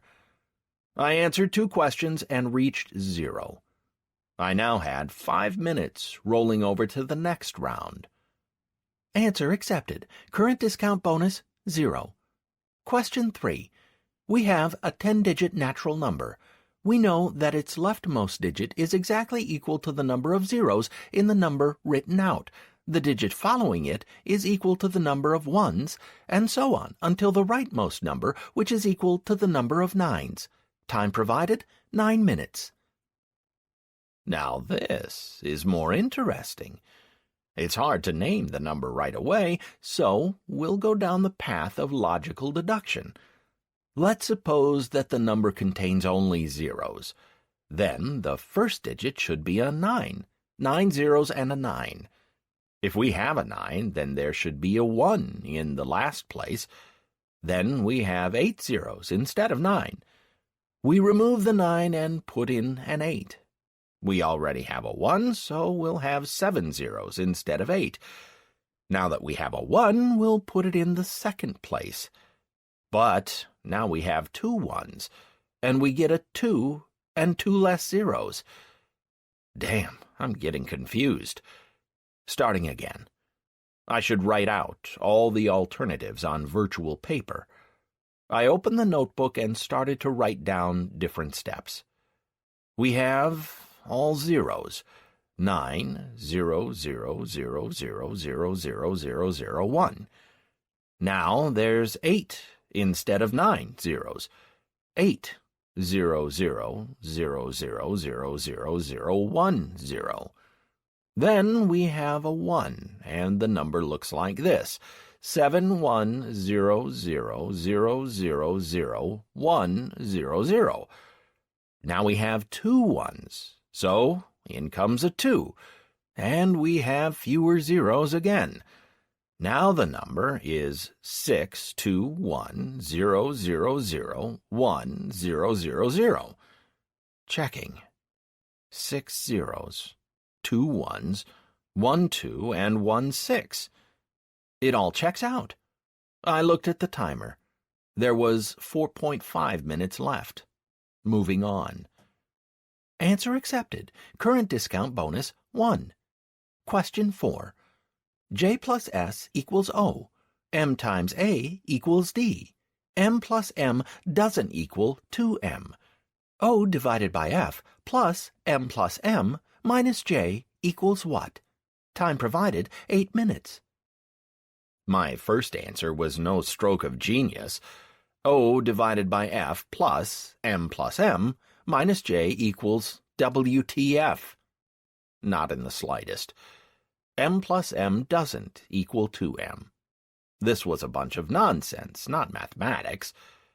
If each letter corresponds to a particular number, this formula cannot be correct. Therefore, M could stand for 2 different values at once. This fundamentally contradicts what I know about formulas. I immediately decided against numbering the letters of the alphabet and using that as the letter number value. The first formula was contrary to this logic, since Y has to be the greatest value. For a couple of minutes I couldn't even see from what direction I should approach this problem. The answer was buried here somewhere, but it would take a lot to dig it up. I looked at the timer. 4 minutes? Damn it! I'll be stuck here solving this rubbish until next winter. Stop. Winters? Seasonal numbers?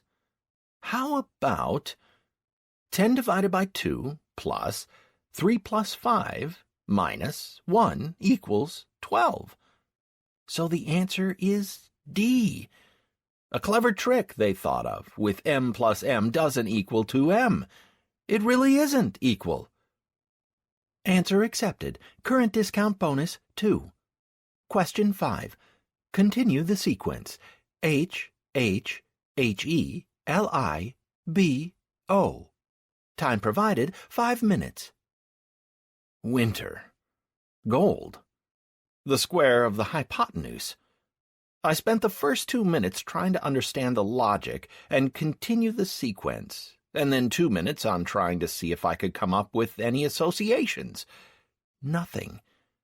When the timer showed only a few seconds left, I typed in a bunch of symbols at random into the answer box. They do, after all, say that if you give a monkey a typewriter and infinite time, it would eventually come out with the complete works of Shakespeare. Answer accepted. Current discount bonus 2. Your answer is incorrect. Thank you for taking part in the interactive questionnaire. Please note that goods bought at a discount cannot be sold to other players. Have a pleasant game. Not this time. It also became clear why no one was selling the results of their mental labor.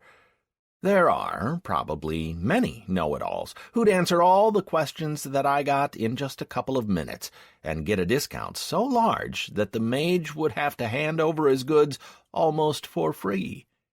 So they put a stop to such easy riches. "Good day to you, traveler." I was met by a venerable-looking old man wearing a long, snow-white robe. "You have passed through the trial 4 times, a worthy result. In honor of this, I will be providing you my services with a direct discount." The mage glanced at my red band. "And a small extra charge. I don't know what crime you've committed, but the band shows that you have not yet atoned for it in full. What is it that you wish to acquire?" I left the High Mage the most pleased shaman in Barleona. First, I bought 5 scrolls of teleportation to Beatwick and Farstead, with the transportation radius of the distance between the two. These scrolls cost me 400 gold each. Now I can explore the surrounding lands without worrying about how to get back. I found out the cost of the teleportation scroll to Anhurst and cried. 10,000 gold, with the discount. I think not. I'll use my feet when it comes to it. I also bought 2 scrolls with the Bone Trap spell, designed for a 100-level creature. It cost me 500 gold per scroll. I decided to try and take the vagrant alive. It might be expensive, but the reward for catching a creature of that level should be substantial. If black goblins started running around this region, chances are that the vagrant is linked to Cardus, too, and I wouldn't mind getting an extra bonus from the mayor. "Good day, and welcome. How can I help you?" Next came the jewelcraft trainer. It was time I got serious about getting to know the new capabilities of my main profession. "I would like to be trained in jewelcraft." Here I noticed the trainer's face losing some of its enthusiasm. He probably took me for a newbie wanting to study a rare profession from scratch. "Please touch the book," he uttered in a distracted tone. Touch the book? Why? Damn, why didn't I take an interest in professions as a hunter?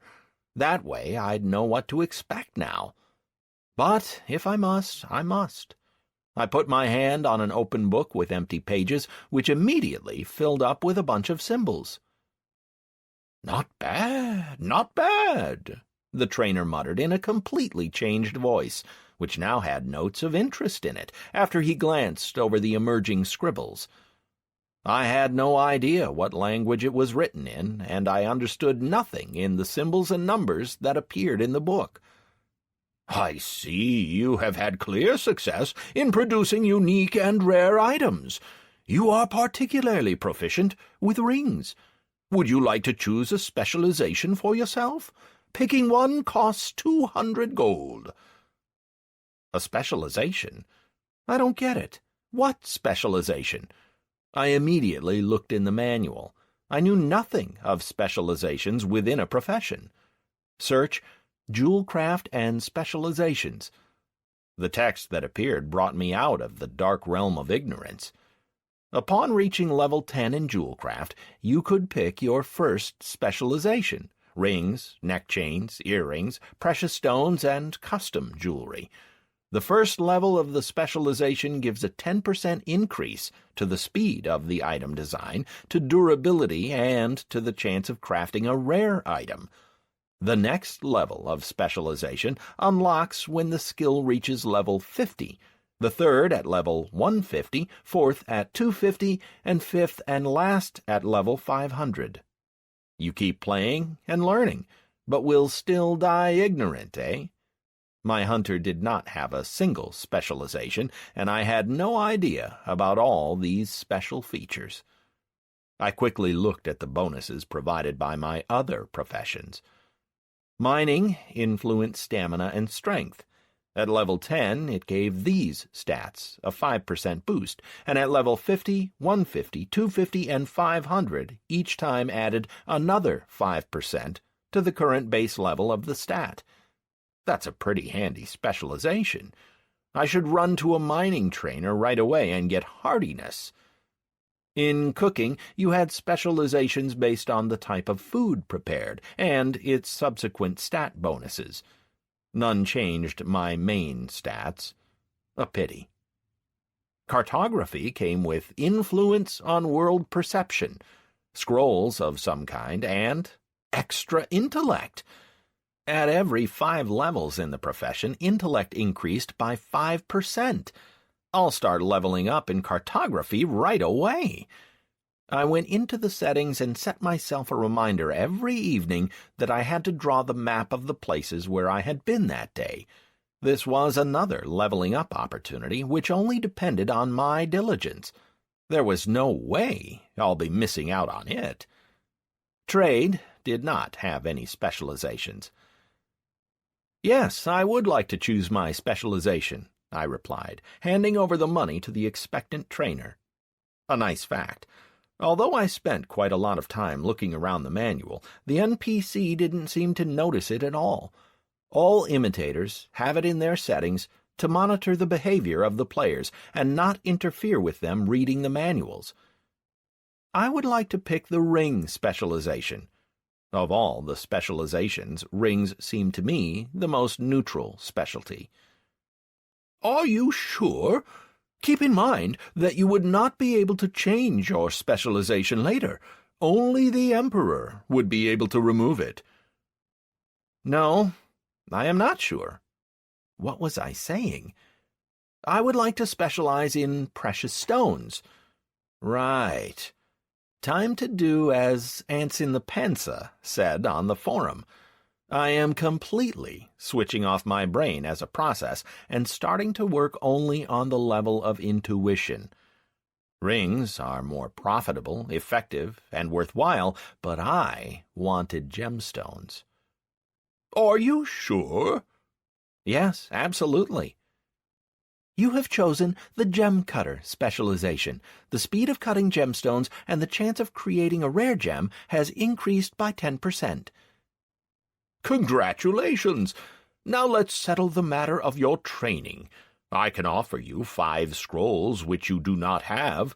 They cost 200 gold each. Would you be taking them?" Leveling up in Jewelcraft will cost me a pretty penny, by the looks of it. 1,000 gold was gone in a flash. Never mind, we'll put it down as an investment in the future. I bought all the scrolls that the trainer had and immediately learned 3 of them. Copper gem ring. Description: copper gem ring, durability 40. 3 random stats from the main list: strength, agility, intellect, stamina, rage. Crafting stat bonus, plus crafting level random stat from the main list: strength, agility, intellect, stamina, rage. Minimum level 12. Crafting requirements: minimum jewel craft level 12. Ingredients: 2 copper ingots, ordinary cut malachite. Instruments: jeweler's tools, casting mold. Gemstone, ordinary cut malachite. Description: initial cutting of malachite, though crude, still makes it look attractive. 1 random stat from the main list: strength, agility, intellect, stamina, rage. Crafting stat bonus, plus crafting level random stat from the main list: strength, agility, intellect, stamina, rage. Minimum level 10. Crafting requirements: minimum jewel craft level 12. Ingredients: 1 piece of malachite. Instruments: jeweler's tools. Malachite jewelry box. Description: a neat and sturdy box for jewelry. Can carry 5 items. Crafting stat bonus, the box can carry an additional crafting number of items. Item class: uncommon. Minimum level 10. Crafting requirements: minimum jewel craft level 12. Ingredients: 2 pieces of malachite. Instruments: jeweler's tools. I put 2 more recipes for cutting of lapis in my bag. They required level 16 to 17 in jewelcraft, and were of little use to me yet. The copper gem ring was a disappointment. Despite the stats added by the socketed stone, the ring would only give a +3 bonus by default. I would get a better result simply by combining a wire ring with cut malachite. But the common cut malachite and the jewelry box made my day. Each malachite cut with crafting gave +5 to a stat against the +4 from the stone fang and stone diamond. Again, a very pleasant bonus. And if the jewelry box takes up only 1 slot in the inventory, it's practically priceless. I would put all the chess pieces there and free up a lot of space. The only downside was that it would be hard to sell it. It could only be used by jewelers. For everyone else, it would be no more than part of the scenery. And buying something that you can make yourself is stupid and wrong. I was sure that all jewelers could make such jewelry boxes for themselves. It's decided, then. When I get back to Beatwick, I would be making one of these for myself. One more thing. I want to make you aware of one restriction straight away. Until you gain the 2nd level in the specialization, you cannot craft items where the sum of the bonuses raises the stats by more than 12. I am warning you because I can see that you have a rare stat like crafting. It isn't every day that a jeweler has a visit from a free citizen with such a specialty. Thank you, honorable sir, for the teaching and the warning. I tried to be polite, but inside I was outraged.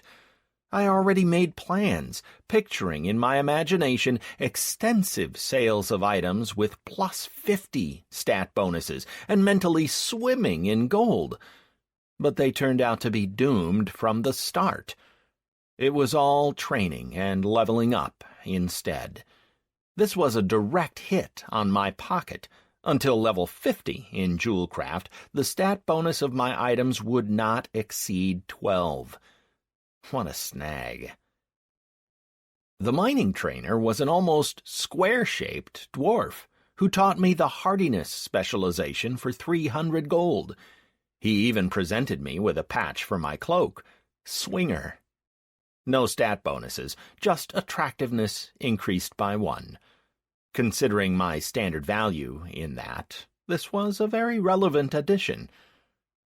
At the cooking trainers, I managed to learn only 5 recipes: roast wolf meat, deer meat, hare meat, fox meat, and boar meat, which restored between 30 and 120 hit points. There was nothing else available until level 5. The last trainer I decided to visit before leaving Farstead was the smithing trainer.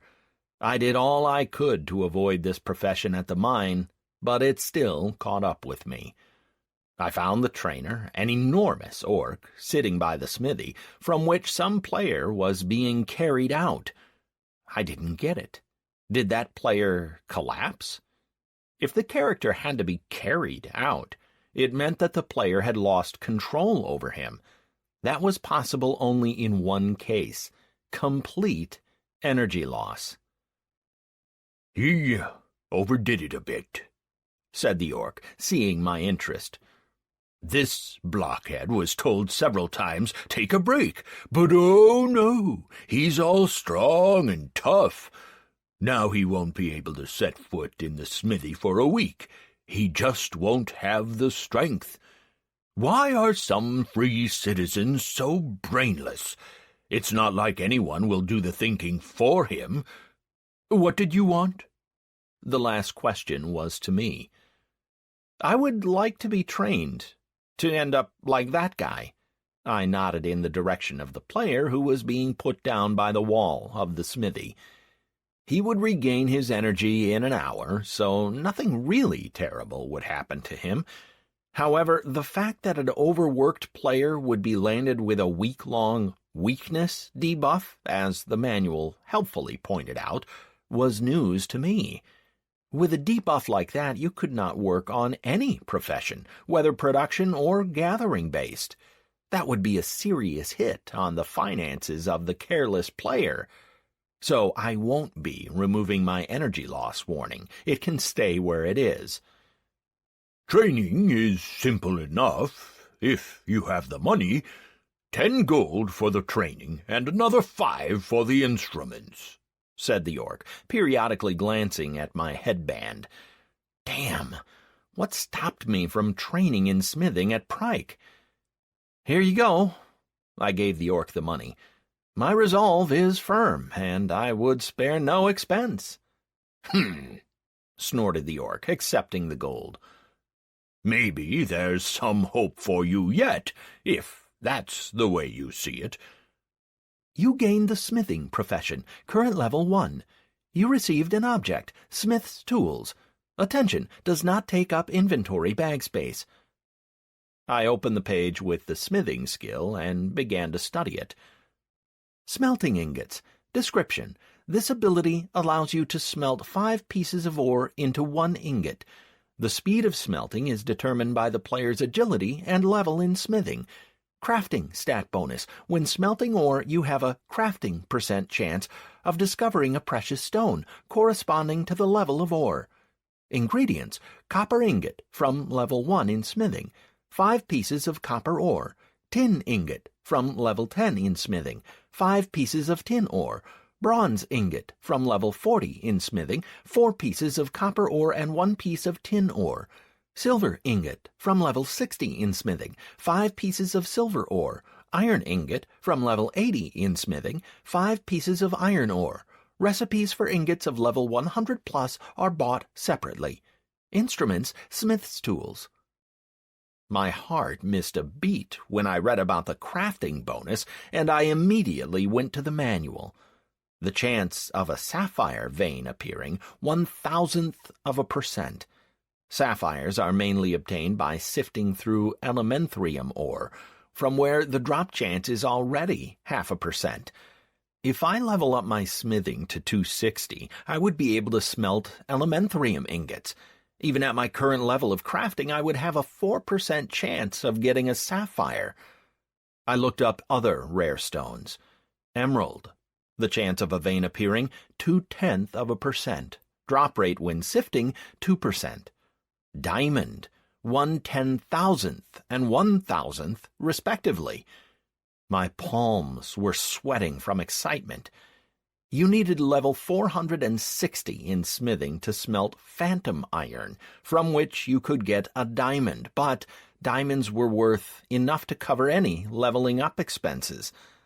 I started to pace nervously by the smithy. Now the main thing was to make sure that no one found out that crafting and smithing could combine so nicely. I was sure that the leading clans knew about this feature, but were in no hurry to share this information with competitors. Doing so made little economic sense. Even the manuals and the forum only said that crafting was a stat that influenced production professions. That's it. The search didn't turn up any other results for crafting, as if all other information on this was removed on purpose. Come to think of it, that made sense. Considering the money that circulated in Barleona, bribing or even getting hired as a moderator of the forum or the manual was pretty easy. This meant that I had to keep very quiet about my crafting and begin to... My train of thought was interrupted by a quiet cough from the orc. "Why are you running around here, kicking up all the dust? Did you come here to learn, or do laps? If it's the latter, take a hike. We don't want any loiterers here." "I beg your pardon, sir. I'm at fault here. You had to be respectful to NPCs, a rule I established while I still had my hunter. I was just so glad that I could become a real smith now that I got lost in daydreams for a minute." "You will never become a real smith if ingots is all you end up doing, and right now you don't know how to make anything else. Being a smith is a calling," the orc said solemnly. I had a strange feeling that our conversation was beginning to resemble an introduction to a quest. I had to keep the orc talking. What if there was some bonus at the end of it? "I bow my head before your wisdom, honorable teacher. Can you tell me how to become a real smith?" After being addressed in this manner, the NPC would hand me a quest for sure, assuming he had any to give. Of course, this also depended on the reputation, but in that case the NPC had to reply that he did not trust me sufficiently yet, and couldn't share such a secret with just any stranger. "Don't you get it? You have to work, you dolt!" The orc pointedly turned around and went into the smithy. Nice quest. Right to the point. Just before leaving Farstead, I dropped by the alchemist's shop. There I sold the things set aside after sorting, and also bought a few instant potions for restoring plus 300 hit points and plus 300 mana. Now I could confidently set out in search of treasure. After checking my purse, I whistled. That's some shopping spree I went on today. I had just 10,684 gold left. No matter, Swiftbell will reimburse me. I began to suspect that getting my hands on Swiftbell's treasure might come with slight difficulties when I was just a couple of kilometers from the spot marked on the map. My path was blocked by an enormous bog, which the map entirely omitted. I settled down by a branching tree that grew right by its edge. I had very little desire to be snooping around the bog in the middle of the night. Who knows what creatures might be lurking in this place? Losing 12 hours to a respawn on account of my own stupidity? I think not. I still had 26 hours left until I had to return to Beatwick, and a short rest wouldn't make much difference. I will find a way to get across this obstacle in the morning, with a fresh start in the sunlight. I opened the map and began adding to it the ground covered during the day. Cartography was a great thing. Even with my non-existent drawing talent, you could still draw good, precise maps. The main thing was to remember, preferably in detail, the entire route you'd traveled. Then the quill in my hand would itself sketch in the necessary marks, in all the scales at once. I closed the map and, immediately gaining level 2 in cartography, took out 2 pieces of malachite and looked up what I had to do to craft a malachite jewelry box. It didn't require any specific instruments. Everything I needed was in my bag. Not much point in wasting the evening being idle. Working with malachite turned out to be interesting and engrossing. It's probably great to be a sculptor. There are plenty of stones lying around. You just take a chisel, a hammer, and off you go. Your own hands are your only limit. If they are clumsy, no number of sculpting trainers would fix that. Any sculptor would turn into a Quasimodo. After I cut out the lid and put it into its proper place, I leaned back on the tree and examined my creation. It was simple and fairly plain, even a bit crude in places. But for me, the jewelry box wasn't just another crafted item, but something I put my heart into making. It's been quite a while since I crafted anything. This is way more interesting than mindless mob killing. Item created, Malachite jewelry box. Free jewelry slots, 9. Item class, uncommon. Minimum level, 10. Skill increase, plus 30% to primary profession of jewelcraft. Total, 91%. I placed the Orc Warrior figurines in the jewelry box, put my things back in the bag, and went to sleep. All that was left to do now was wait for the morning and get to the place marked on the map. Damage taken, hit points reduced by 1. 1. Bite. Total hit points, 729 of 730. I woke up from a sharp prick and immediately jumped to my feet. What happened? Although whatever it was bit me for only 1 hit point, it hurt a hell of a lot. Damage taken, hit points reduced by 1. 1. Bite. Total hit points, 728 of 730. I instinctively slapped myself on the place where I was just bitten. What the heck is going on? Experience gained, plus 1. Points remaining until next level, 1,000. Experience? I think I've completely lost track of what's going on. Maybe I should try to wake up? I looked at the hand with which I slapped at something. No way! How could I forget about these good old bloodsuckers? Mosquitoes! Totally ordinary mosquitoes, which are never in short supply throughout the expanses of the game. Unlike their real cousins, virtual mosquitoes are noiseless, which means it is practically impossible to track their movements. What's even worse, if one doesn't wear special clothing, they take off 1 hit point at a time, even from a player completely covered in plate armor. And, judging by the locations of the bites, they went through the armor as if it wasn't there. Of course, 1 or 2 bites presented little danger to the players, but when a whole swarm turned up, you would struggle to survive without area of effect spells.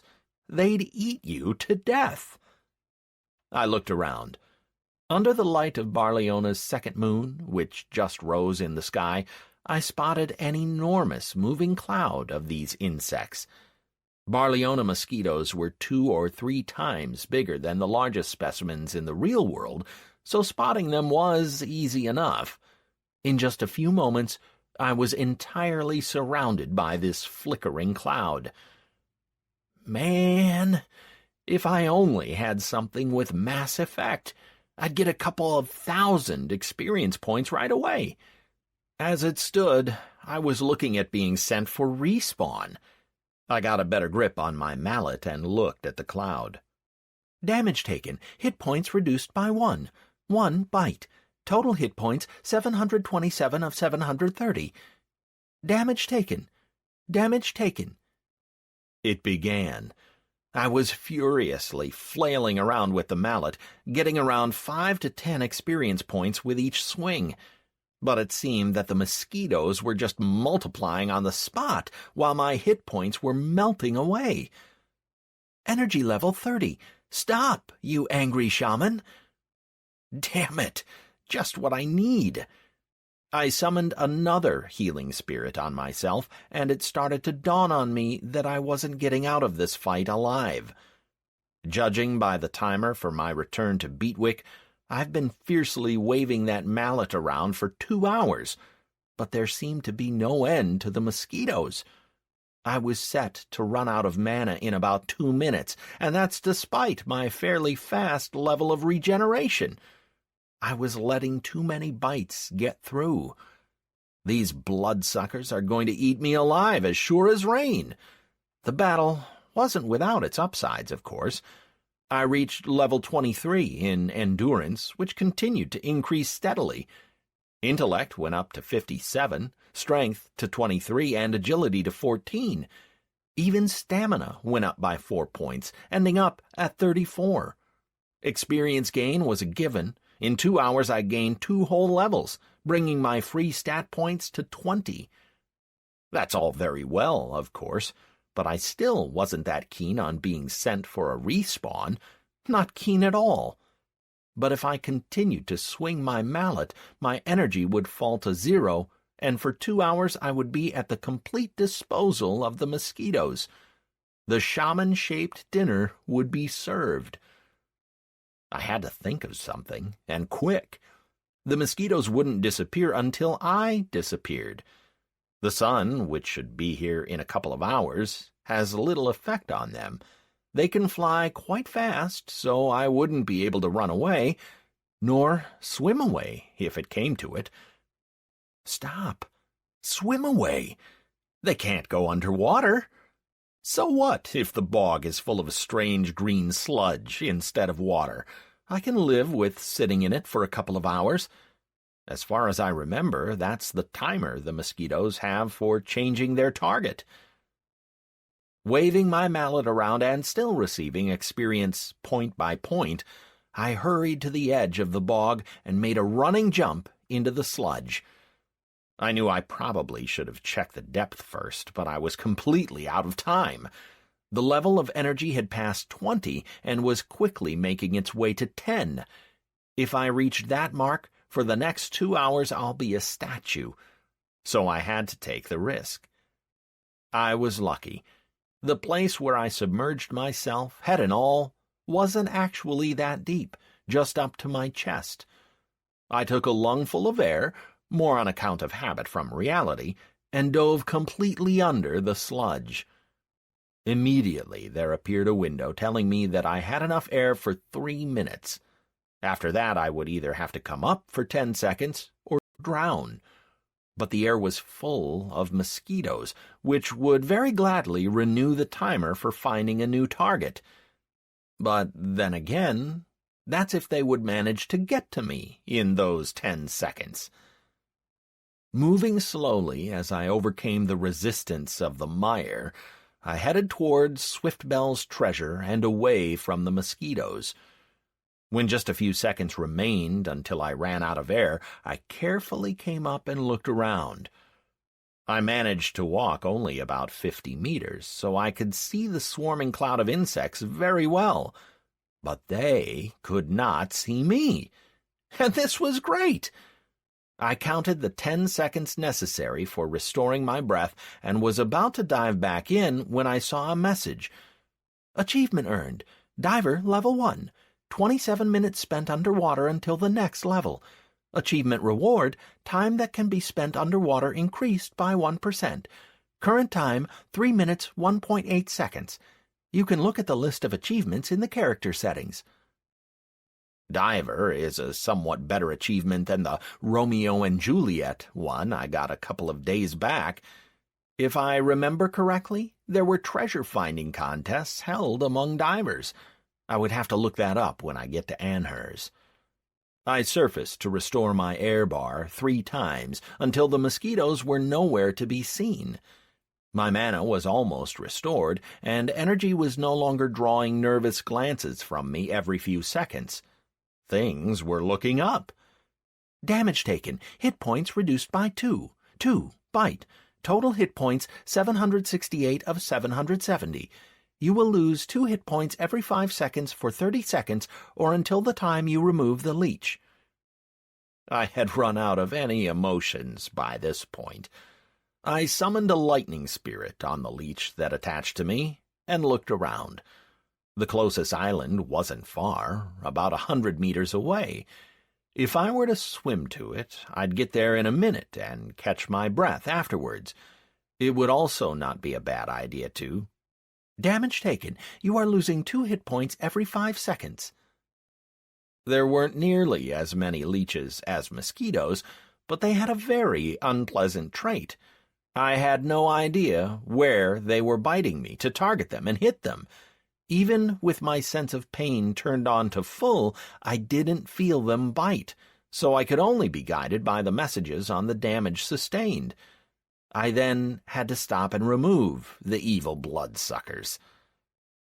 It took me half an hour to get through the 100 meters to the little island. At one point, it even occurred to me to leave the leeches that latched onto me where they were so I could get to the islet as quick as possible. But after 10 meters of this experiment, my hit points diminished by 20%. So I had to stop, summon a healing spirit on myself, and then get the bloodsuckers off me. The little island met me with surprising calm and green grass.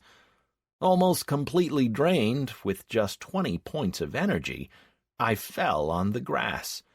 The 100-meter swim also gave a decent increase to my stats.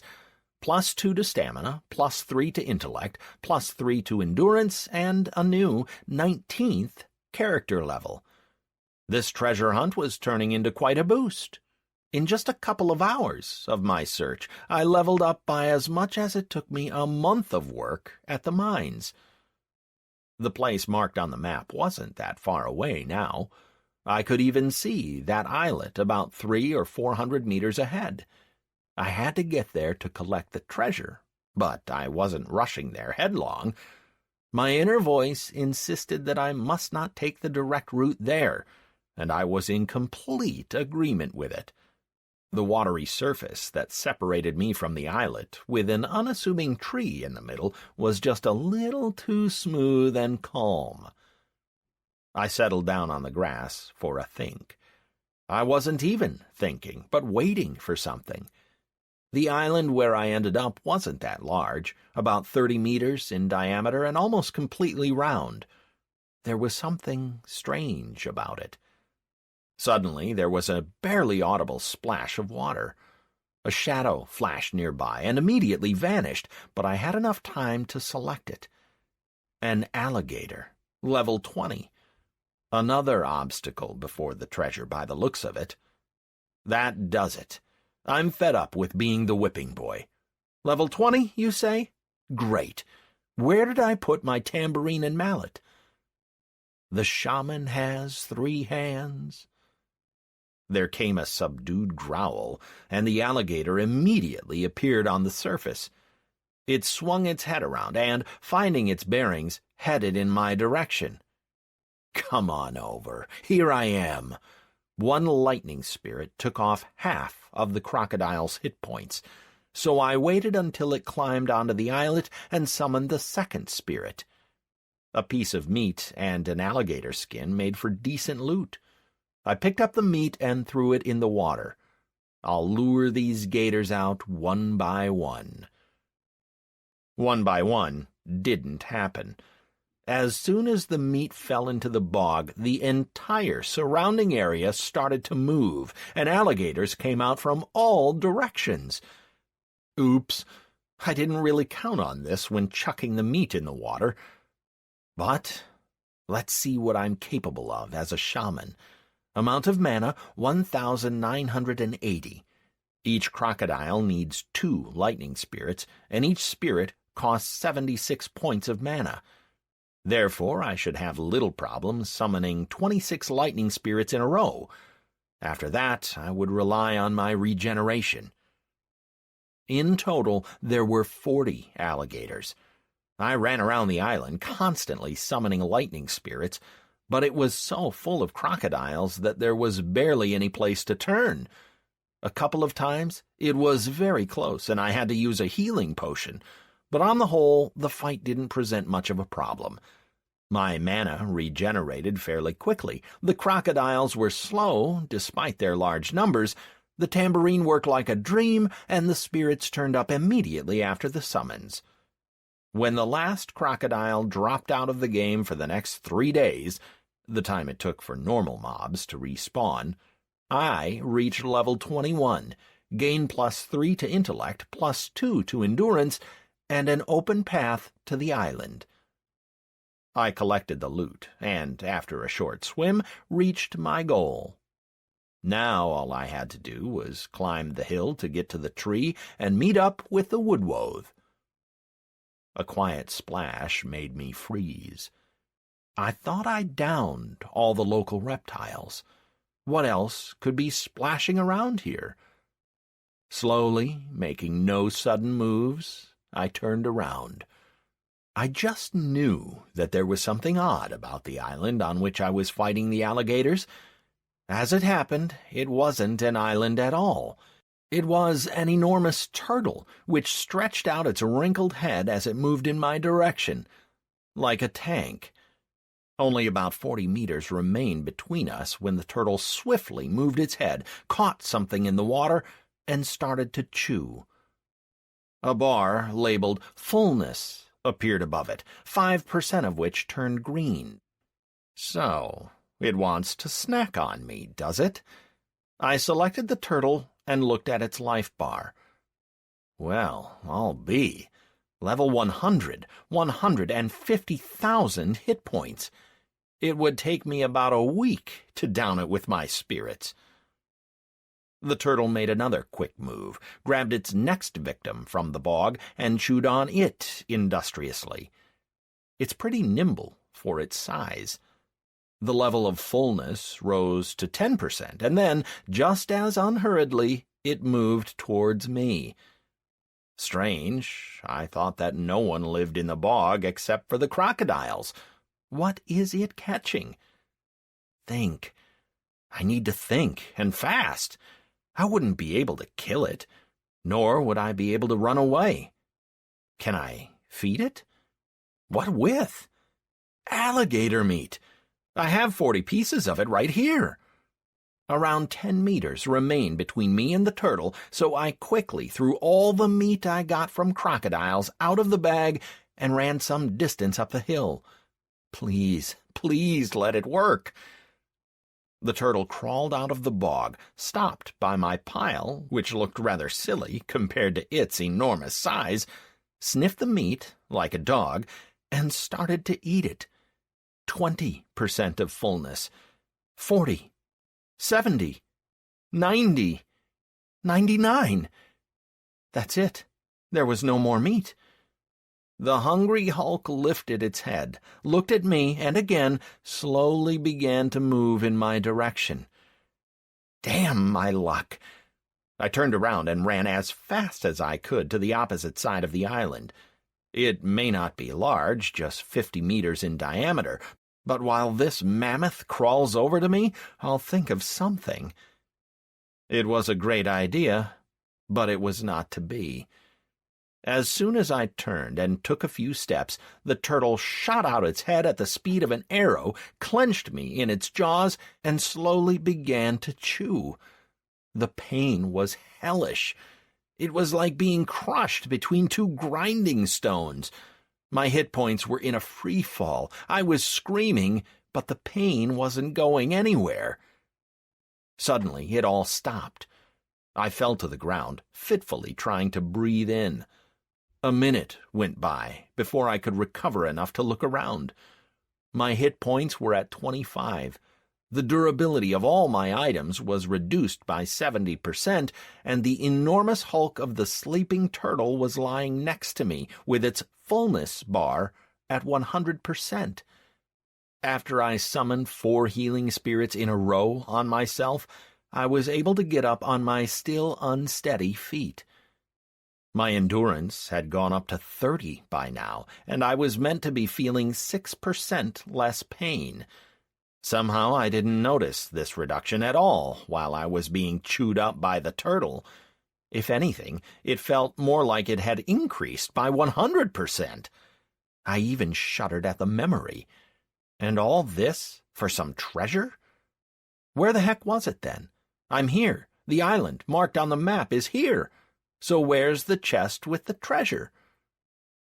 I waited for my mana to completely recharge and headed for the tree standing in the middle of the island.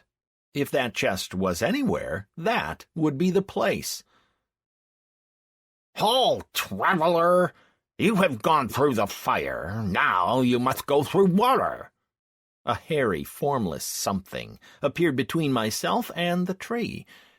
So that's what a woodwothe looks like.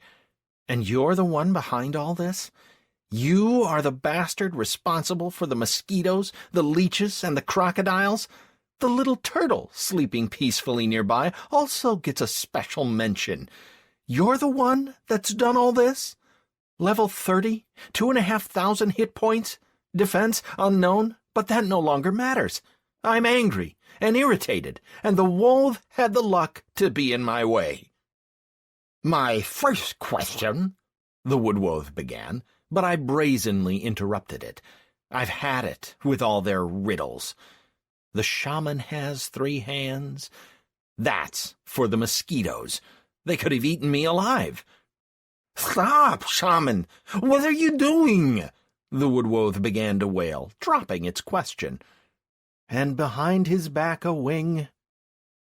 That's for the leeches. It was bad enough that it forced me to dive into the green sludge, but it decided to sprinkle some leeches on top. What if I had a phobia? This is against the rules. Yeah, scream all you like. Boil over in indignation. I could use those extra couple of seconds. From the heat upon his breath. How about them crocodiles? They may not have given me all that much trouble, but that's only because I switched on my brain and thought better of jumping in the water. I dread to think what would have happened if I failed to listen to my inner voice. Let's strike a deal. Ah, so the woodwolf likes to bargain, eh? Shining Candle Fire Springs. And that's for the Ninja Turtle. 1 spirit won't do for that. I think 3 would be just about right. Mercy! I'll offer you a ransom for my life. The wolf's voice was getting hoarse now, and little wonder. It only had 10 hit points left. I'd be able to finish it off with my mallet, if need be. It had no business springing itself on an angry shaman. It's a sure way to get itself swatted. Wanted me to answer riddles, eh? A couple of lightning spirits, and all the riddles solve themselves. Do you swear that you wouldn't do me any harm in either thought or deed? I asked the wolf, kneeling down. The strangest thing, I still had 40 points of energy left, but I felt the entire weight of the world on my shoulders. Well, I growled, seeing the wolf go quiet. It won't do to go into shutdown without finishing it off. If the answer's no, your fate is your own choice. The shaman has 3... I swear!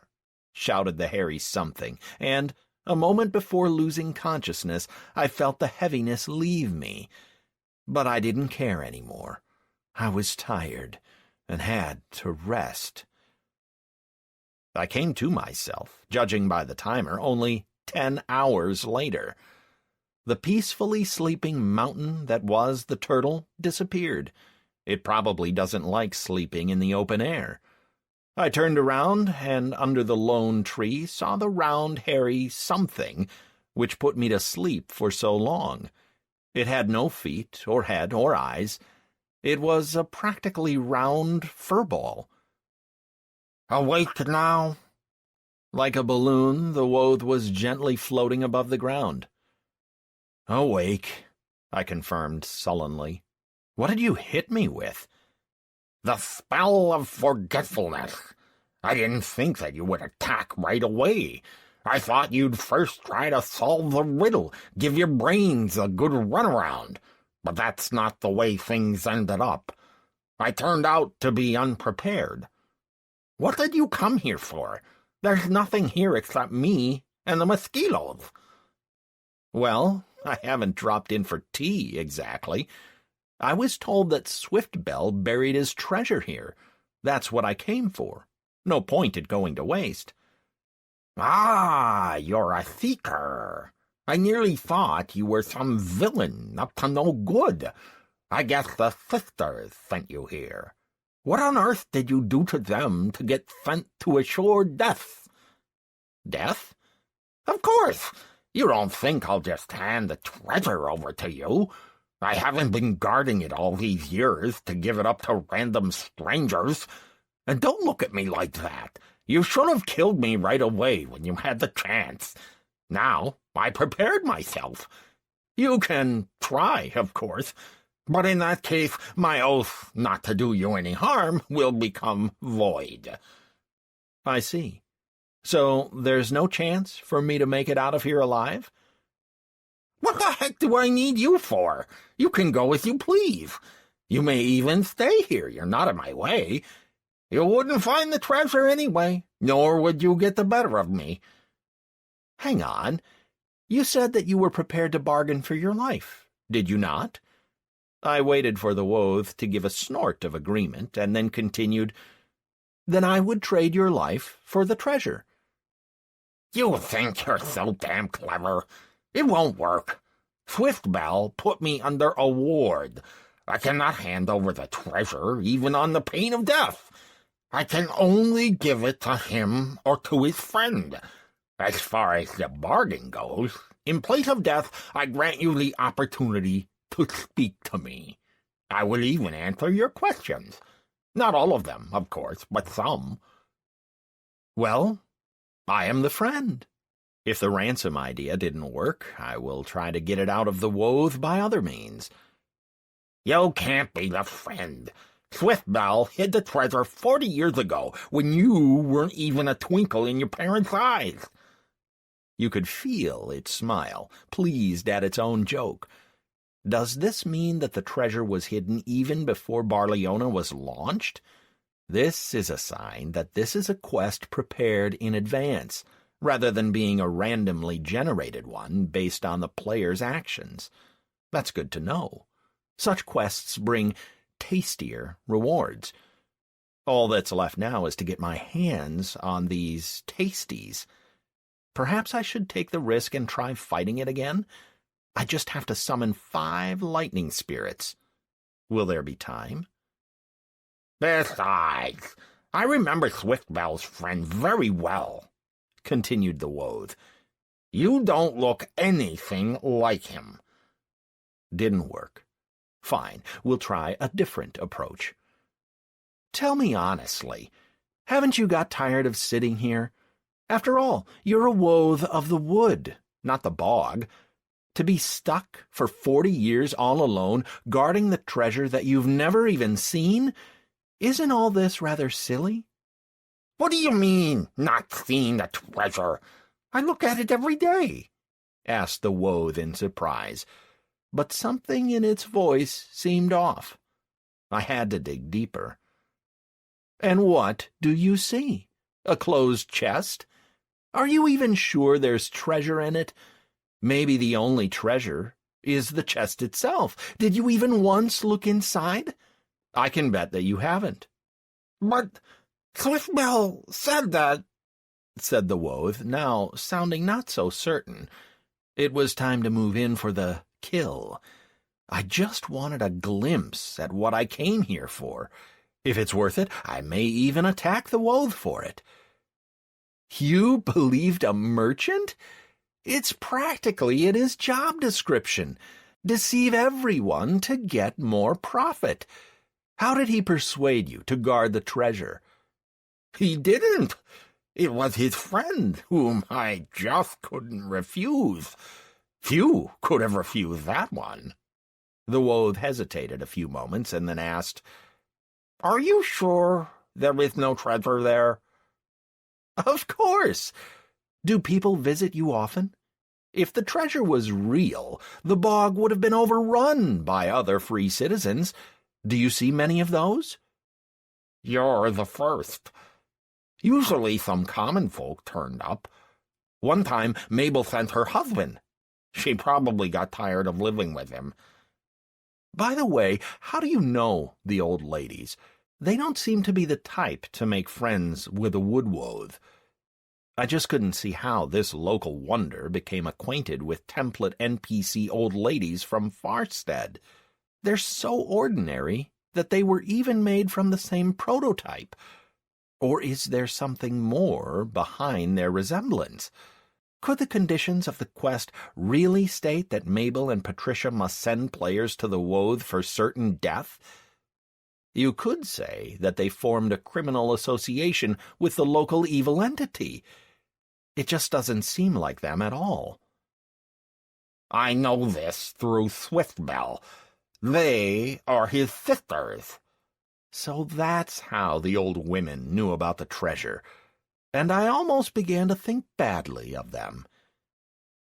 You're really getting me confused here, the Woth finally decided.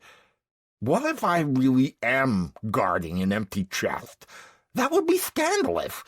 I'll become the laughingstock of the Wothian assembly. Then let's have a look at what's in the chest. Maybe there isn't much sense of being stuck here anymore. It's not like I want to waste my time on an empty chest. They can find another fool for that. Skill increase, plus 20% to charisma, total 60%. The Woth disappeared for a few seconds, and then reappeared, saying in a pleased tone, How could I doubt a man like Swiftbell? Way to go with egging me on. The treasure does exist. How could it not? Its value is such that crowds of knights would risk their heads just for a chance to get it. What is it, then? I wasn't counting on this when I was trying to get the Woth to peek inside the chest. I thought it would get the chest out, open the lid, and we'll both look inside. Now it seems I was the one that got fooled. It's a treasure! As to what it is, that's none of your business. The Woth made a show of floating around me and then drifted off to the tree. If you're done, I'll get some sleep now. Got tired faffing around with you here. If you decide to attack, don't bother waking me. Now it's mocking me.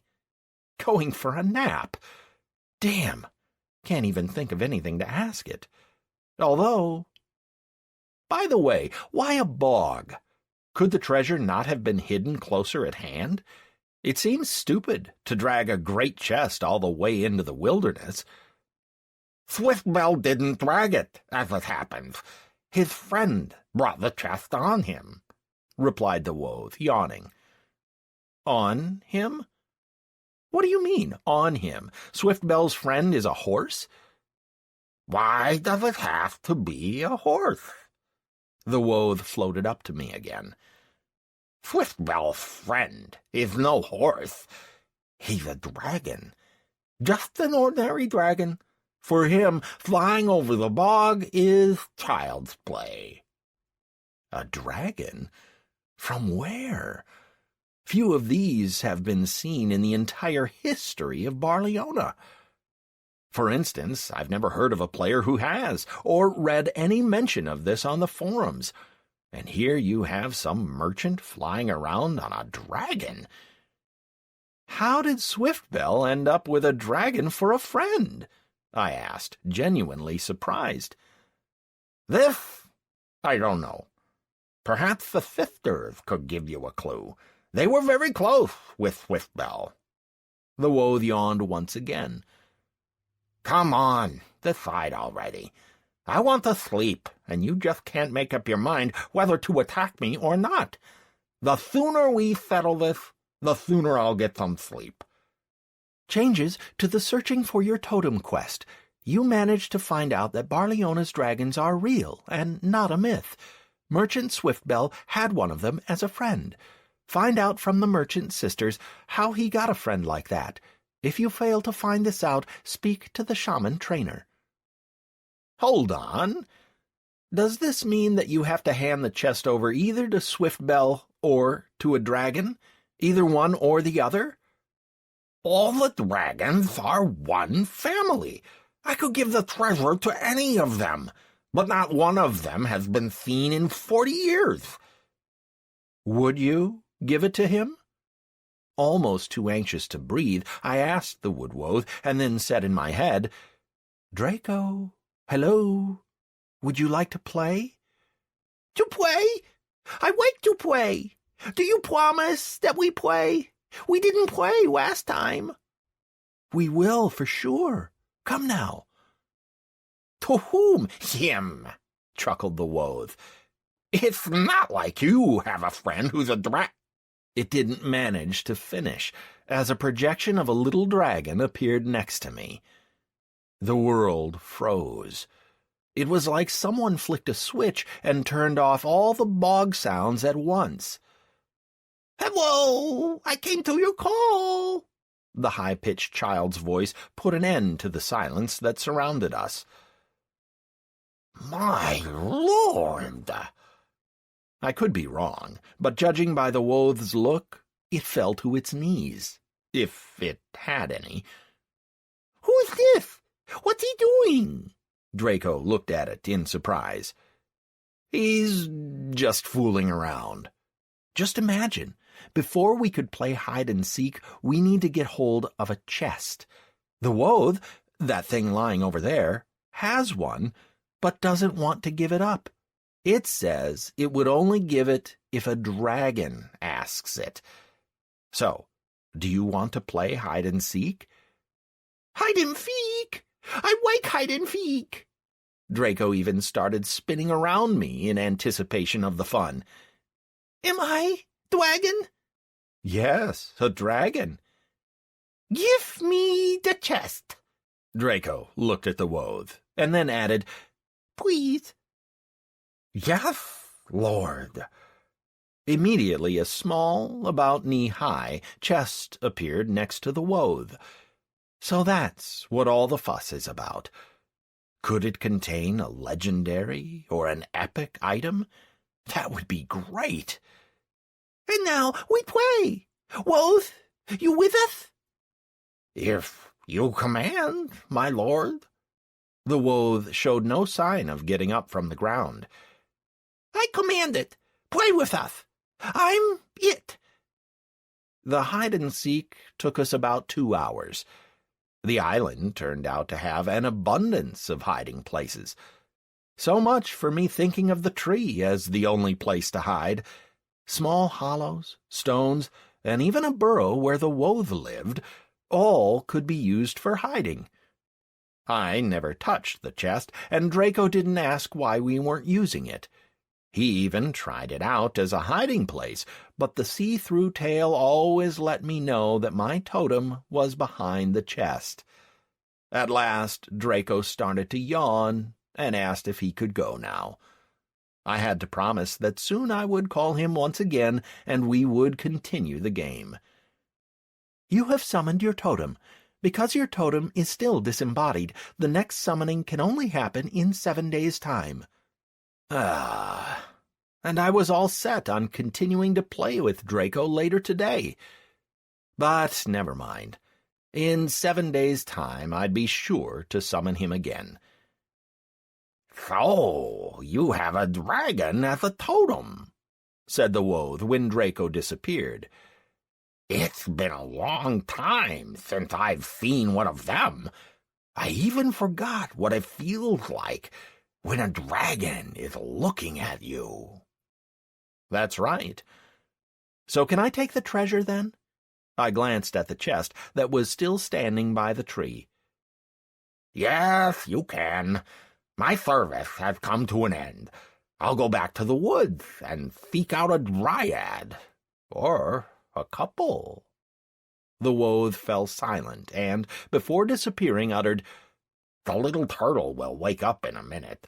I'm not controlling it any more. Good luck to you." In a minute?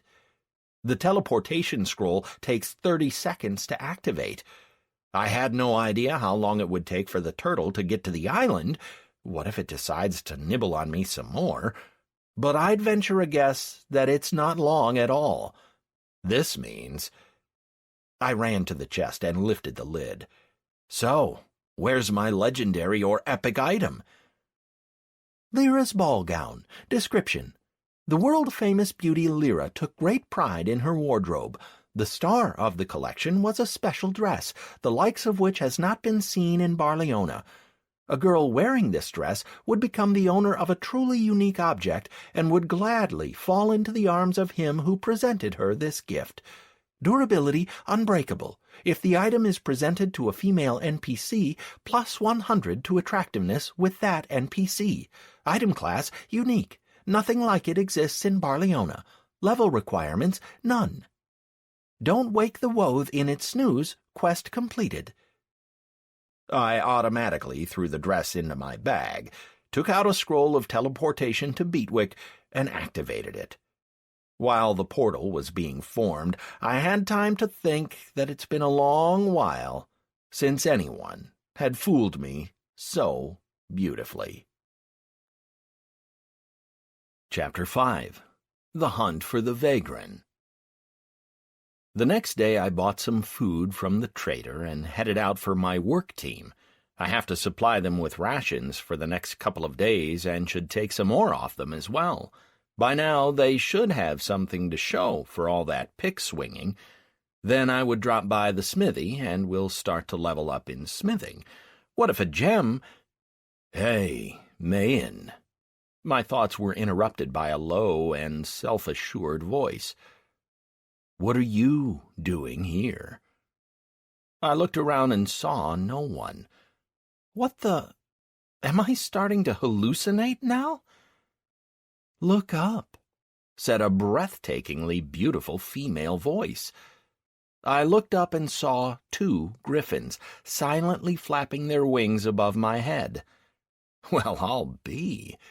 It took a lot of willpower to stay upright, as my legs became like rubber, and I sincerely hoped that I didn't actually start to drool. Anastaria, and Hellfire with her, both leaders of the Phoenix clan in person. I'm in exile here. I somehow managed to get a grip on the awe that overwhelmed me and respond. People, if it's not too much trouble, would you mind coming down? Looking up at you like this is doing my neck in.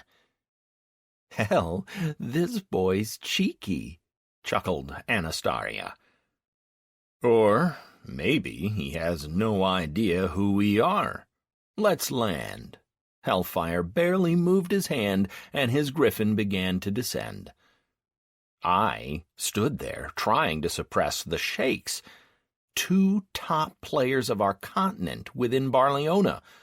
Hellfire had a 340-level dwarf warrior, and Anastaria a 330-level human paladin.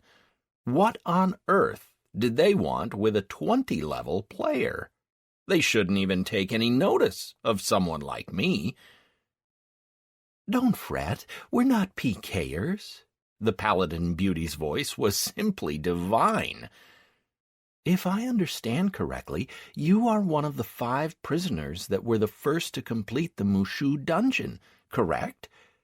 With some effort, I forced myself to nod, following which Anastaria continued. I'm Anastaria. This here is Hellfire. We represent the Phoenix clan. Have you heard of it? I took several deep breaths, gathered my thoughts, and was finally able to come out with something other than groaning. I know full well what Phoenix is, and who Hellfire and Anastaria are, the 2 most leveled-up players from our continent, leaders of the most successful clan, winners of the Intercontinental Clan tournaments, and holders of a mind-boggling number of first kills. If you took me for a complete noob without any real interest in the game, you were mistaken. Great. Then we can go straight to business. Hellfire stopped examining the scenery and turned to me. You didn't answer my question. What are you doing here?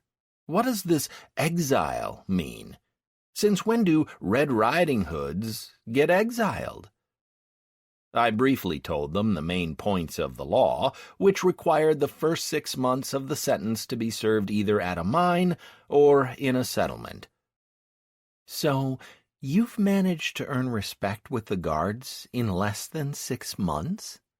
Anastaria's somewhat distracted demeanor changed to visible interest.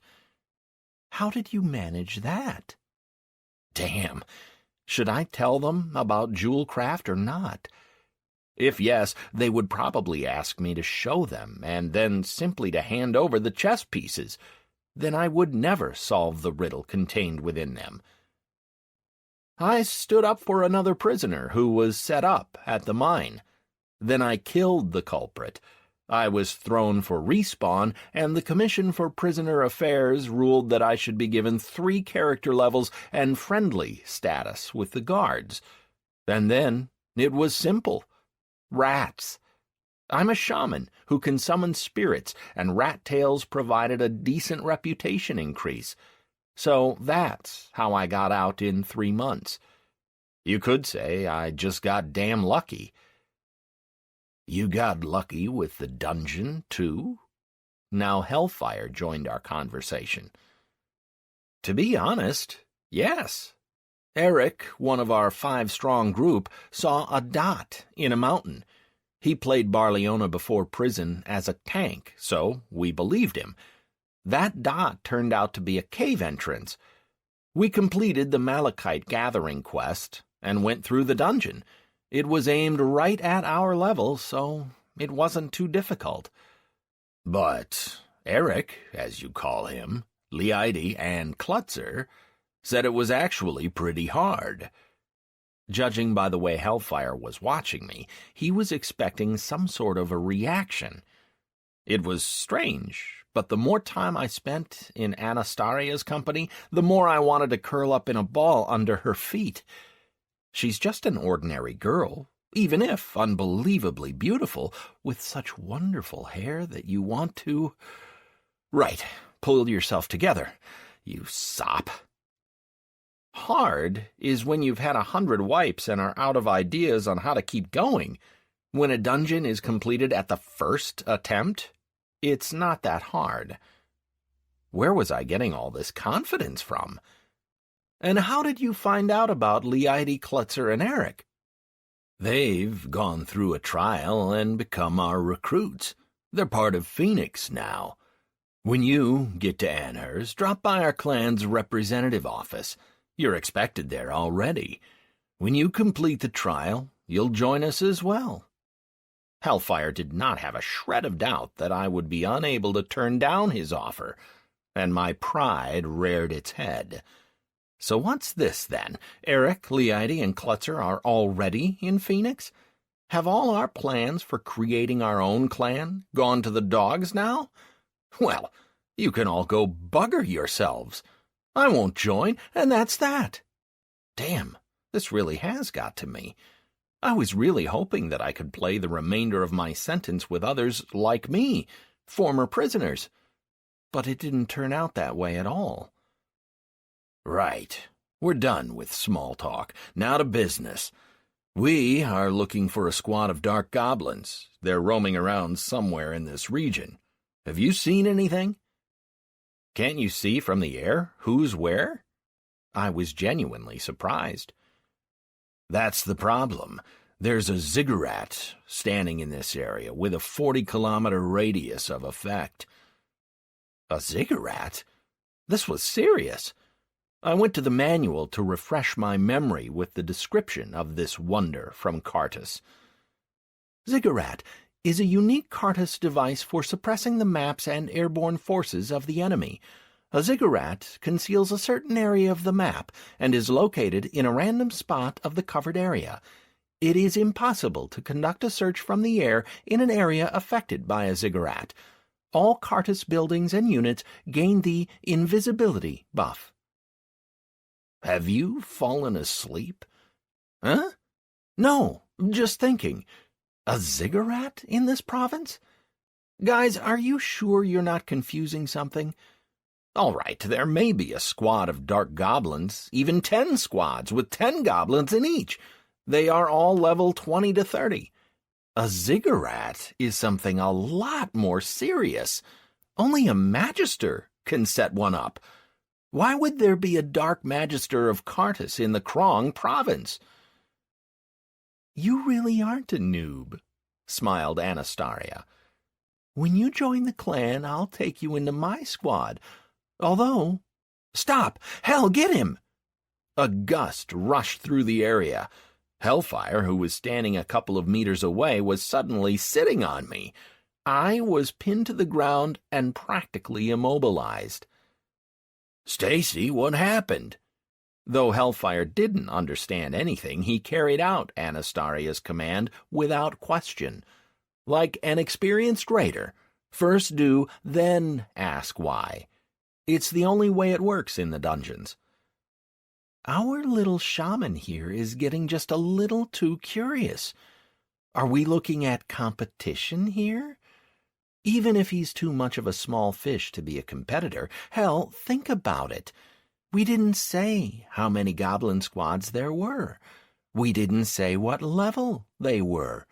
We didn't say how many goblins there were in each squad.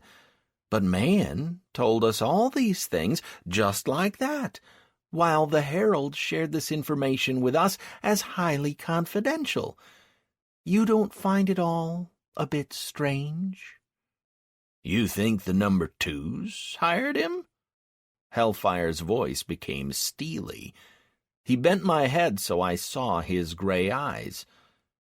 Mayan, is there something you want to tell us? Or will we have to be persuading you? You think I don't know what the red band on your head means? Just let me go. I'll tell you all I know, I growled. Hellfire looked questioningly at Anastaria, waited for her nod, and got off me. Phew! Right. The time had come to spill the beans. I got up, flexed my neck that was roughed up by Hellfire, and began my tale. It so happens that I was the one who discovered the first squad of dark goblins. I found it and destroyed it, taking its leader prisoner. I recounted that entire fight, including the Romeo and Juliet achievement. I kept quiet about the wolves, since they weren't really connected to the goblins. That's how I got a hold of a work team. They are mining the ore not far from here. That's it, I think. Hellfire and Anastaria even laughed when I told them about how I lured out the goblins, but as soon as I mentioned the work team, they immediately fell silent. So, those 10 were yours? Hellfire finally muttered, after the tale of my adventures had come to an end. Were? You see, we've already been roaming this territory in search for goblins for 2 days. Anastaria's tone was strangely apologetic. We only found out about the ziggurat today, when we were adding our route to the maps. Anyway, we saw your goblins from the air, took them for a dark goblin squad, and because our quest said destroy, we didn't even bother landing. You know what a meteor shower is, right? Well, I'm afraid you don't have a work group anymore. What? Right, chill it, intervened Hellfire. You can take any complaints to the clan. They'll be reviewed there. Hell, there's no need to be this way. He's a small fry. Where would he get the money? You could say he had a great stroke of luck, and we just stripped him of 10 grand in gold. Ah, Stacy, one day your kindness would bring our clan to ruin. Here you go. Hellfire threw me 7,000 gold into the trade window. The cost of a beginner-level work group ranges between 10 and 100 gold.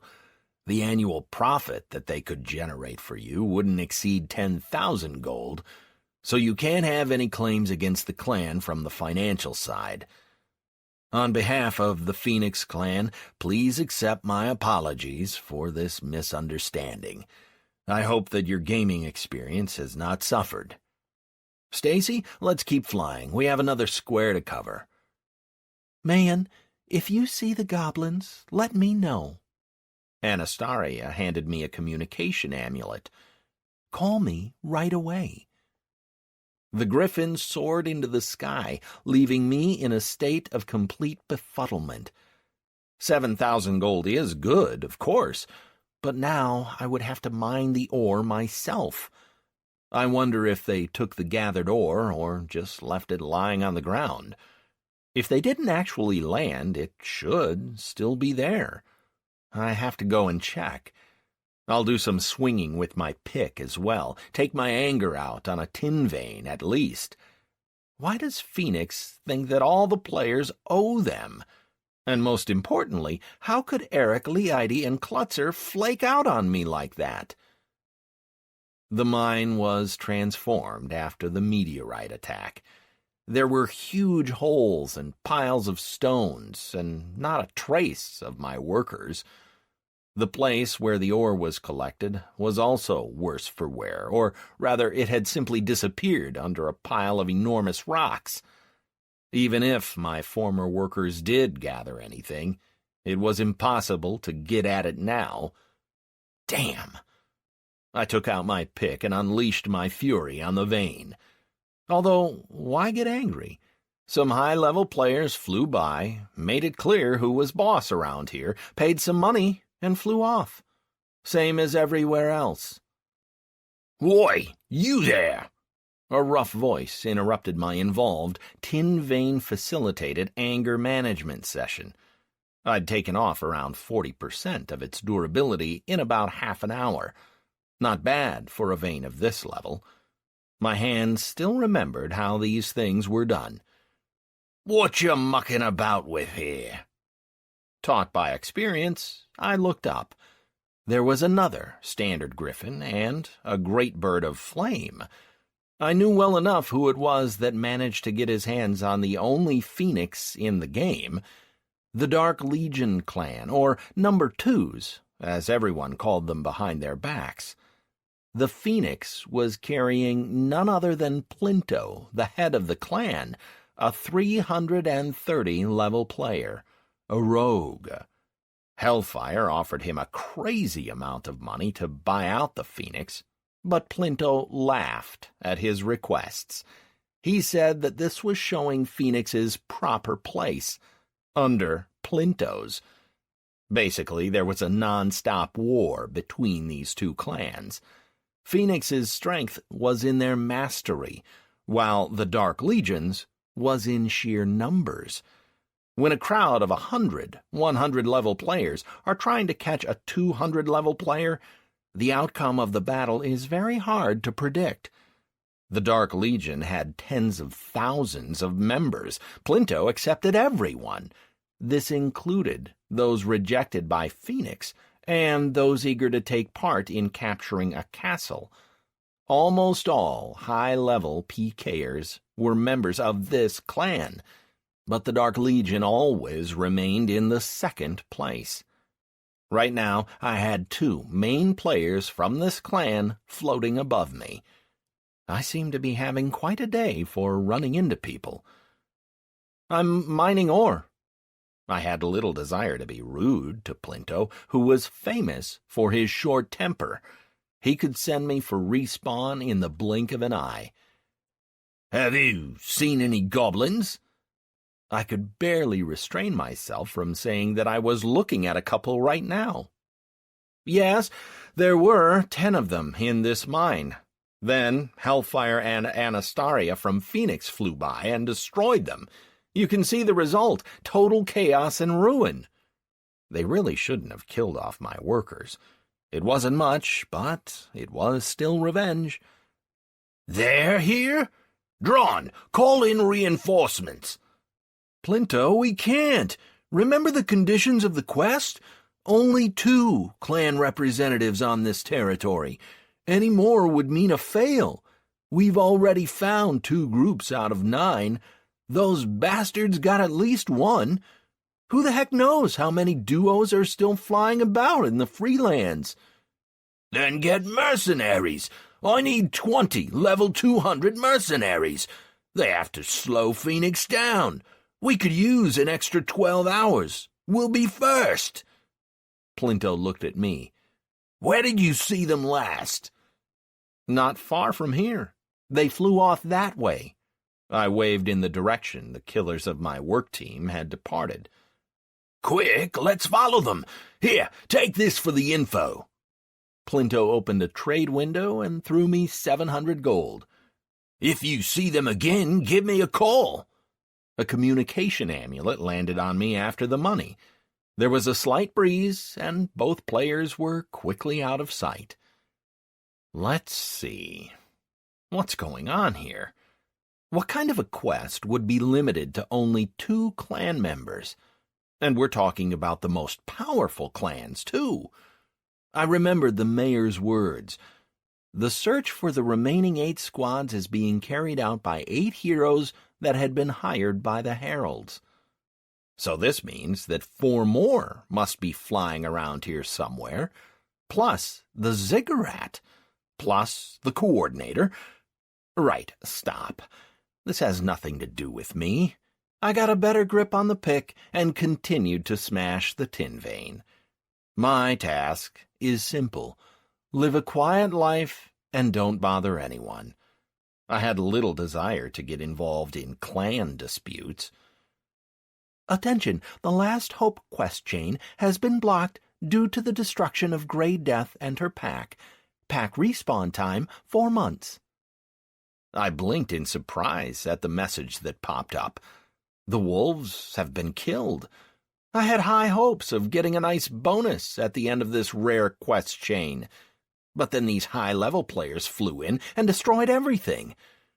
I threw myself at the tin vein in powerless rage. Why am I so unlucky of late? Experience gained, plus 10 experience.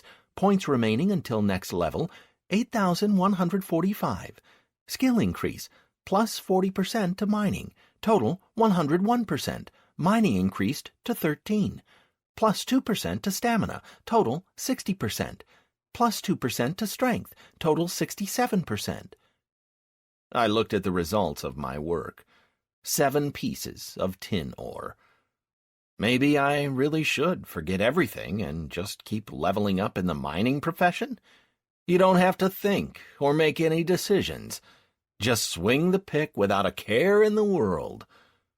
I picked up the ore and walked over to the next vein. I had 20 hours before I had to return to Beatwick. Veins respawn on a daily basis, and there was plenty of food. I'll just stay here and work. By the end of the day, I'd smashed 6 more veins and raised my mining profession to level 14, made small gains in experience, stamina, and strength, and also got 40 pieces of tin ore. Working in the advancing twilight was awkward, so I trudged off to the village. When you knew the way, it took just 2 hours of unhurried walking. Right next door, you could say. In about 30 minutes I came out of the forest and saw a sight of battle. Not as much of battle as the immediate death of the wolf pack. The bodies of the wolves, the leader and Grey Death, were strewn about 20 meters away from an enormous black crater. Strange that the wolves didn't disappear as soon as they were killed. Dead mobs do not despawn only in one case, if they are still part of a quest, like the wolves whose tails I collected the other day. Ah, should I take the tail off Grey Death as well? That way I'd at least complete the village headman's assignment. The tail of the she-wolf practically fell into my hands of its own accord, after which the entire pack faded away. That's it. They've served their purpose. Quest, The Hunt for Grey Death, completed. Speak to the Beatwick headman. I continued on my way, but then a small speck caught my eye. I came closer.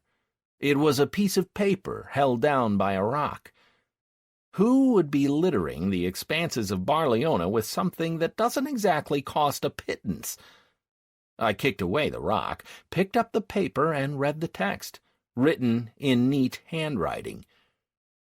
Hello again, Mayan.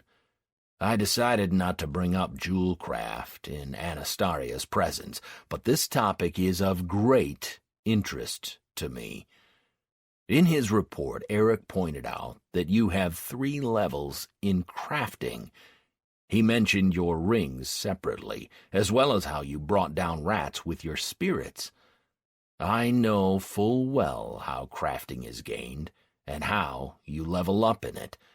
In my clan, only 20 people have this stat, and only 4 of them have it at a higher level than you. Now, to business. I weighed up all the pros and cons, and am now quite sure that you are none other than the jeweler who crafted the orc warriors from the Commandant chess set. We'll talk about them separately. It's not like you actually need them. But now is not the time for that conversation. Anastaria's birthday is a month away, and she is crazy about chess. According to the rules, dwarf warriors are the next part of the set to be crafted. These are what I need. Everyone knows about the orcs. There are hundreds of fakes on the Anhurst market now. But no one has the dwarves. Go to the bank, use password Hellfire Lapis Lazuli Dwarves, and you'll receive the materials needed to make them. Because of the limitations imposed by the assignment Anastaria and I are doing, and your compulsory presence in Beatwick, I cannot recruit you into the clan at this time, but you should know that you will become a master in Phoenix as soon as our search is finished. In a couple of weeks I will drop by for the results. Wait for me in Beatwick. P.S. Sorry about the wolves. Judging by the fact that they have not despawned, these were quest-related mobs. Since you're the only player I met in this location, these were probably your wolves. I will leave the letter for you here. You're sure to come across the wolves tomorrow, if not today. P.P.S. Don't let me down. If Anastaria fails to get her present, I will be very upset. Hellfire, head of the Phoenix clan. So, looks like Eric and company have sold me out completely. I'd been very naive and revealed all my cards to them with the crafting skill, but those gits went and changed all their plans the moment they were offered a place in a leading clan. And really, who the heck am I? Just some prisoner whom they've known for just a couple of weeks. What have I got to offer them in the game? Nothing. But in Phoenix, they would be protected from 90% of other players. Except for the Dark Legion, no one wants to get on Phoenix's bad side. Good call, guys. Covered your asses well and good. And Hellfire, he's a piece of work. Decided to make a present via an offer you can't refuse. Killed my wolves, too. Who the hell does he think he is? If any player crossed my path at that moment, I would have attacked him without a second thought. If you're surrounded only by schmucks, it's easier to serve the rest of the sentence at the mine, just mining the ore every day and making rings without a worry about the future. By the time I was approaching Beatwick, my conscience got the better of me. To hell with Hellfire, I don't care about him. But Anastaria, she never did anything bad to me, and even protected me, after a fashion, from the dwarf. And I sent Plinto in her direction. Just doesn't seem right. Taking out her one-way communication amulet, I squeezed it and called up Anastaria. "Yes," sounded the paladin's divine voice. "Who is this?" "Hi, Anastaria. This is Mayan. We met this morning." "Mayan, where are you now? What quest are you on?" Anastaria's anxious voice interrupted me. "What do you mean, where? I'm walking up to my place of exile, Beatwick. What happened?" "All right, we'll get to that. What do you need me for? Did you come across another goblin squad?" I may have been imagining this, but was Anastaria either catching her breath or trying to quickly come to a decision? It might as well have been goblins. At the mine where you killed my work team, I ran across Plinto. He's also looking for the goblin squads. To top it off, I overheard his conversation with his deputy. They found 3 squads, and there are 4 more players flying around this area. That's it from me, I think. I wanted to warn you about Plinto and pass on the information about the goblins. Thanks for the Plinto warning, but the goblin info's already out of date. The algorithm for finding the squads was elementary. It was either mines or loggers' cabins. Hell and I found 4 squads, which means that 2 more were found by the other groups. 2 hours ago, when we destroyed the last squad, a herald appeared, accepted the completed assignment, and told us that not a single clan member was to be found on the territory of the Krong province in the next couple of months, on the pain of failing the scenario. The herald promised to be on a particular lookout for any free players or groups that may hinder a certain player from completing his part of the scenario. You know, you don't have to be a genius to figure out who that player is. It's you. You are the one who found the first squad, so it was you who was given an assignment with a set time limit. Hell has flown into a rage, and I simply don't understand anything. What's going on? You flew away? Yes, the herald sent us to Anhurst.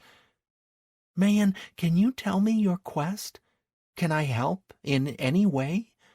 Please understand, this scenario is very important to our clan. If you need anything, just say. Whether it's money, gear, or scrolls. Anything you ask for would be sent straight to the bank with your name on it.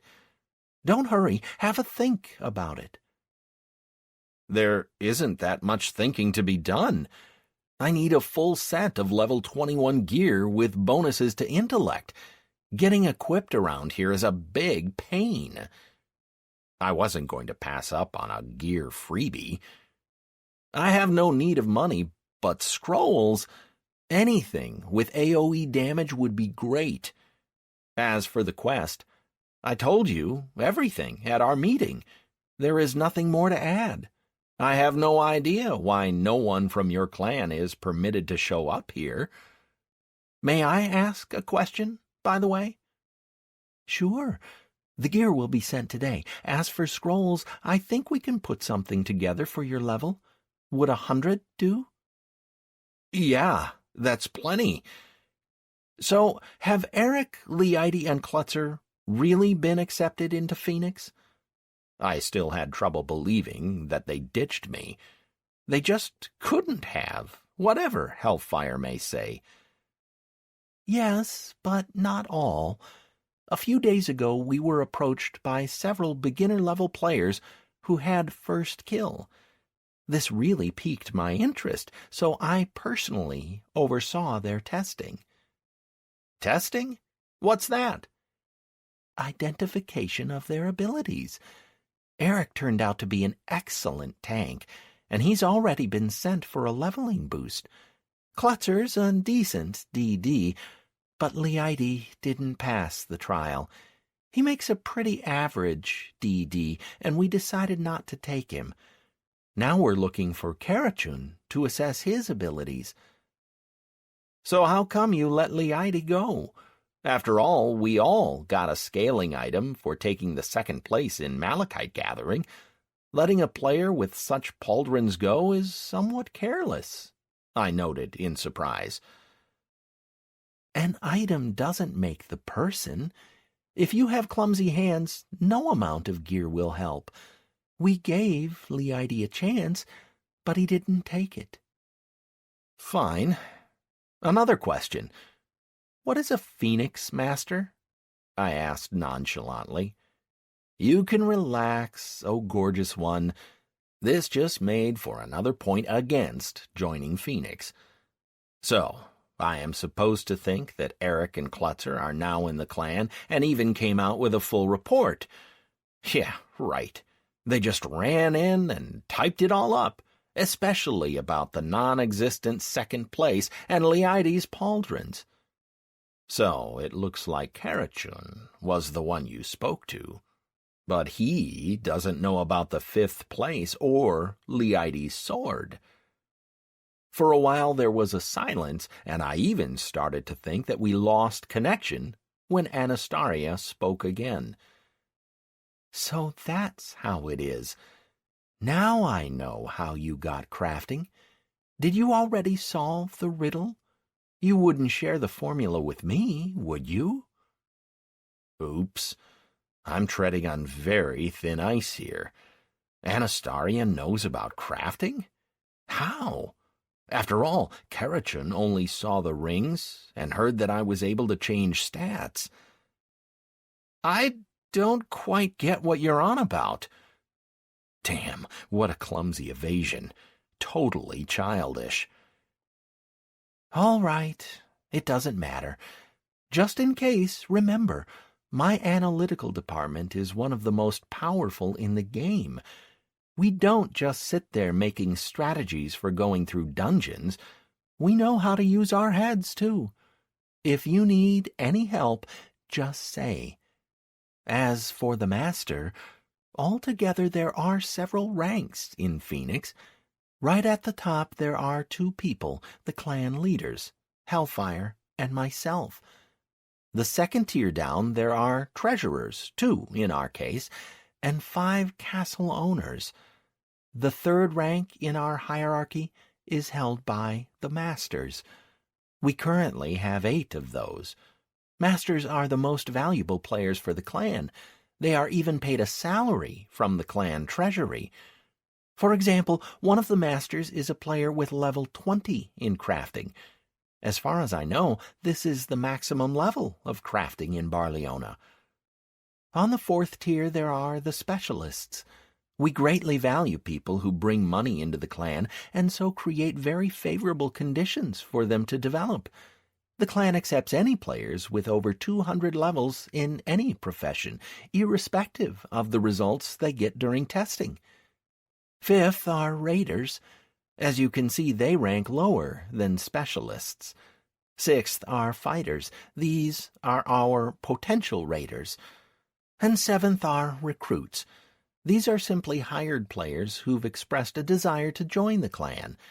Eric and Klutzer were immediately given the rank of fighters, bypassing the recruit stage.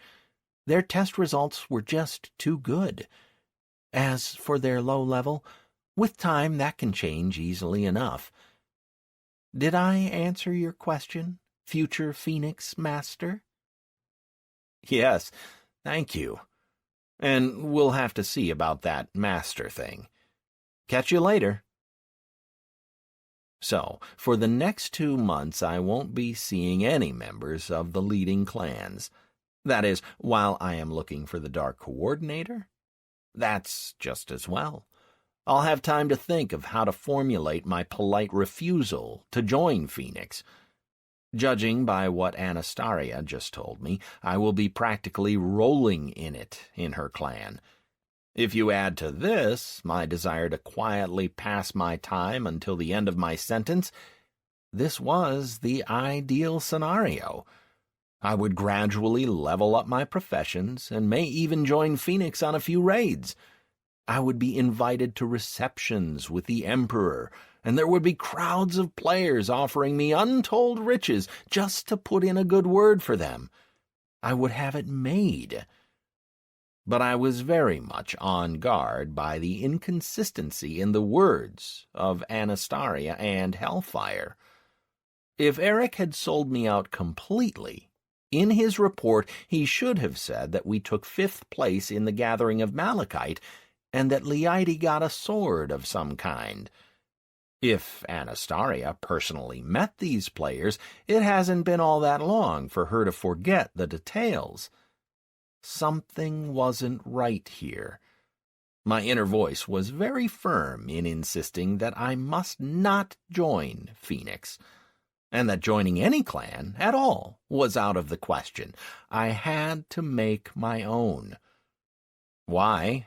I had no idea, but I'm a shaman, and this means that I have to trust my feelings.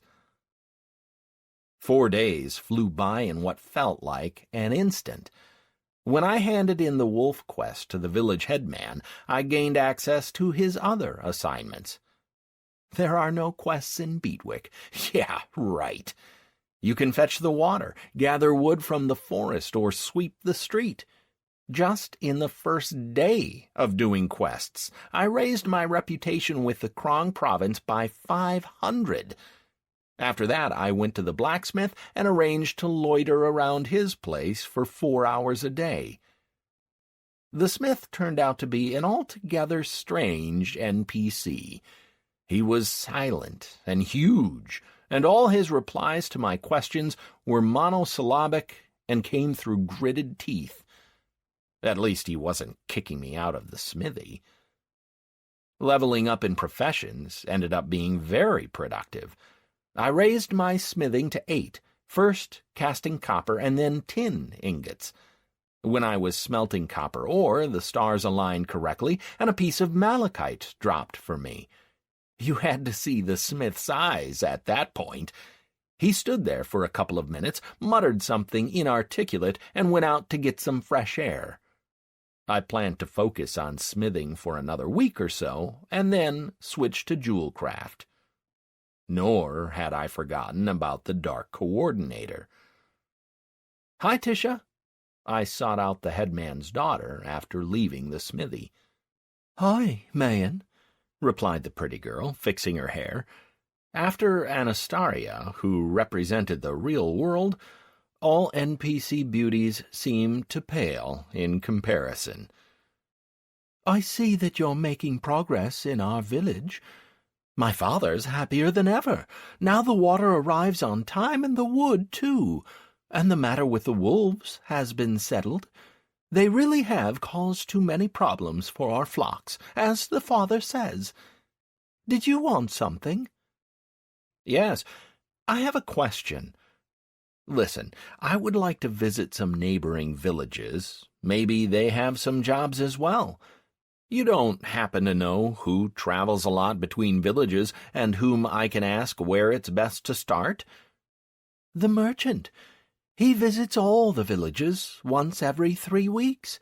He was here just a couple of days ago, so we won't see him for a while. Then, who else?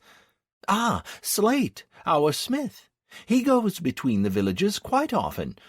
We don't have that many smiths in our area, so he travels around mending everything. As far as I know, he should be venturing out again soon.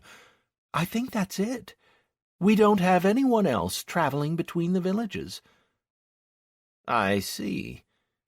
Can you tell me if you get visitors from other villages very often? Maybe I can ask them how things are over there." "No, we don't get many visitors. There's the merchant and also some free citizens, but we haven't had any of those for over 6 months now. We have no inn, so there isn't much for visitors to do here." "Thank you. You simply saved me. I will ask Slate which village would be the best to visit, though he's a bit of a silent type. You can't get a word out of him." "Well, he's still wary of you, that's all. He's used to working alone, and now you invited yourself to his smithy, so he doesn't know how to handle this. Our smith is a good and kind man, really. Even likes poetry." "Poetry, you say?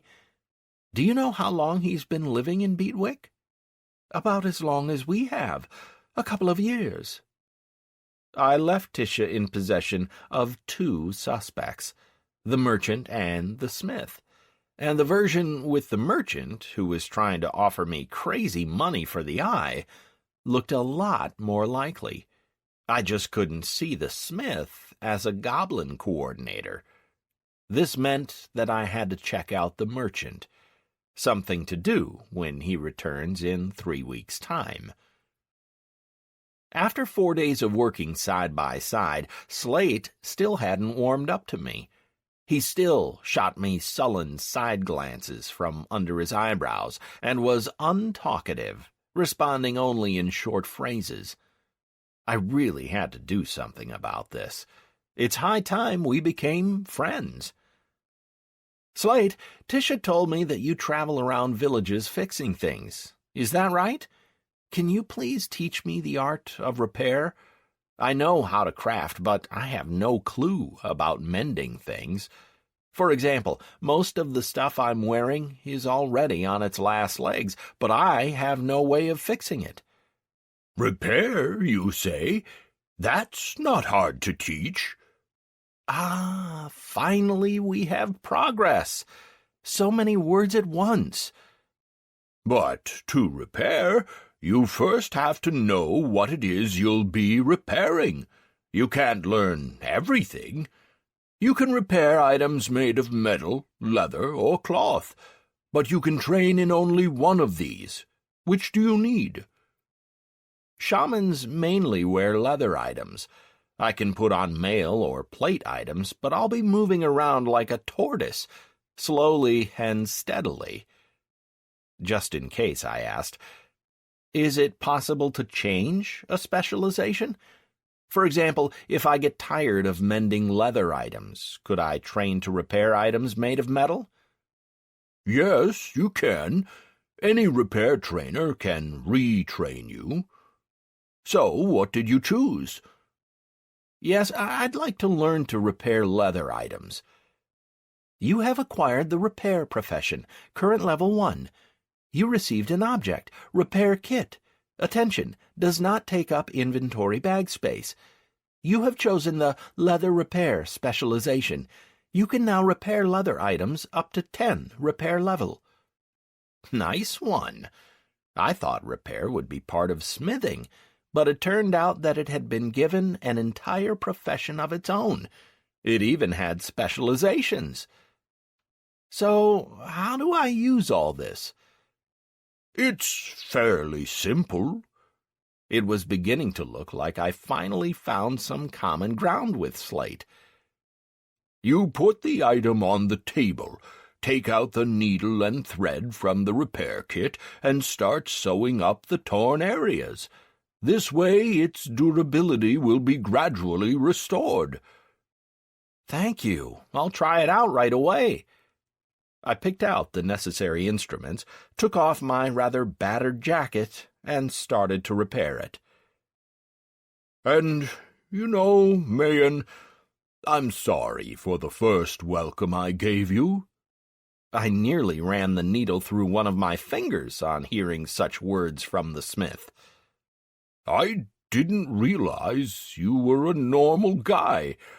I thought we were sent to Cutthroat and was afraid you might get up to some bad business. But things turned out rather different. Anyway, don't hold it against me. In due course, the day had arrived. Or night, to be exact. The night of the revenge for my respawn. The night of the vagrant hunt.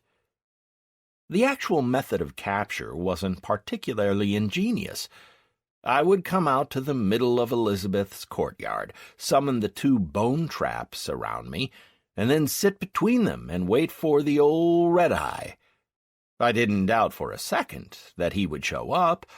After all, this is a quest mob, so we were meant to find each other. Today I asked little Tim not to be released from his enclosure, saying that I had to take a walk in the moonlight. I am a shaman, after all.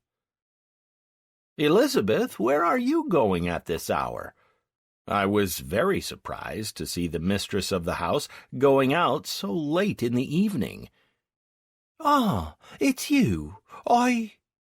Even in the twilight I could see that Elizabeth was blushing like a young girl. You had the impression that my landlady was heading out for a date.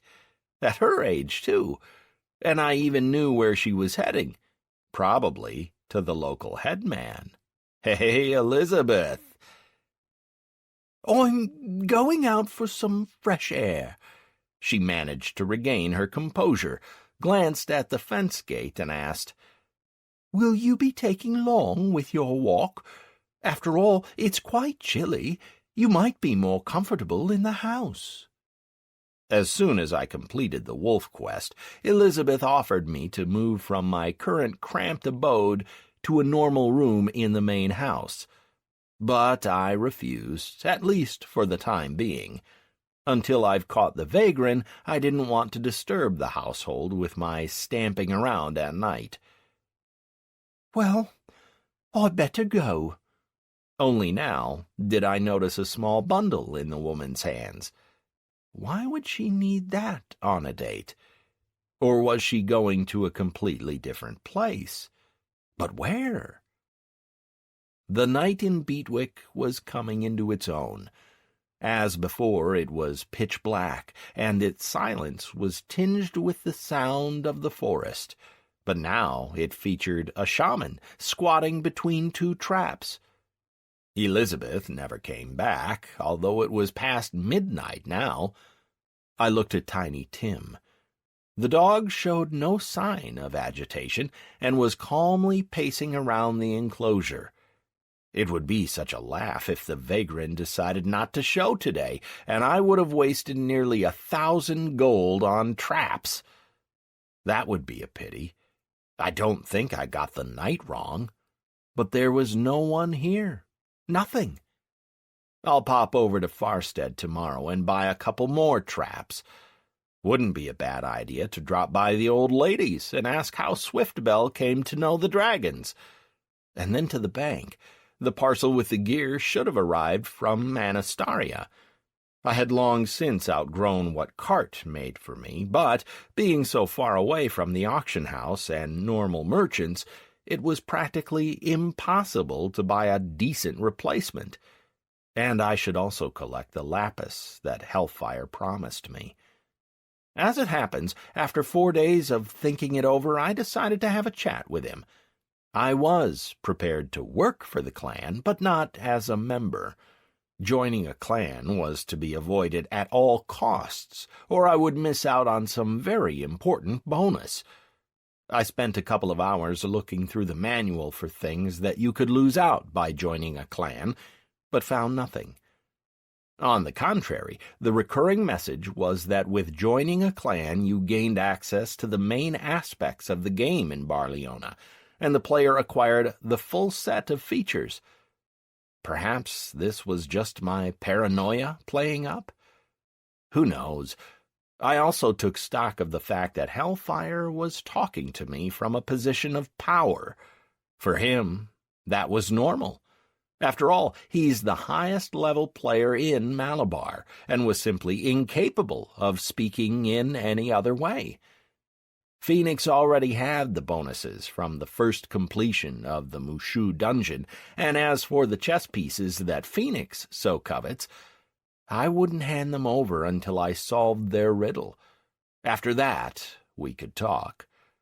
Again, if I am unable to solve it in 2 months, I would have to ask Anastaria to give me a hand. It would mean that it was too much for my brains to crack it alone. But this was all for later. I had a different task in hand now. As if it were waiting for me to stop making various grand plans, a shadow fell a couple of meters away from me. I heard Tiny Tim's muffled squealing and realized that the hour that I was so eagerly awaiting finally came. The vagrant was here. A humanoid dog was standing a couple of meters away from me, right opposite one of the traps. Just what the doctor ordered. If it went for me now, it would step right into the trap, and in the morning we'll see who's been nimble enough to be running around Beatwick and causing all the mischief. One thing didn't seem right. The vagrant was without the mist, and I could see his properties without much trouble. Vagrant, gender, female, level 95. So, it was Elizabeth after all. My dear hostess, what would happen to your children if I hand you over to the priest? What would happen to Clowder? Damn, I even felt sorry for her. Was there perhaps a different way of solving this? Several minutes went by. The vagrant still stood opposite me, hopping from one foot to the other, and seemed to have no intention of attacking. Did she need some encouragement? That can happen. Why are you just standing there? Who are you waiting for? Do you need a special invitation? Go on, jump. I'm ready. The vagrant started at my words, but stayed where she was. Curiouser and curiouser, as Alice put it. Why is she hesitating? And more importantly, why aren't the vagrant's eyes red? Why is it not aggressive? The sound of a falling object made my hair stand on end. What the heck was that? I was protected from the vagrant, so I boldly turned around to see who just joined our little party. There was a cloud of mist and 2 glowing red eyes. Hi? I couldn't say anything more stupid at this moment. The vagrant gave a subdued growl and lunged at me. Or not at me. I never had the chance to find out because she got stuck in the trap like a butterfly. That's one down. Now I had to catch the misty something, and it's in the bag. Well, attack already. There was an attack, and a wipe. Mine. I saw for myself how a bone trap worked. As soon as the red-eyed beast went for me, a green film formed around it. This was the freezing part. At the same moment, bones began to appear, which surrounded the beast from every side and confined it into a prison of sorts. That's that. Now I had 2 suspects for all this shady business on my hands. In the morning, we'll see who is what around here. Pleased, I was about to leave when the bone trap was smashed to smithereens and the angry, irritated beast slid out of it. A moment later, it was right next to me. You have been poisoned and immobilized. You are losing 300 hit points every 5 seconds. Duration, 2 minutes. Total hit points, 490 of 790. You have been poisoned and immobilized. The red-eyed beast stood next to me and was probably watching me die with great pleasure. There was a flicker, and I ended up by the entrance of the local cemetery. The bright sunshine made the message that appeared look somewhat pale. Attention! In connection with your death, your level of experience has been reduced by 30%. Current experience, 360. Points remaining until the next level, 8,040. Right. Let's look at what we have. A female vagrant, probably Elizabeth, is currently in my bone trap. Some kind of a beast, made of mist, claws, and poison, has sent me for respawn for the 2nd time in a row, right after it demolished a trap intended for a 100-level creature. What are the options? I came to myself and ran towards Beatwick. The 12 hours it takes to respawn mean that now everyone would be walking around the trap and wondering what on earth it was doing in the middle of the courtyard. I was the only one who could look inside it. Tarry a moment, my son. I ran just a few steps when I got stopped by the priest. I heard that you have caught the night terror of this village of ours. I already went to have a look. I admit that your plan was good. Let us go. You can hand over this troublemaker to me. I could not see inside the trap, try as I might. Update of the Night Terror of the Village quest. The priest of God Vlast believes that the bone trap contains the night terror of the village. Oops. So now it looks like the priest would come with me, see Elizabeth, and call her the night terror of the village. I would complete the quest, and my landlady would be punished and sent to Farstead. Sure thing. Clowder and Mariana are all grown up and can look after themselves just fine. In any case, they are NPCs, and there are no street children in Barleona, so they'll be fine. I once again considered the advantages I would get by completing this quest. Plus 500 experience, plus 400 to reputation, a rare item from the headman. You are mistaken, Holy Father. The Night Terror is a misty beast with red eyes. I saw it yesterday, and that's what was caught by the broken trap. Last night I put up another trap, by mistake, and accidentally caught my landlady. But this is definitely not the night monster, because for that beast the trap was merely a brief annoyance. I'm not handing over Elizabeth. Just don't want to. What landlady? The priest was surprised. Elizabeth? She's been running around the courtyard all morning, fretting and moaning. So don't feed me stories about the Night Terror. It's clear enough that there can be nothing else in the trap. There was no one else that could have been caught in it. Let's go. You can show me. I'm just really eager to hand it over to the law enforcers. This stopped me in my tracks. How could Elizabeth have been running around the court fretting and so forth in the morning? She's the vagrant. That is, she was meant to be sitting inside my trap. But if Elizabeth is free, who did I catch? So, shall we go and have a look? All right. I'm also rather curious who I may have caught by mistake, I said, trying to give myself a potential future loophole by implying this was an accident, and we headed for Beatwick. There he is! Elizabeth met me in the courtyard, nearly finished with tidying up.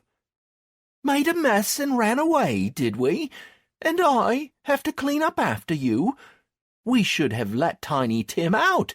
He wouldn't have allowed for such outrage to take place here. What is this monstrosity? My landlady pointed to the trap standing in the middle of the courtyard. Hold on, Elizabeth, the priest defended me. Mayen caught an evildoer. Don't open it yet. I will put a defense around the trap. I'm certain the beast would try to escape. The priest made a few deft movements, and the trap was surrounded by a green cocoon. My jaw almost hit the floor when I looked at its properties. Movable prison allows you to detain NPCs of level 250 and below for 24 hours, and players of level 250 and below for 1 hour. And it's not like the priest used any scrolls. He did it all by himself. Who is he? Out of habit, I looked at the priest's properties. Priest of God Vlast, level 1N. It was a standard description. Such obscuring of the level is in place for all NPCs, with whom reputation is lower than esteemed. So what N could be in this particular specimen was anyone's guess, but it was definitely at least 100. According to the manual, the movable prison could be made by mages of 120-plus levels.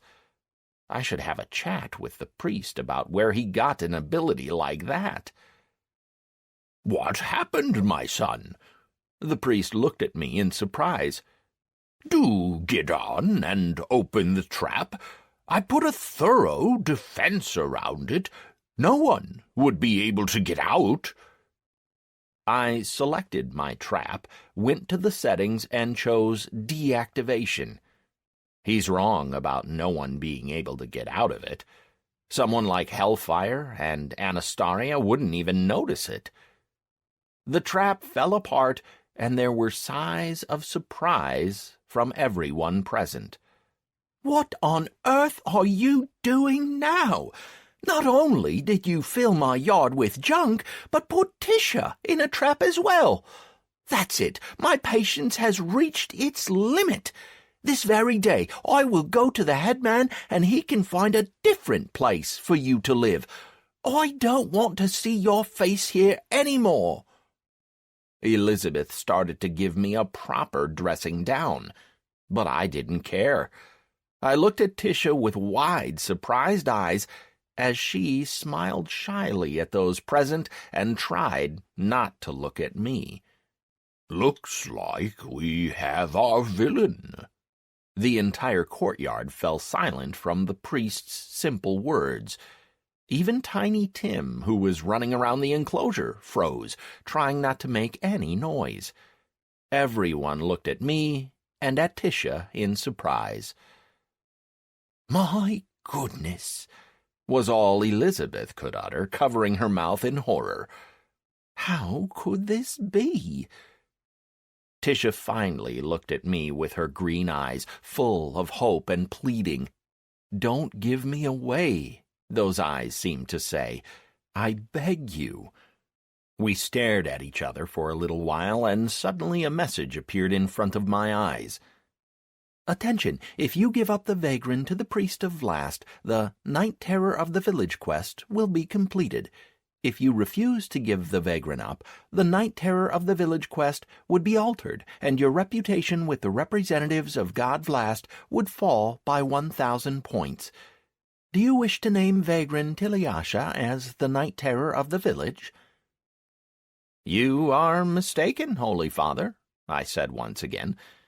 "Yesterday Tisha was taking a walk nearby. I invited her over, and the rest is simple. We quarreled. I put up the trap in anger and ran off to the forest to take out my rage on the wolves.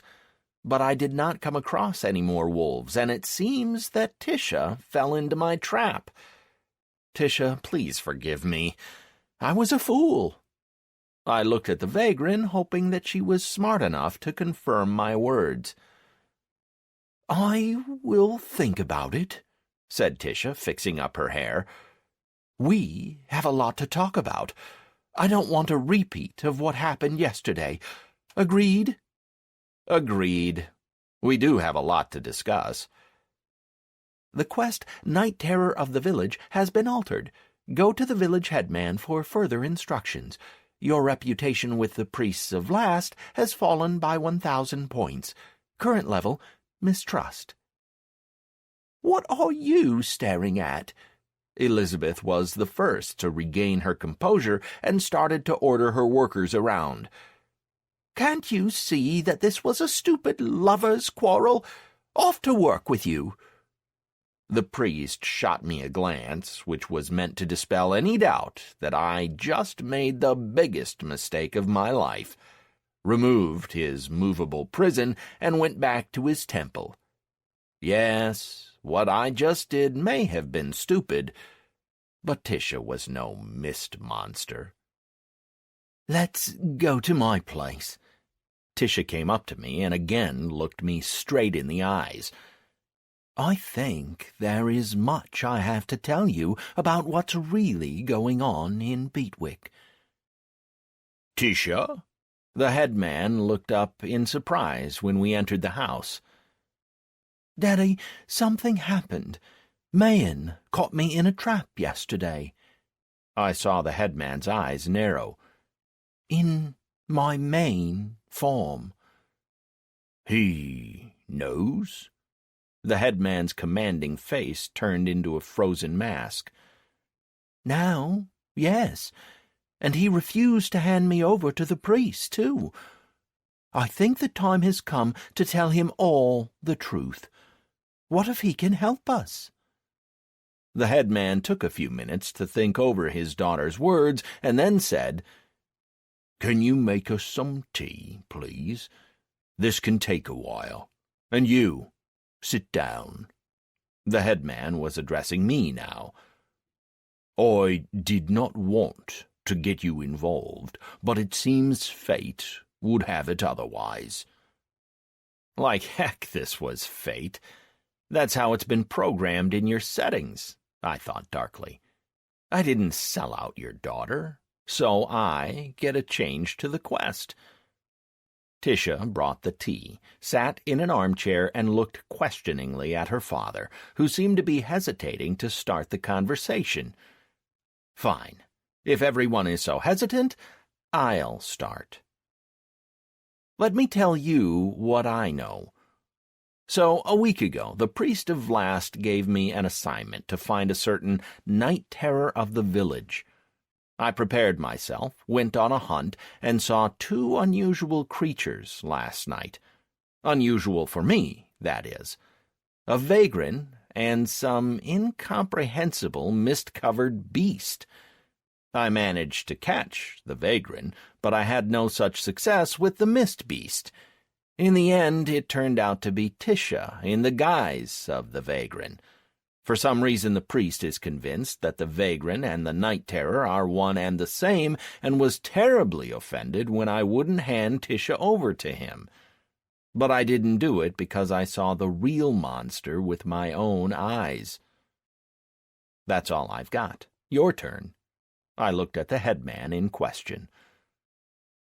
My family has always been unusual, said the headman, having digested my words.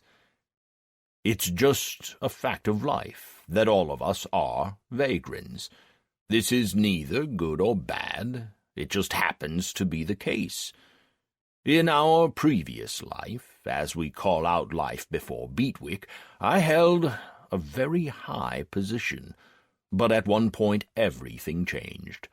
My colleagues and acquaintances turned away from us and set headhunters after us. This was all because of my eldest son.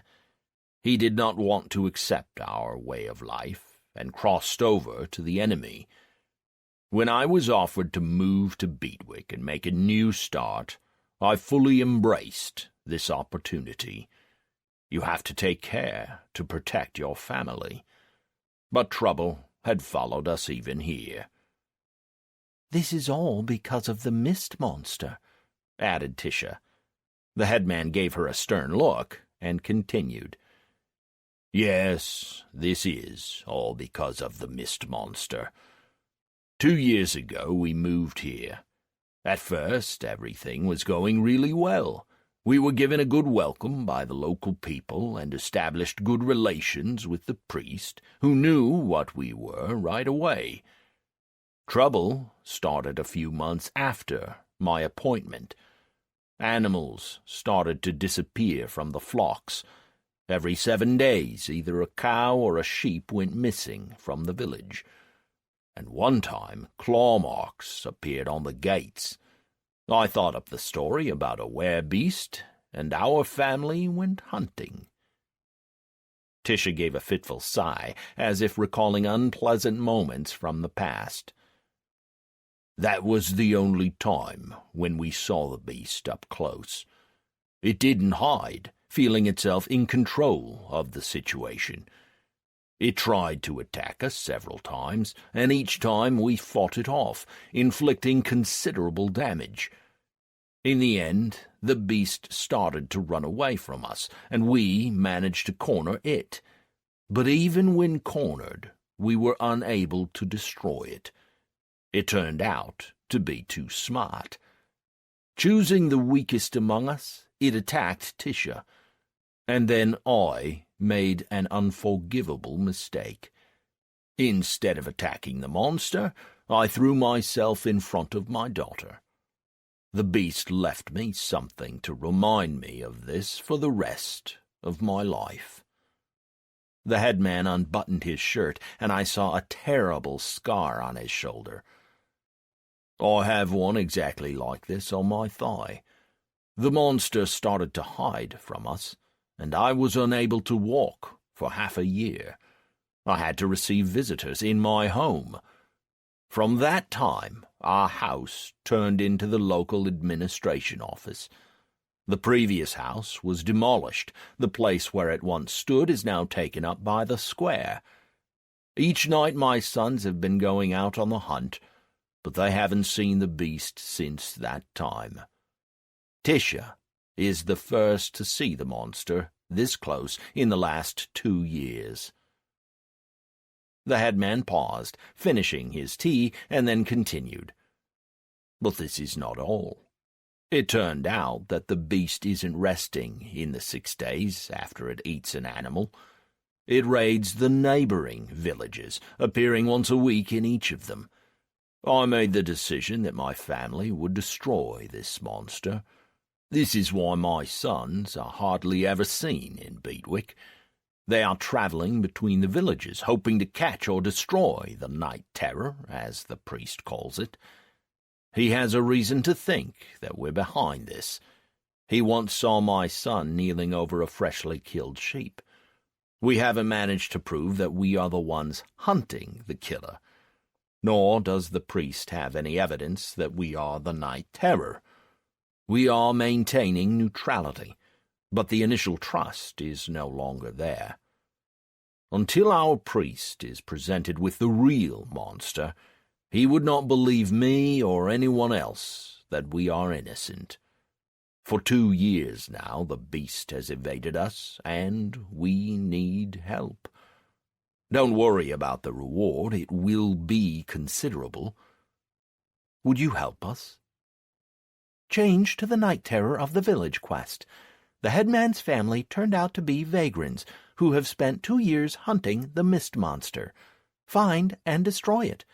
Quest type, rare. Reward, plus 400 reputation with the Krong province, plus 500 experience, plus 10 gold coins, a rare item from the headman's stores. Penalty for failing or refusing the quest, none. Do you wish to accept the changed quest? I will help you destroy the monster. It would be just wrong to refuse a quest that lacks any downsides. All right. Tisha, see Mayan off. The headman leaned on the back of the chair, looking satisfied. I realize that you can't travel to other villages, so you can take a break for a week. In 6 days we'll meet again, and we'll go on a joint hunt for the mist monster. He's as good as done for. After returning home, I took out a teleportation scroll to Farstead and activated it. While it formed, I took stock of the results of my second run-in with the Mist Beast. The thing was 2-0 in the lead. It might also be reasonable to ask, who, aside from Tisha in her vagrant guise, is Tiny Tim afraid of? Is the Mist Monster a vagrant as well? The headman's eldest son, for example. I needed help, but had little desire to approach Anastasia. I'll wait a week and get to the bottom of this myself. The merchant should be arriving soon enough, too, and I had to do some very thorough work on him. I had little doubt, at this point, that he was the coordinator. Now I just had to prove it to the others. Chapter 6. Cornick. As soon as I stepped out of the portal, a message appeared in front of me. Quest update for The Path of the Shaman, Step 2, and Searching for Your Totem. Shaman Trainer Cornick has come to Farstead to meet you and is currently Almus's guest. Visit him. Quest type, class-based. No way! I was missing normal shaman skills so much that I even started to think about buying a portal to Anhurst, finding Cornick, and getting him to teach me. I didn't worry about returning. I would be automatically teleported back in 2 days' time. If I could return 3 times, why not make use of one of them? Nothing terrible would happen. However, if Cornick came to Farstead himself, I couldn't fail to visit him. But I would do this after the bank and the old ladies. I had no idea where the trainer might send me and how long my visit would take. "How can I be of service?" The changeless gremlin was sitting at his table scribbling something. I was sent some items, and I would also like to receive the delivery under the password Hellfire Lapis Lazuli Dwarves. "Please wait." Gremlin's eyes clouded over and refocused a few moments later. "Thank you. Your items await you in your personal room. Please note that just over 12,000 gold has been transferred to your account. You can look up the exact amount in the transfer description. Sender, the Mayor of Farstead." "Thank you for the information." I happily thanked the gremlin and headed for my personal room.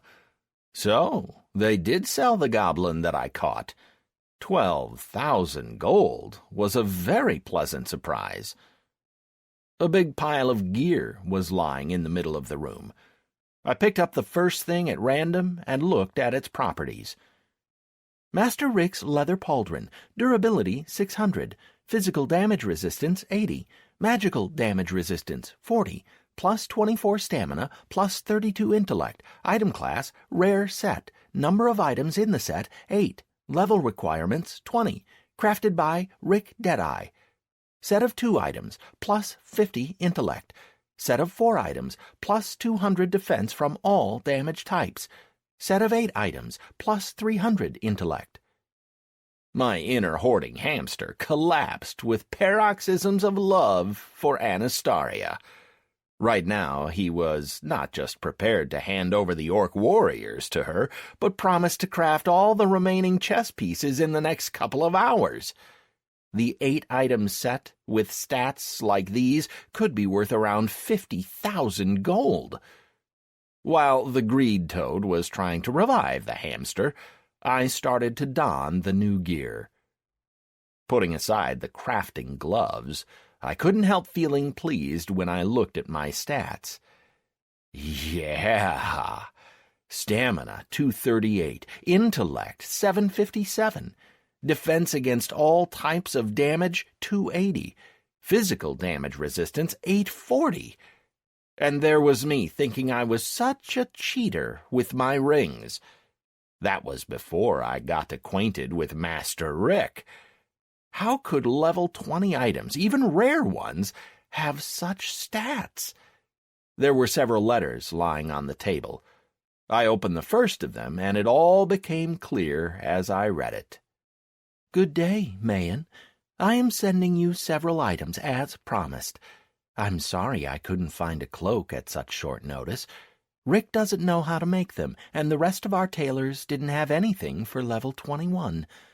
I gave instructions to buy a cloak of your level with appropriate stats from common NPC traders, but this would take time. We'll send it soon. I'm not sending any rings or neck chains.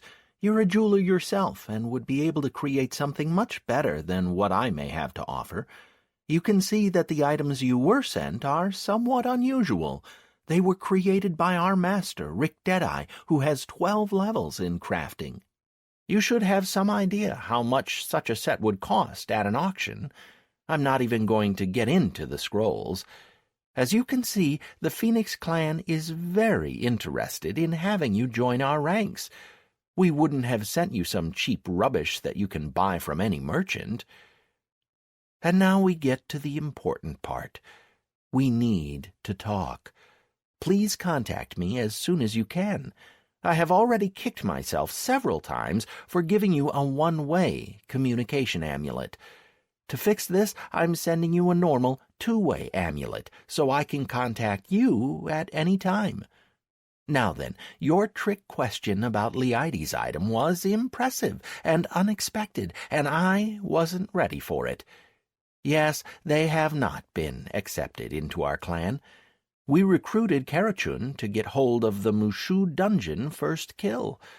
The remaining 3 refused to join and are camping in a safe zone in Anhurs, having resolved to wait for your decision on joining. As Eric said, if Mayan joins, we'll follow him, and if not, I hope you don't hold it against us if we give it a pass. Promises have to be kept. If we ditch him now, where is the guarantee that we wouldn't ditch Phoenix too? This isn't what you're looking for." It was a worthy reply. I even began to respect the dwarf. Hellfire was unwise to exaggerate about their presence in the clan. I had to confirm his words, which meant deceiving you. Hell thought you would rush in and join us to be with your friends, but everything actually worked out for the best.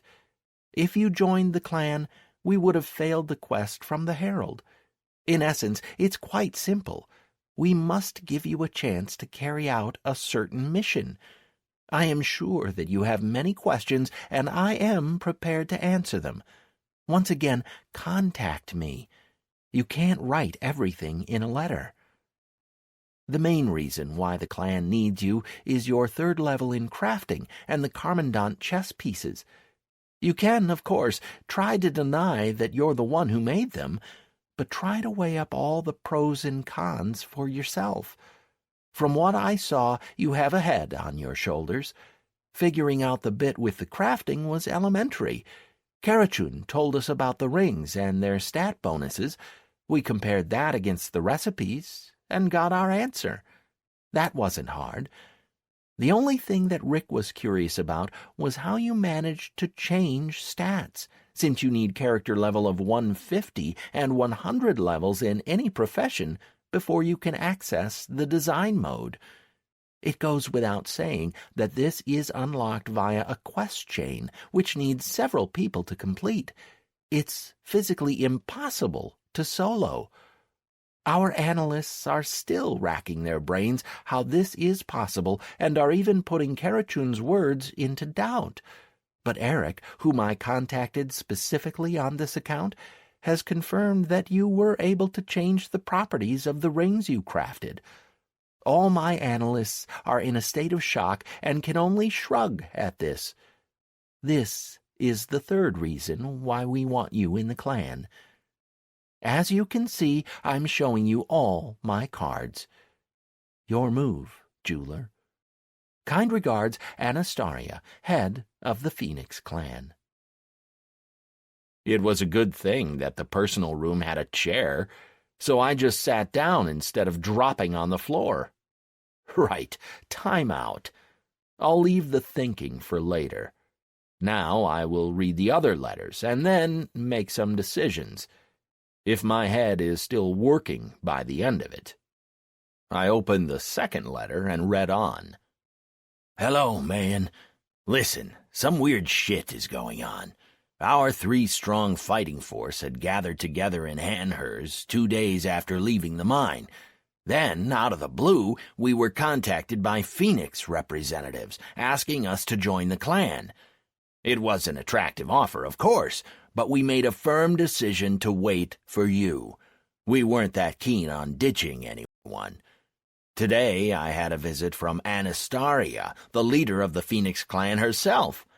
She asked about malachite mining, the items we were given, and the place that we had taken. I don't consider any of this a secret, and gave her honest answers to all of this, about the 5th place and what each of us got. She showed a lot of interest in you, in the rings, and in how you changed their stats. This I also told her, although now I think that perhaps I shouldn't have. So, in general, know that the Phoenix people were asking about you. We'll be waiting for you at the Jolly Noom in just over 2 months. We cannot come to join you. PKers have become a real pain. As soon as you leave the city, they pop up right away. If you can, please send us the money that we got from the dungeon. We're running a bit low at the moment. Eric. Once I leave Beatwick, the drinks are on me. So what if you can't get drunk in Barleona? The drinks are still on me. Eric and the guys didn't ditch me after all, and I was all set to get upset. Now, what do we have in the 3rd letter? Hello, man. Sending you the lapis lazuli. I hope that you're able to work it by now. 50 pieces of lapis should last you a good while. Anastasia's birthday is 4 weeks away. Don't let me down.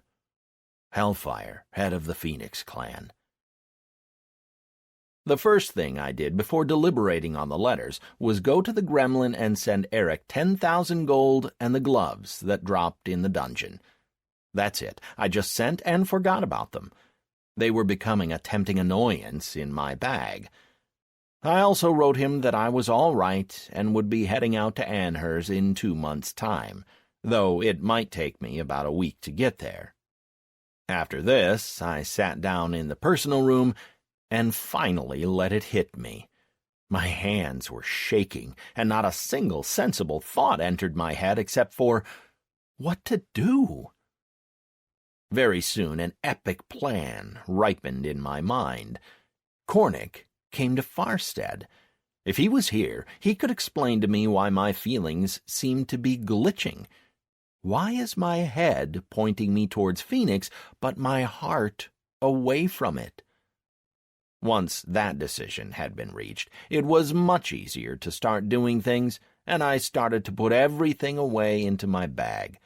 100 scrolls of Wall of Flame dealing 1,000 points of damage, and the pile of lapis lazuli from Hellfire. Then there was only the two-way communication amulet left. I looked at it despondently, but still put it around my neck. The deal with it was simple enough. Either I take it and use it, or I return it, together with all the items. After one good look at those, I was entirely disinclined to return them, at least for now. I really didn't want to feel like a complete sellout, so after giving it a good think, I wrote a reply. "Good day, Anastasia. Thanks a bunch for the items and the scrolls. As soon as I outgrow them, I will repair them and return them to you as good as new. As you correctly pointed out, I understand full well what such a set can cost. Perhaps for you this is not so much, but for me it's simply enormous. Even if I do join Phoenix, I do not wish to be in the position of a poor relation who gets clothed from the Lord's charity. I am not used to being a dead weight. Shaman Mayan." I read over the letter one last time. I didn't appear to make any promises, but didn't agree to anything either. Until I sort out the mess inside me, I'll keep making such excuses. I sent the reply and was hit by a crazy thought. I started a new letter. "Hello, Hellfire. I got the lapis and will try to work it. Here's the thing. I told Anastasia about the number 2s that I ran across in the Krong province. One of them I recognized as Plinto on account of his phoenix. I have a request. Can you send me the nicks and appearance holograms of the top 20 players from Phoenix and the number 2s? It would be useful to know who to trust and who to avoid at all costs." If Hellfire replied, I would know exactly what to do with his chess request for Anastasia. He wants the dwarves, eh? Well, bite me. "Dearie, can you help out a weak and helpless woman?" Patricia was still standing in the door of her house, stretching an envelope towards players running past. Some players stopped, their gaze growing cloudy as they looked up the quest in the manual, and were off again a few minutes later. No one wanted to get involved in a socializer quest. "Greetings to you, dear lady." I came up to the old woman and bowed. "I've finished your assignment, and now possess the treasure of Swiftbell, your brother. I have a few questions for you. Would you mind answering them?" "Well, dearie, you do some work for me first, and ask them questions after." Patricia's abrupt reply completely threw me. "Shouting it all out loud. Brother, Swiftbell, treasure. You're walking around like some Red Riding Hood who just brought pies to Grandma. I won't be telling you anything. And don't even think about carrying me to Mabel like last time. Practically all the neighbors were laughing at me after that. No, I won't tolerate such an outrage a second time. I'll summon the gods right away." And there you have it. I happen to have a quest connected to you, Granny, and you've decided to get all stubborn. I looked at my attractiveness with Patricia in the settings. 1. At least it was 2 last time. Stop. Last time I completed a quest, that's why attractiveness went up.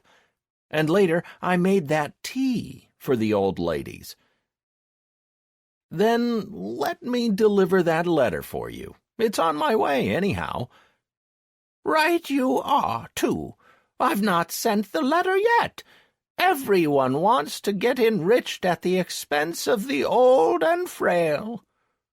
Patricia was back to her old tune about the unfair life of an NPC in Barleona, but I was only half listening. If I wasn't mistaken, in the next few hours my feet were going to get pretty worn out. I was right. My attractiveness with Mabel was also set at 1. After reading me a lecture on how people shouldn't quarrel, must look after the young and respect the old, she handed me the reply. I returned to Patricia and discovered that my attractiveness rose to 2. So I kept walking between the old ladies, having to listen not only to their lectures, but to what other players thought of me. Such a dolt! It's a flippin' socializer! Ditch it! Let's go to an instance. Nothing to catch here. Dude, what the heck are you doing? Trying to find out who gets tired first, you or the old bags? Well, well. Players rushing around Farstead weren't exactly tolerant. They had to watch a touched-in-the-head shaman running between old lady NPCs, delivering a letter, getting a new one, and going straight back. What a moron, right? During my 40th round, the old ladies started to repeat themselves. That is, they once again started to say that everyone tries to enrich themselves at the expense of the old and frail. Finally, the moment had arrived. I may have lost 5 hours outside Beatwick, but on another return to Patricia I knew that I would get attractiveness with Patricia 100. I bet you've got quite worn out by now, Sonny, said the old lady in a completely different tone as soon as I gave her Mabel's reply. You've been running between us half the day, almost. Probably done 20 miles by now. We've even run out of ideas for what to write. Had to send empty letters and all, but you kept delivering them without even looking inside. Take me to Mabel. We need to have a chat. Finally. I carefully gripped Patricia and delivered her to Mabel like some precious cargo. Precious indeed. My totem depended on it. Patricia, you've always had a weak spot for stubborn fools. Mabel stood by the house, watching her sister being transported. This just isn't fair. Why did he come to you and not me? Maybe I want a ride as well. Mabel, if you're so envious, there's no need to shout about it. Patricia gestured me where to put her down. Dear ladies, I've come here on business. I unburdened myself of the pleased-looking old lady and decided to cut to the chase. So fidgety, this one, said Mabel, throwing up her arms. Always hurrying somewhere. You think we should have tested him a bit longer? No, sister dear, we've given him quite a runaround as it is. He didn't even breathe a word of complaint, and you're calling him fidgety. What is it that you came for, then? No, no, no, Mabel interrupted again before I could open my mouth. What are we, some wandering tramps to be loitering by the threshold? Come on in. We'll have a proper chat inside. Mabel's house was just the same, still as white and full of light as it was last time. Do make us some tea, Mabel. Man makes great tea, but it gives you a whopping headache afterwards. We better do it ourselves this time." Patricia, as rules of hospitality dictated, settled into an armchair and started to order her sister about. "Right you are. How can we chat without a cup of tea first?" The hostess started to fret and headed off to the kitchen. "So, tell us how you managed to vanquish the woodwolf." Tea taken care of, the old ladies now gave me their full attention. I considered denying there was any woe there to speak of, but thought better of it. Getting on the bad side of the old ladies wasn't worth the risk. I briefly described my adventures, not forgetting to mention the dragon. "So, it looks like Aeronoxytolicus got dragged into this after all," Mabel said thoughtfully. "I would have never thought that you had a dragon for a totem. Can you show him?" "I can't. I'm not a real shaman yet. I haven't completed the necessary training, so I can't summon Draco for a couple more days." "And how did Swiftbell meet Aeronoxytolicus? That's some tongue-twister of a name." "Just call him Dragon. Brother found out where they live from an ancient scroll, and then did what you did. He just went and paid them a visit, the fidget. There he made friends with Aeronoxytolicus, and they spent the next 20 years together." "And where is this scroll now?"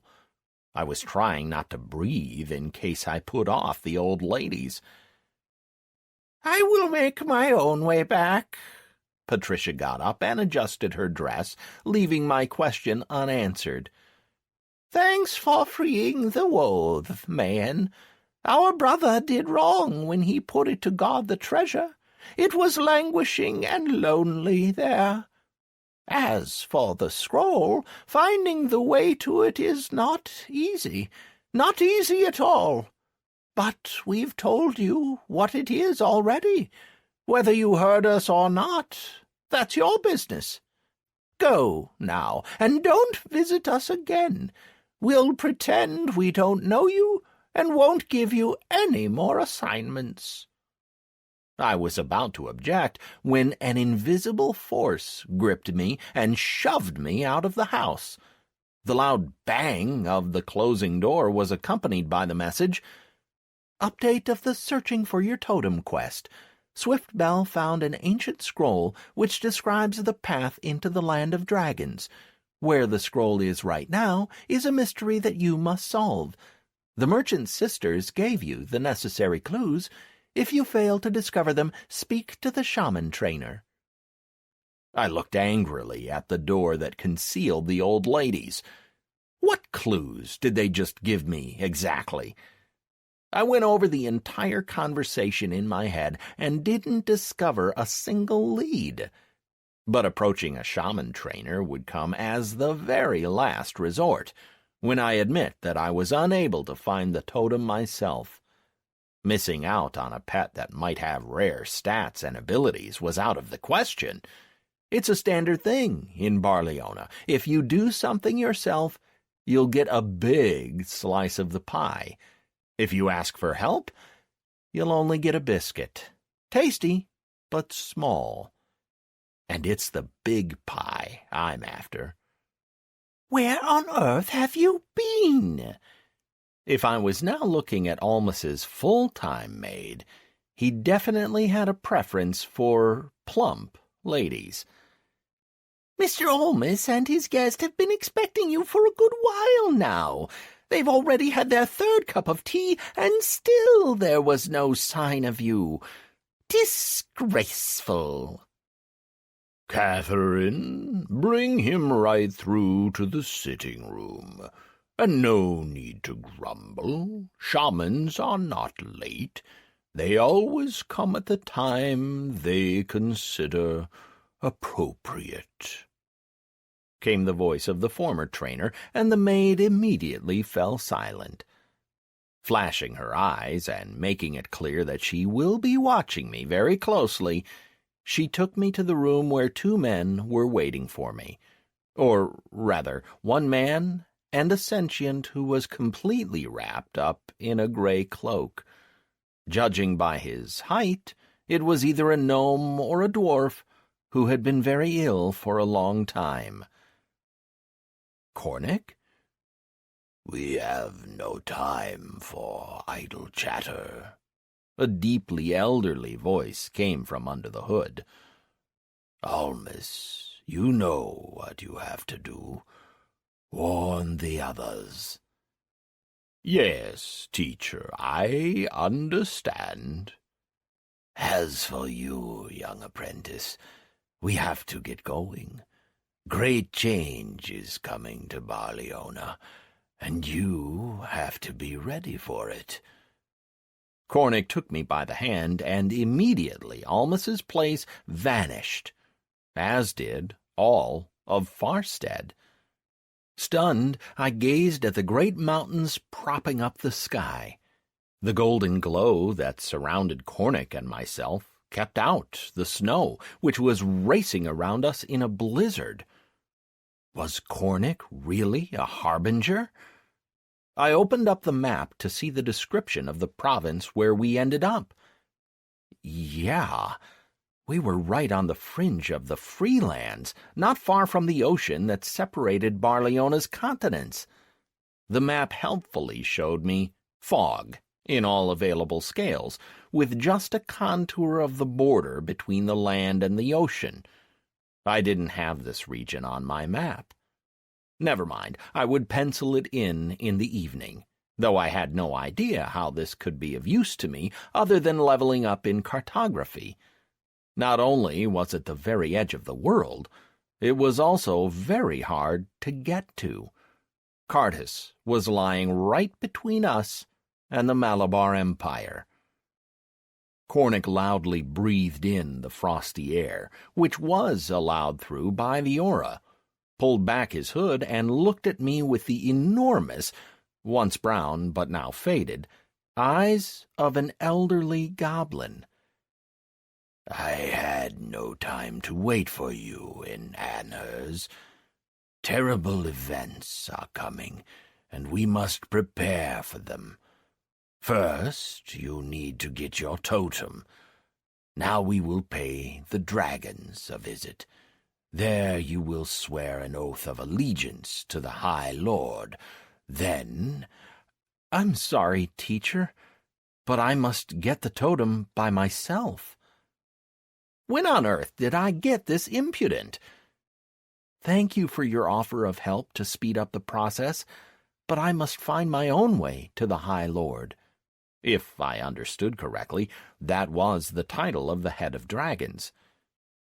For a few moments Cornic drilled me with a penetrating stare. All right. If you can provide a good reason why you must find the dragons on your own without my help, I will agree. But your reason must be indisputable. I cannot give you a reason. This is something within me. I feel that this is the way I must do things, and if I accept your help, it would mean a greatly inferior result. I decided not to beat around the bush and tell Cornic the whole truth, as ridiculous as it might be. Even if he's an NPC, he's a clever NPC with access to the information that I need. If I don't get help with sorting out my feelings, one day I'll go mad from the inner contradictions between logic and emotions. This isn't easy for someone who'd been guided by his head his entire life. And a pretty shabby head at that, I thought, remembering how I ended up in prison. That is the most cast-iron reason that a shaman can give. There was now a hint of satisfaction in Cornic's voice. It looks like our training process will be considerably speeded up if you're able to follow your instincts. So let's not waste any time. Have a seat." Leading by example, Cornick sat down right there on the snow.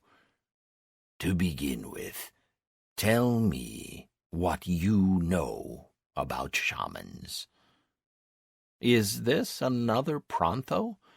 The orc also asked me this question before sending me off to the trial. I gave a pretty stupid answer at the time, and was reluctant to make a fool of myself again. I opened the manual page on shamans to refresh my memory about the steps, and was about to gladly recount them to Cornick, when another bout of inner contradiction stopped me in my tracks. This isn't what the goblin wants to hear now. He is clearly asking about something else. What do I know about shamans? I closed my eyes and tried to listen to my feelings, and then said slowly, "Shamans. Shamans speak to spirits. A shaman's spirit must be firm, steadfast, gentle, and pliant." My eyes closed, and, completely immersed in my inner world, I even stopped noticing the biting wind. These words were said by Pronto and the great air spirit, so I must be able to say them too. "All this is true, apprentice, but these are someone else's words." Cornick's voice reached me through the web of my thoughts. "Don't use someone else's words. Find your own." "Ants in the pantses" post popped up in my head. Thinking is for mages. Shamans feel. And that's when a light bulb lit up inside my head. I knew the answer I had to give Cornick. You can't describe what a shaman is. How can you describe the wind, the rainbow, or pain? You can only feel it. Someone who doesn't accept the shaman's essence would never understand what a shaman is, while anyone who had attained this understanding wouldn't be able to find the words to describe this to the others.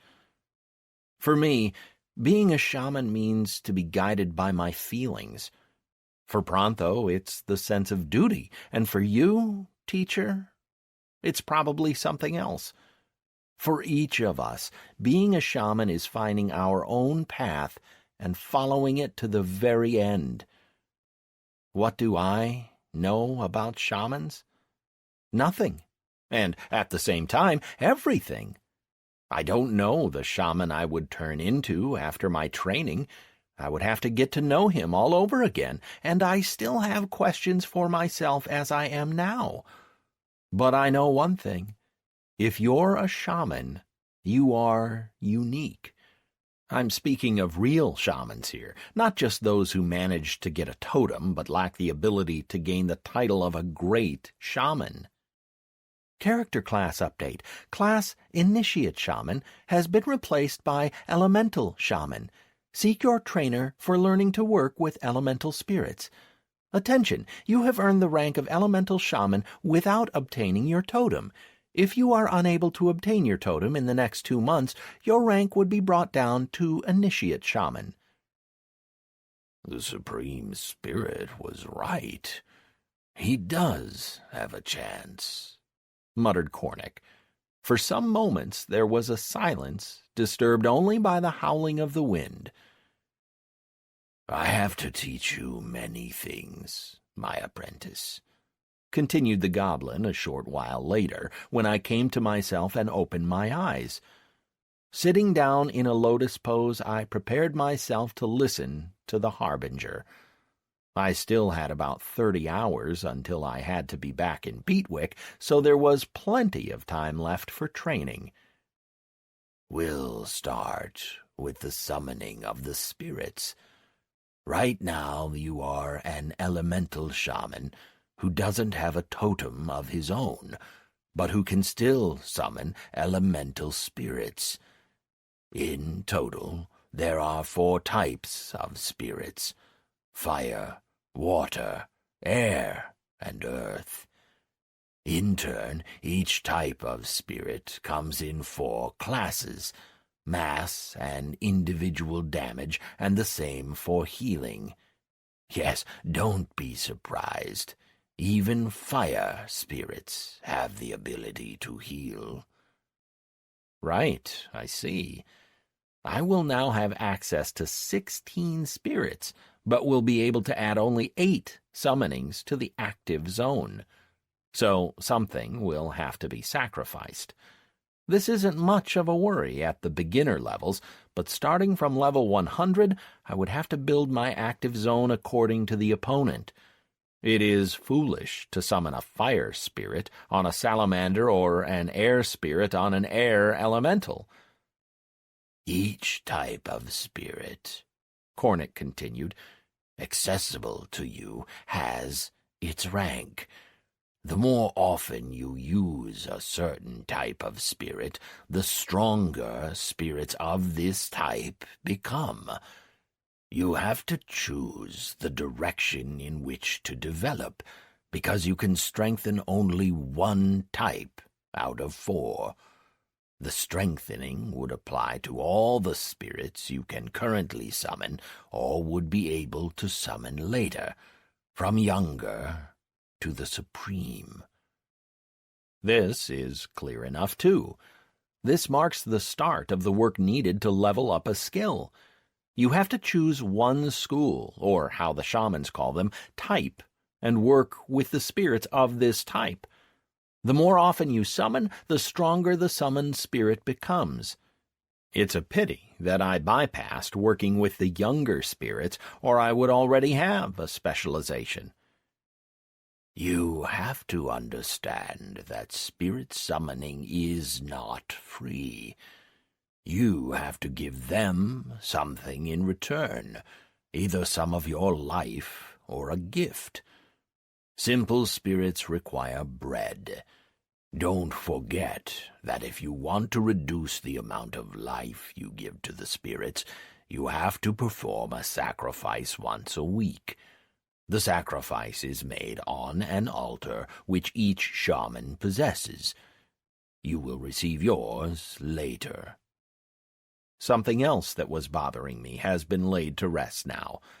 From the time I became an initiate shaman, I was wondering how to perform a sacrifice. The manuals didn't say a word about that. I once even left tea for the spirits at Elizabeth's house, but it remained where it was. It turns out you needed an altar. And now for the last thing that you must know about shamans. To remove any doubt that you are an elemental shaman, you must have a cloak. Here. A piece of cloth decorated with feathers appeared out of nowhere in Cornic's hands. I carefully took the item and unfolded it, trying not to damage the feathers. Will I really have to wear this? It's good to be a harbinger like Cornic. No external attributes or stupid cloaks. I sighed and put on the cloak, looking at its properties. The miner's cloak I had from Pryke should have been replaced long ago, and since Anastasia didn't send me one, I'll use what I've been given. Cornic's Shaman Cloak. Durability unbreakable. Description: increases the rank of the summoned spirit by 2. The penalty for summoning all spirits is decreased by 10%. Plus 15 to intellect, plus 5 to stamina. Item class, rare, only usable by shamans. Level restrictions, 20+. Now the time has come to teach you. Henceforth you are an elemental shaman. Cornic lifted his hands, shouted something, and snow, which still didn't penetrate the sphere, began to swirl around me, and a series of messages began to flash before my eyes.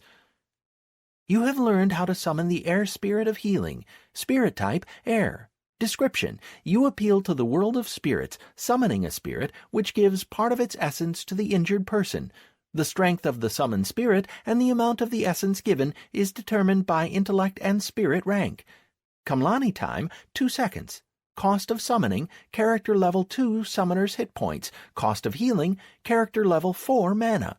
Restores intellect 3 hit points. Cannot heal earth entities, dwarves, kobolds, gnomes.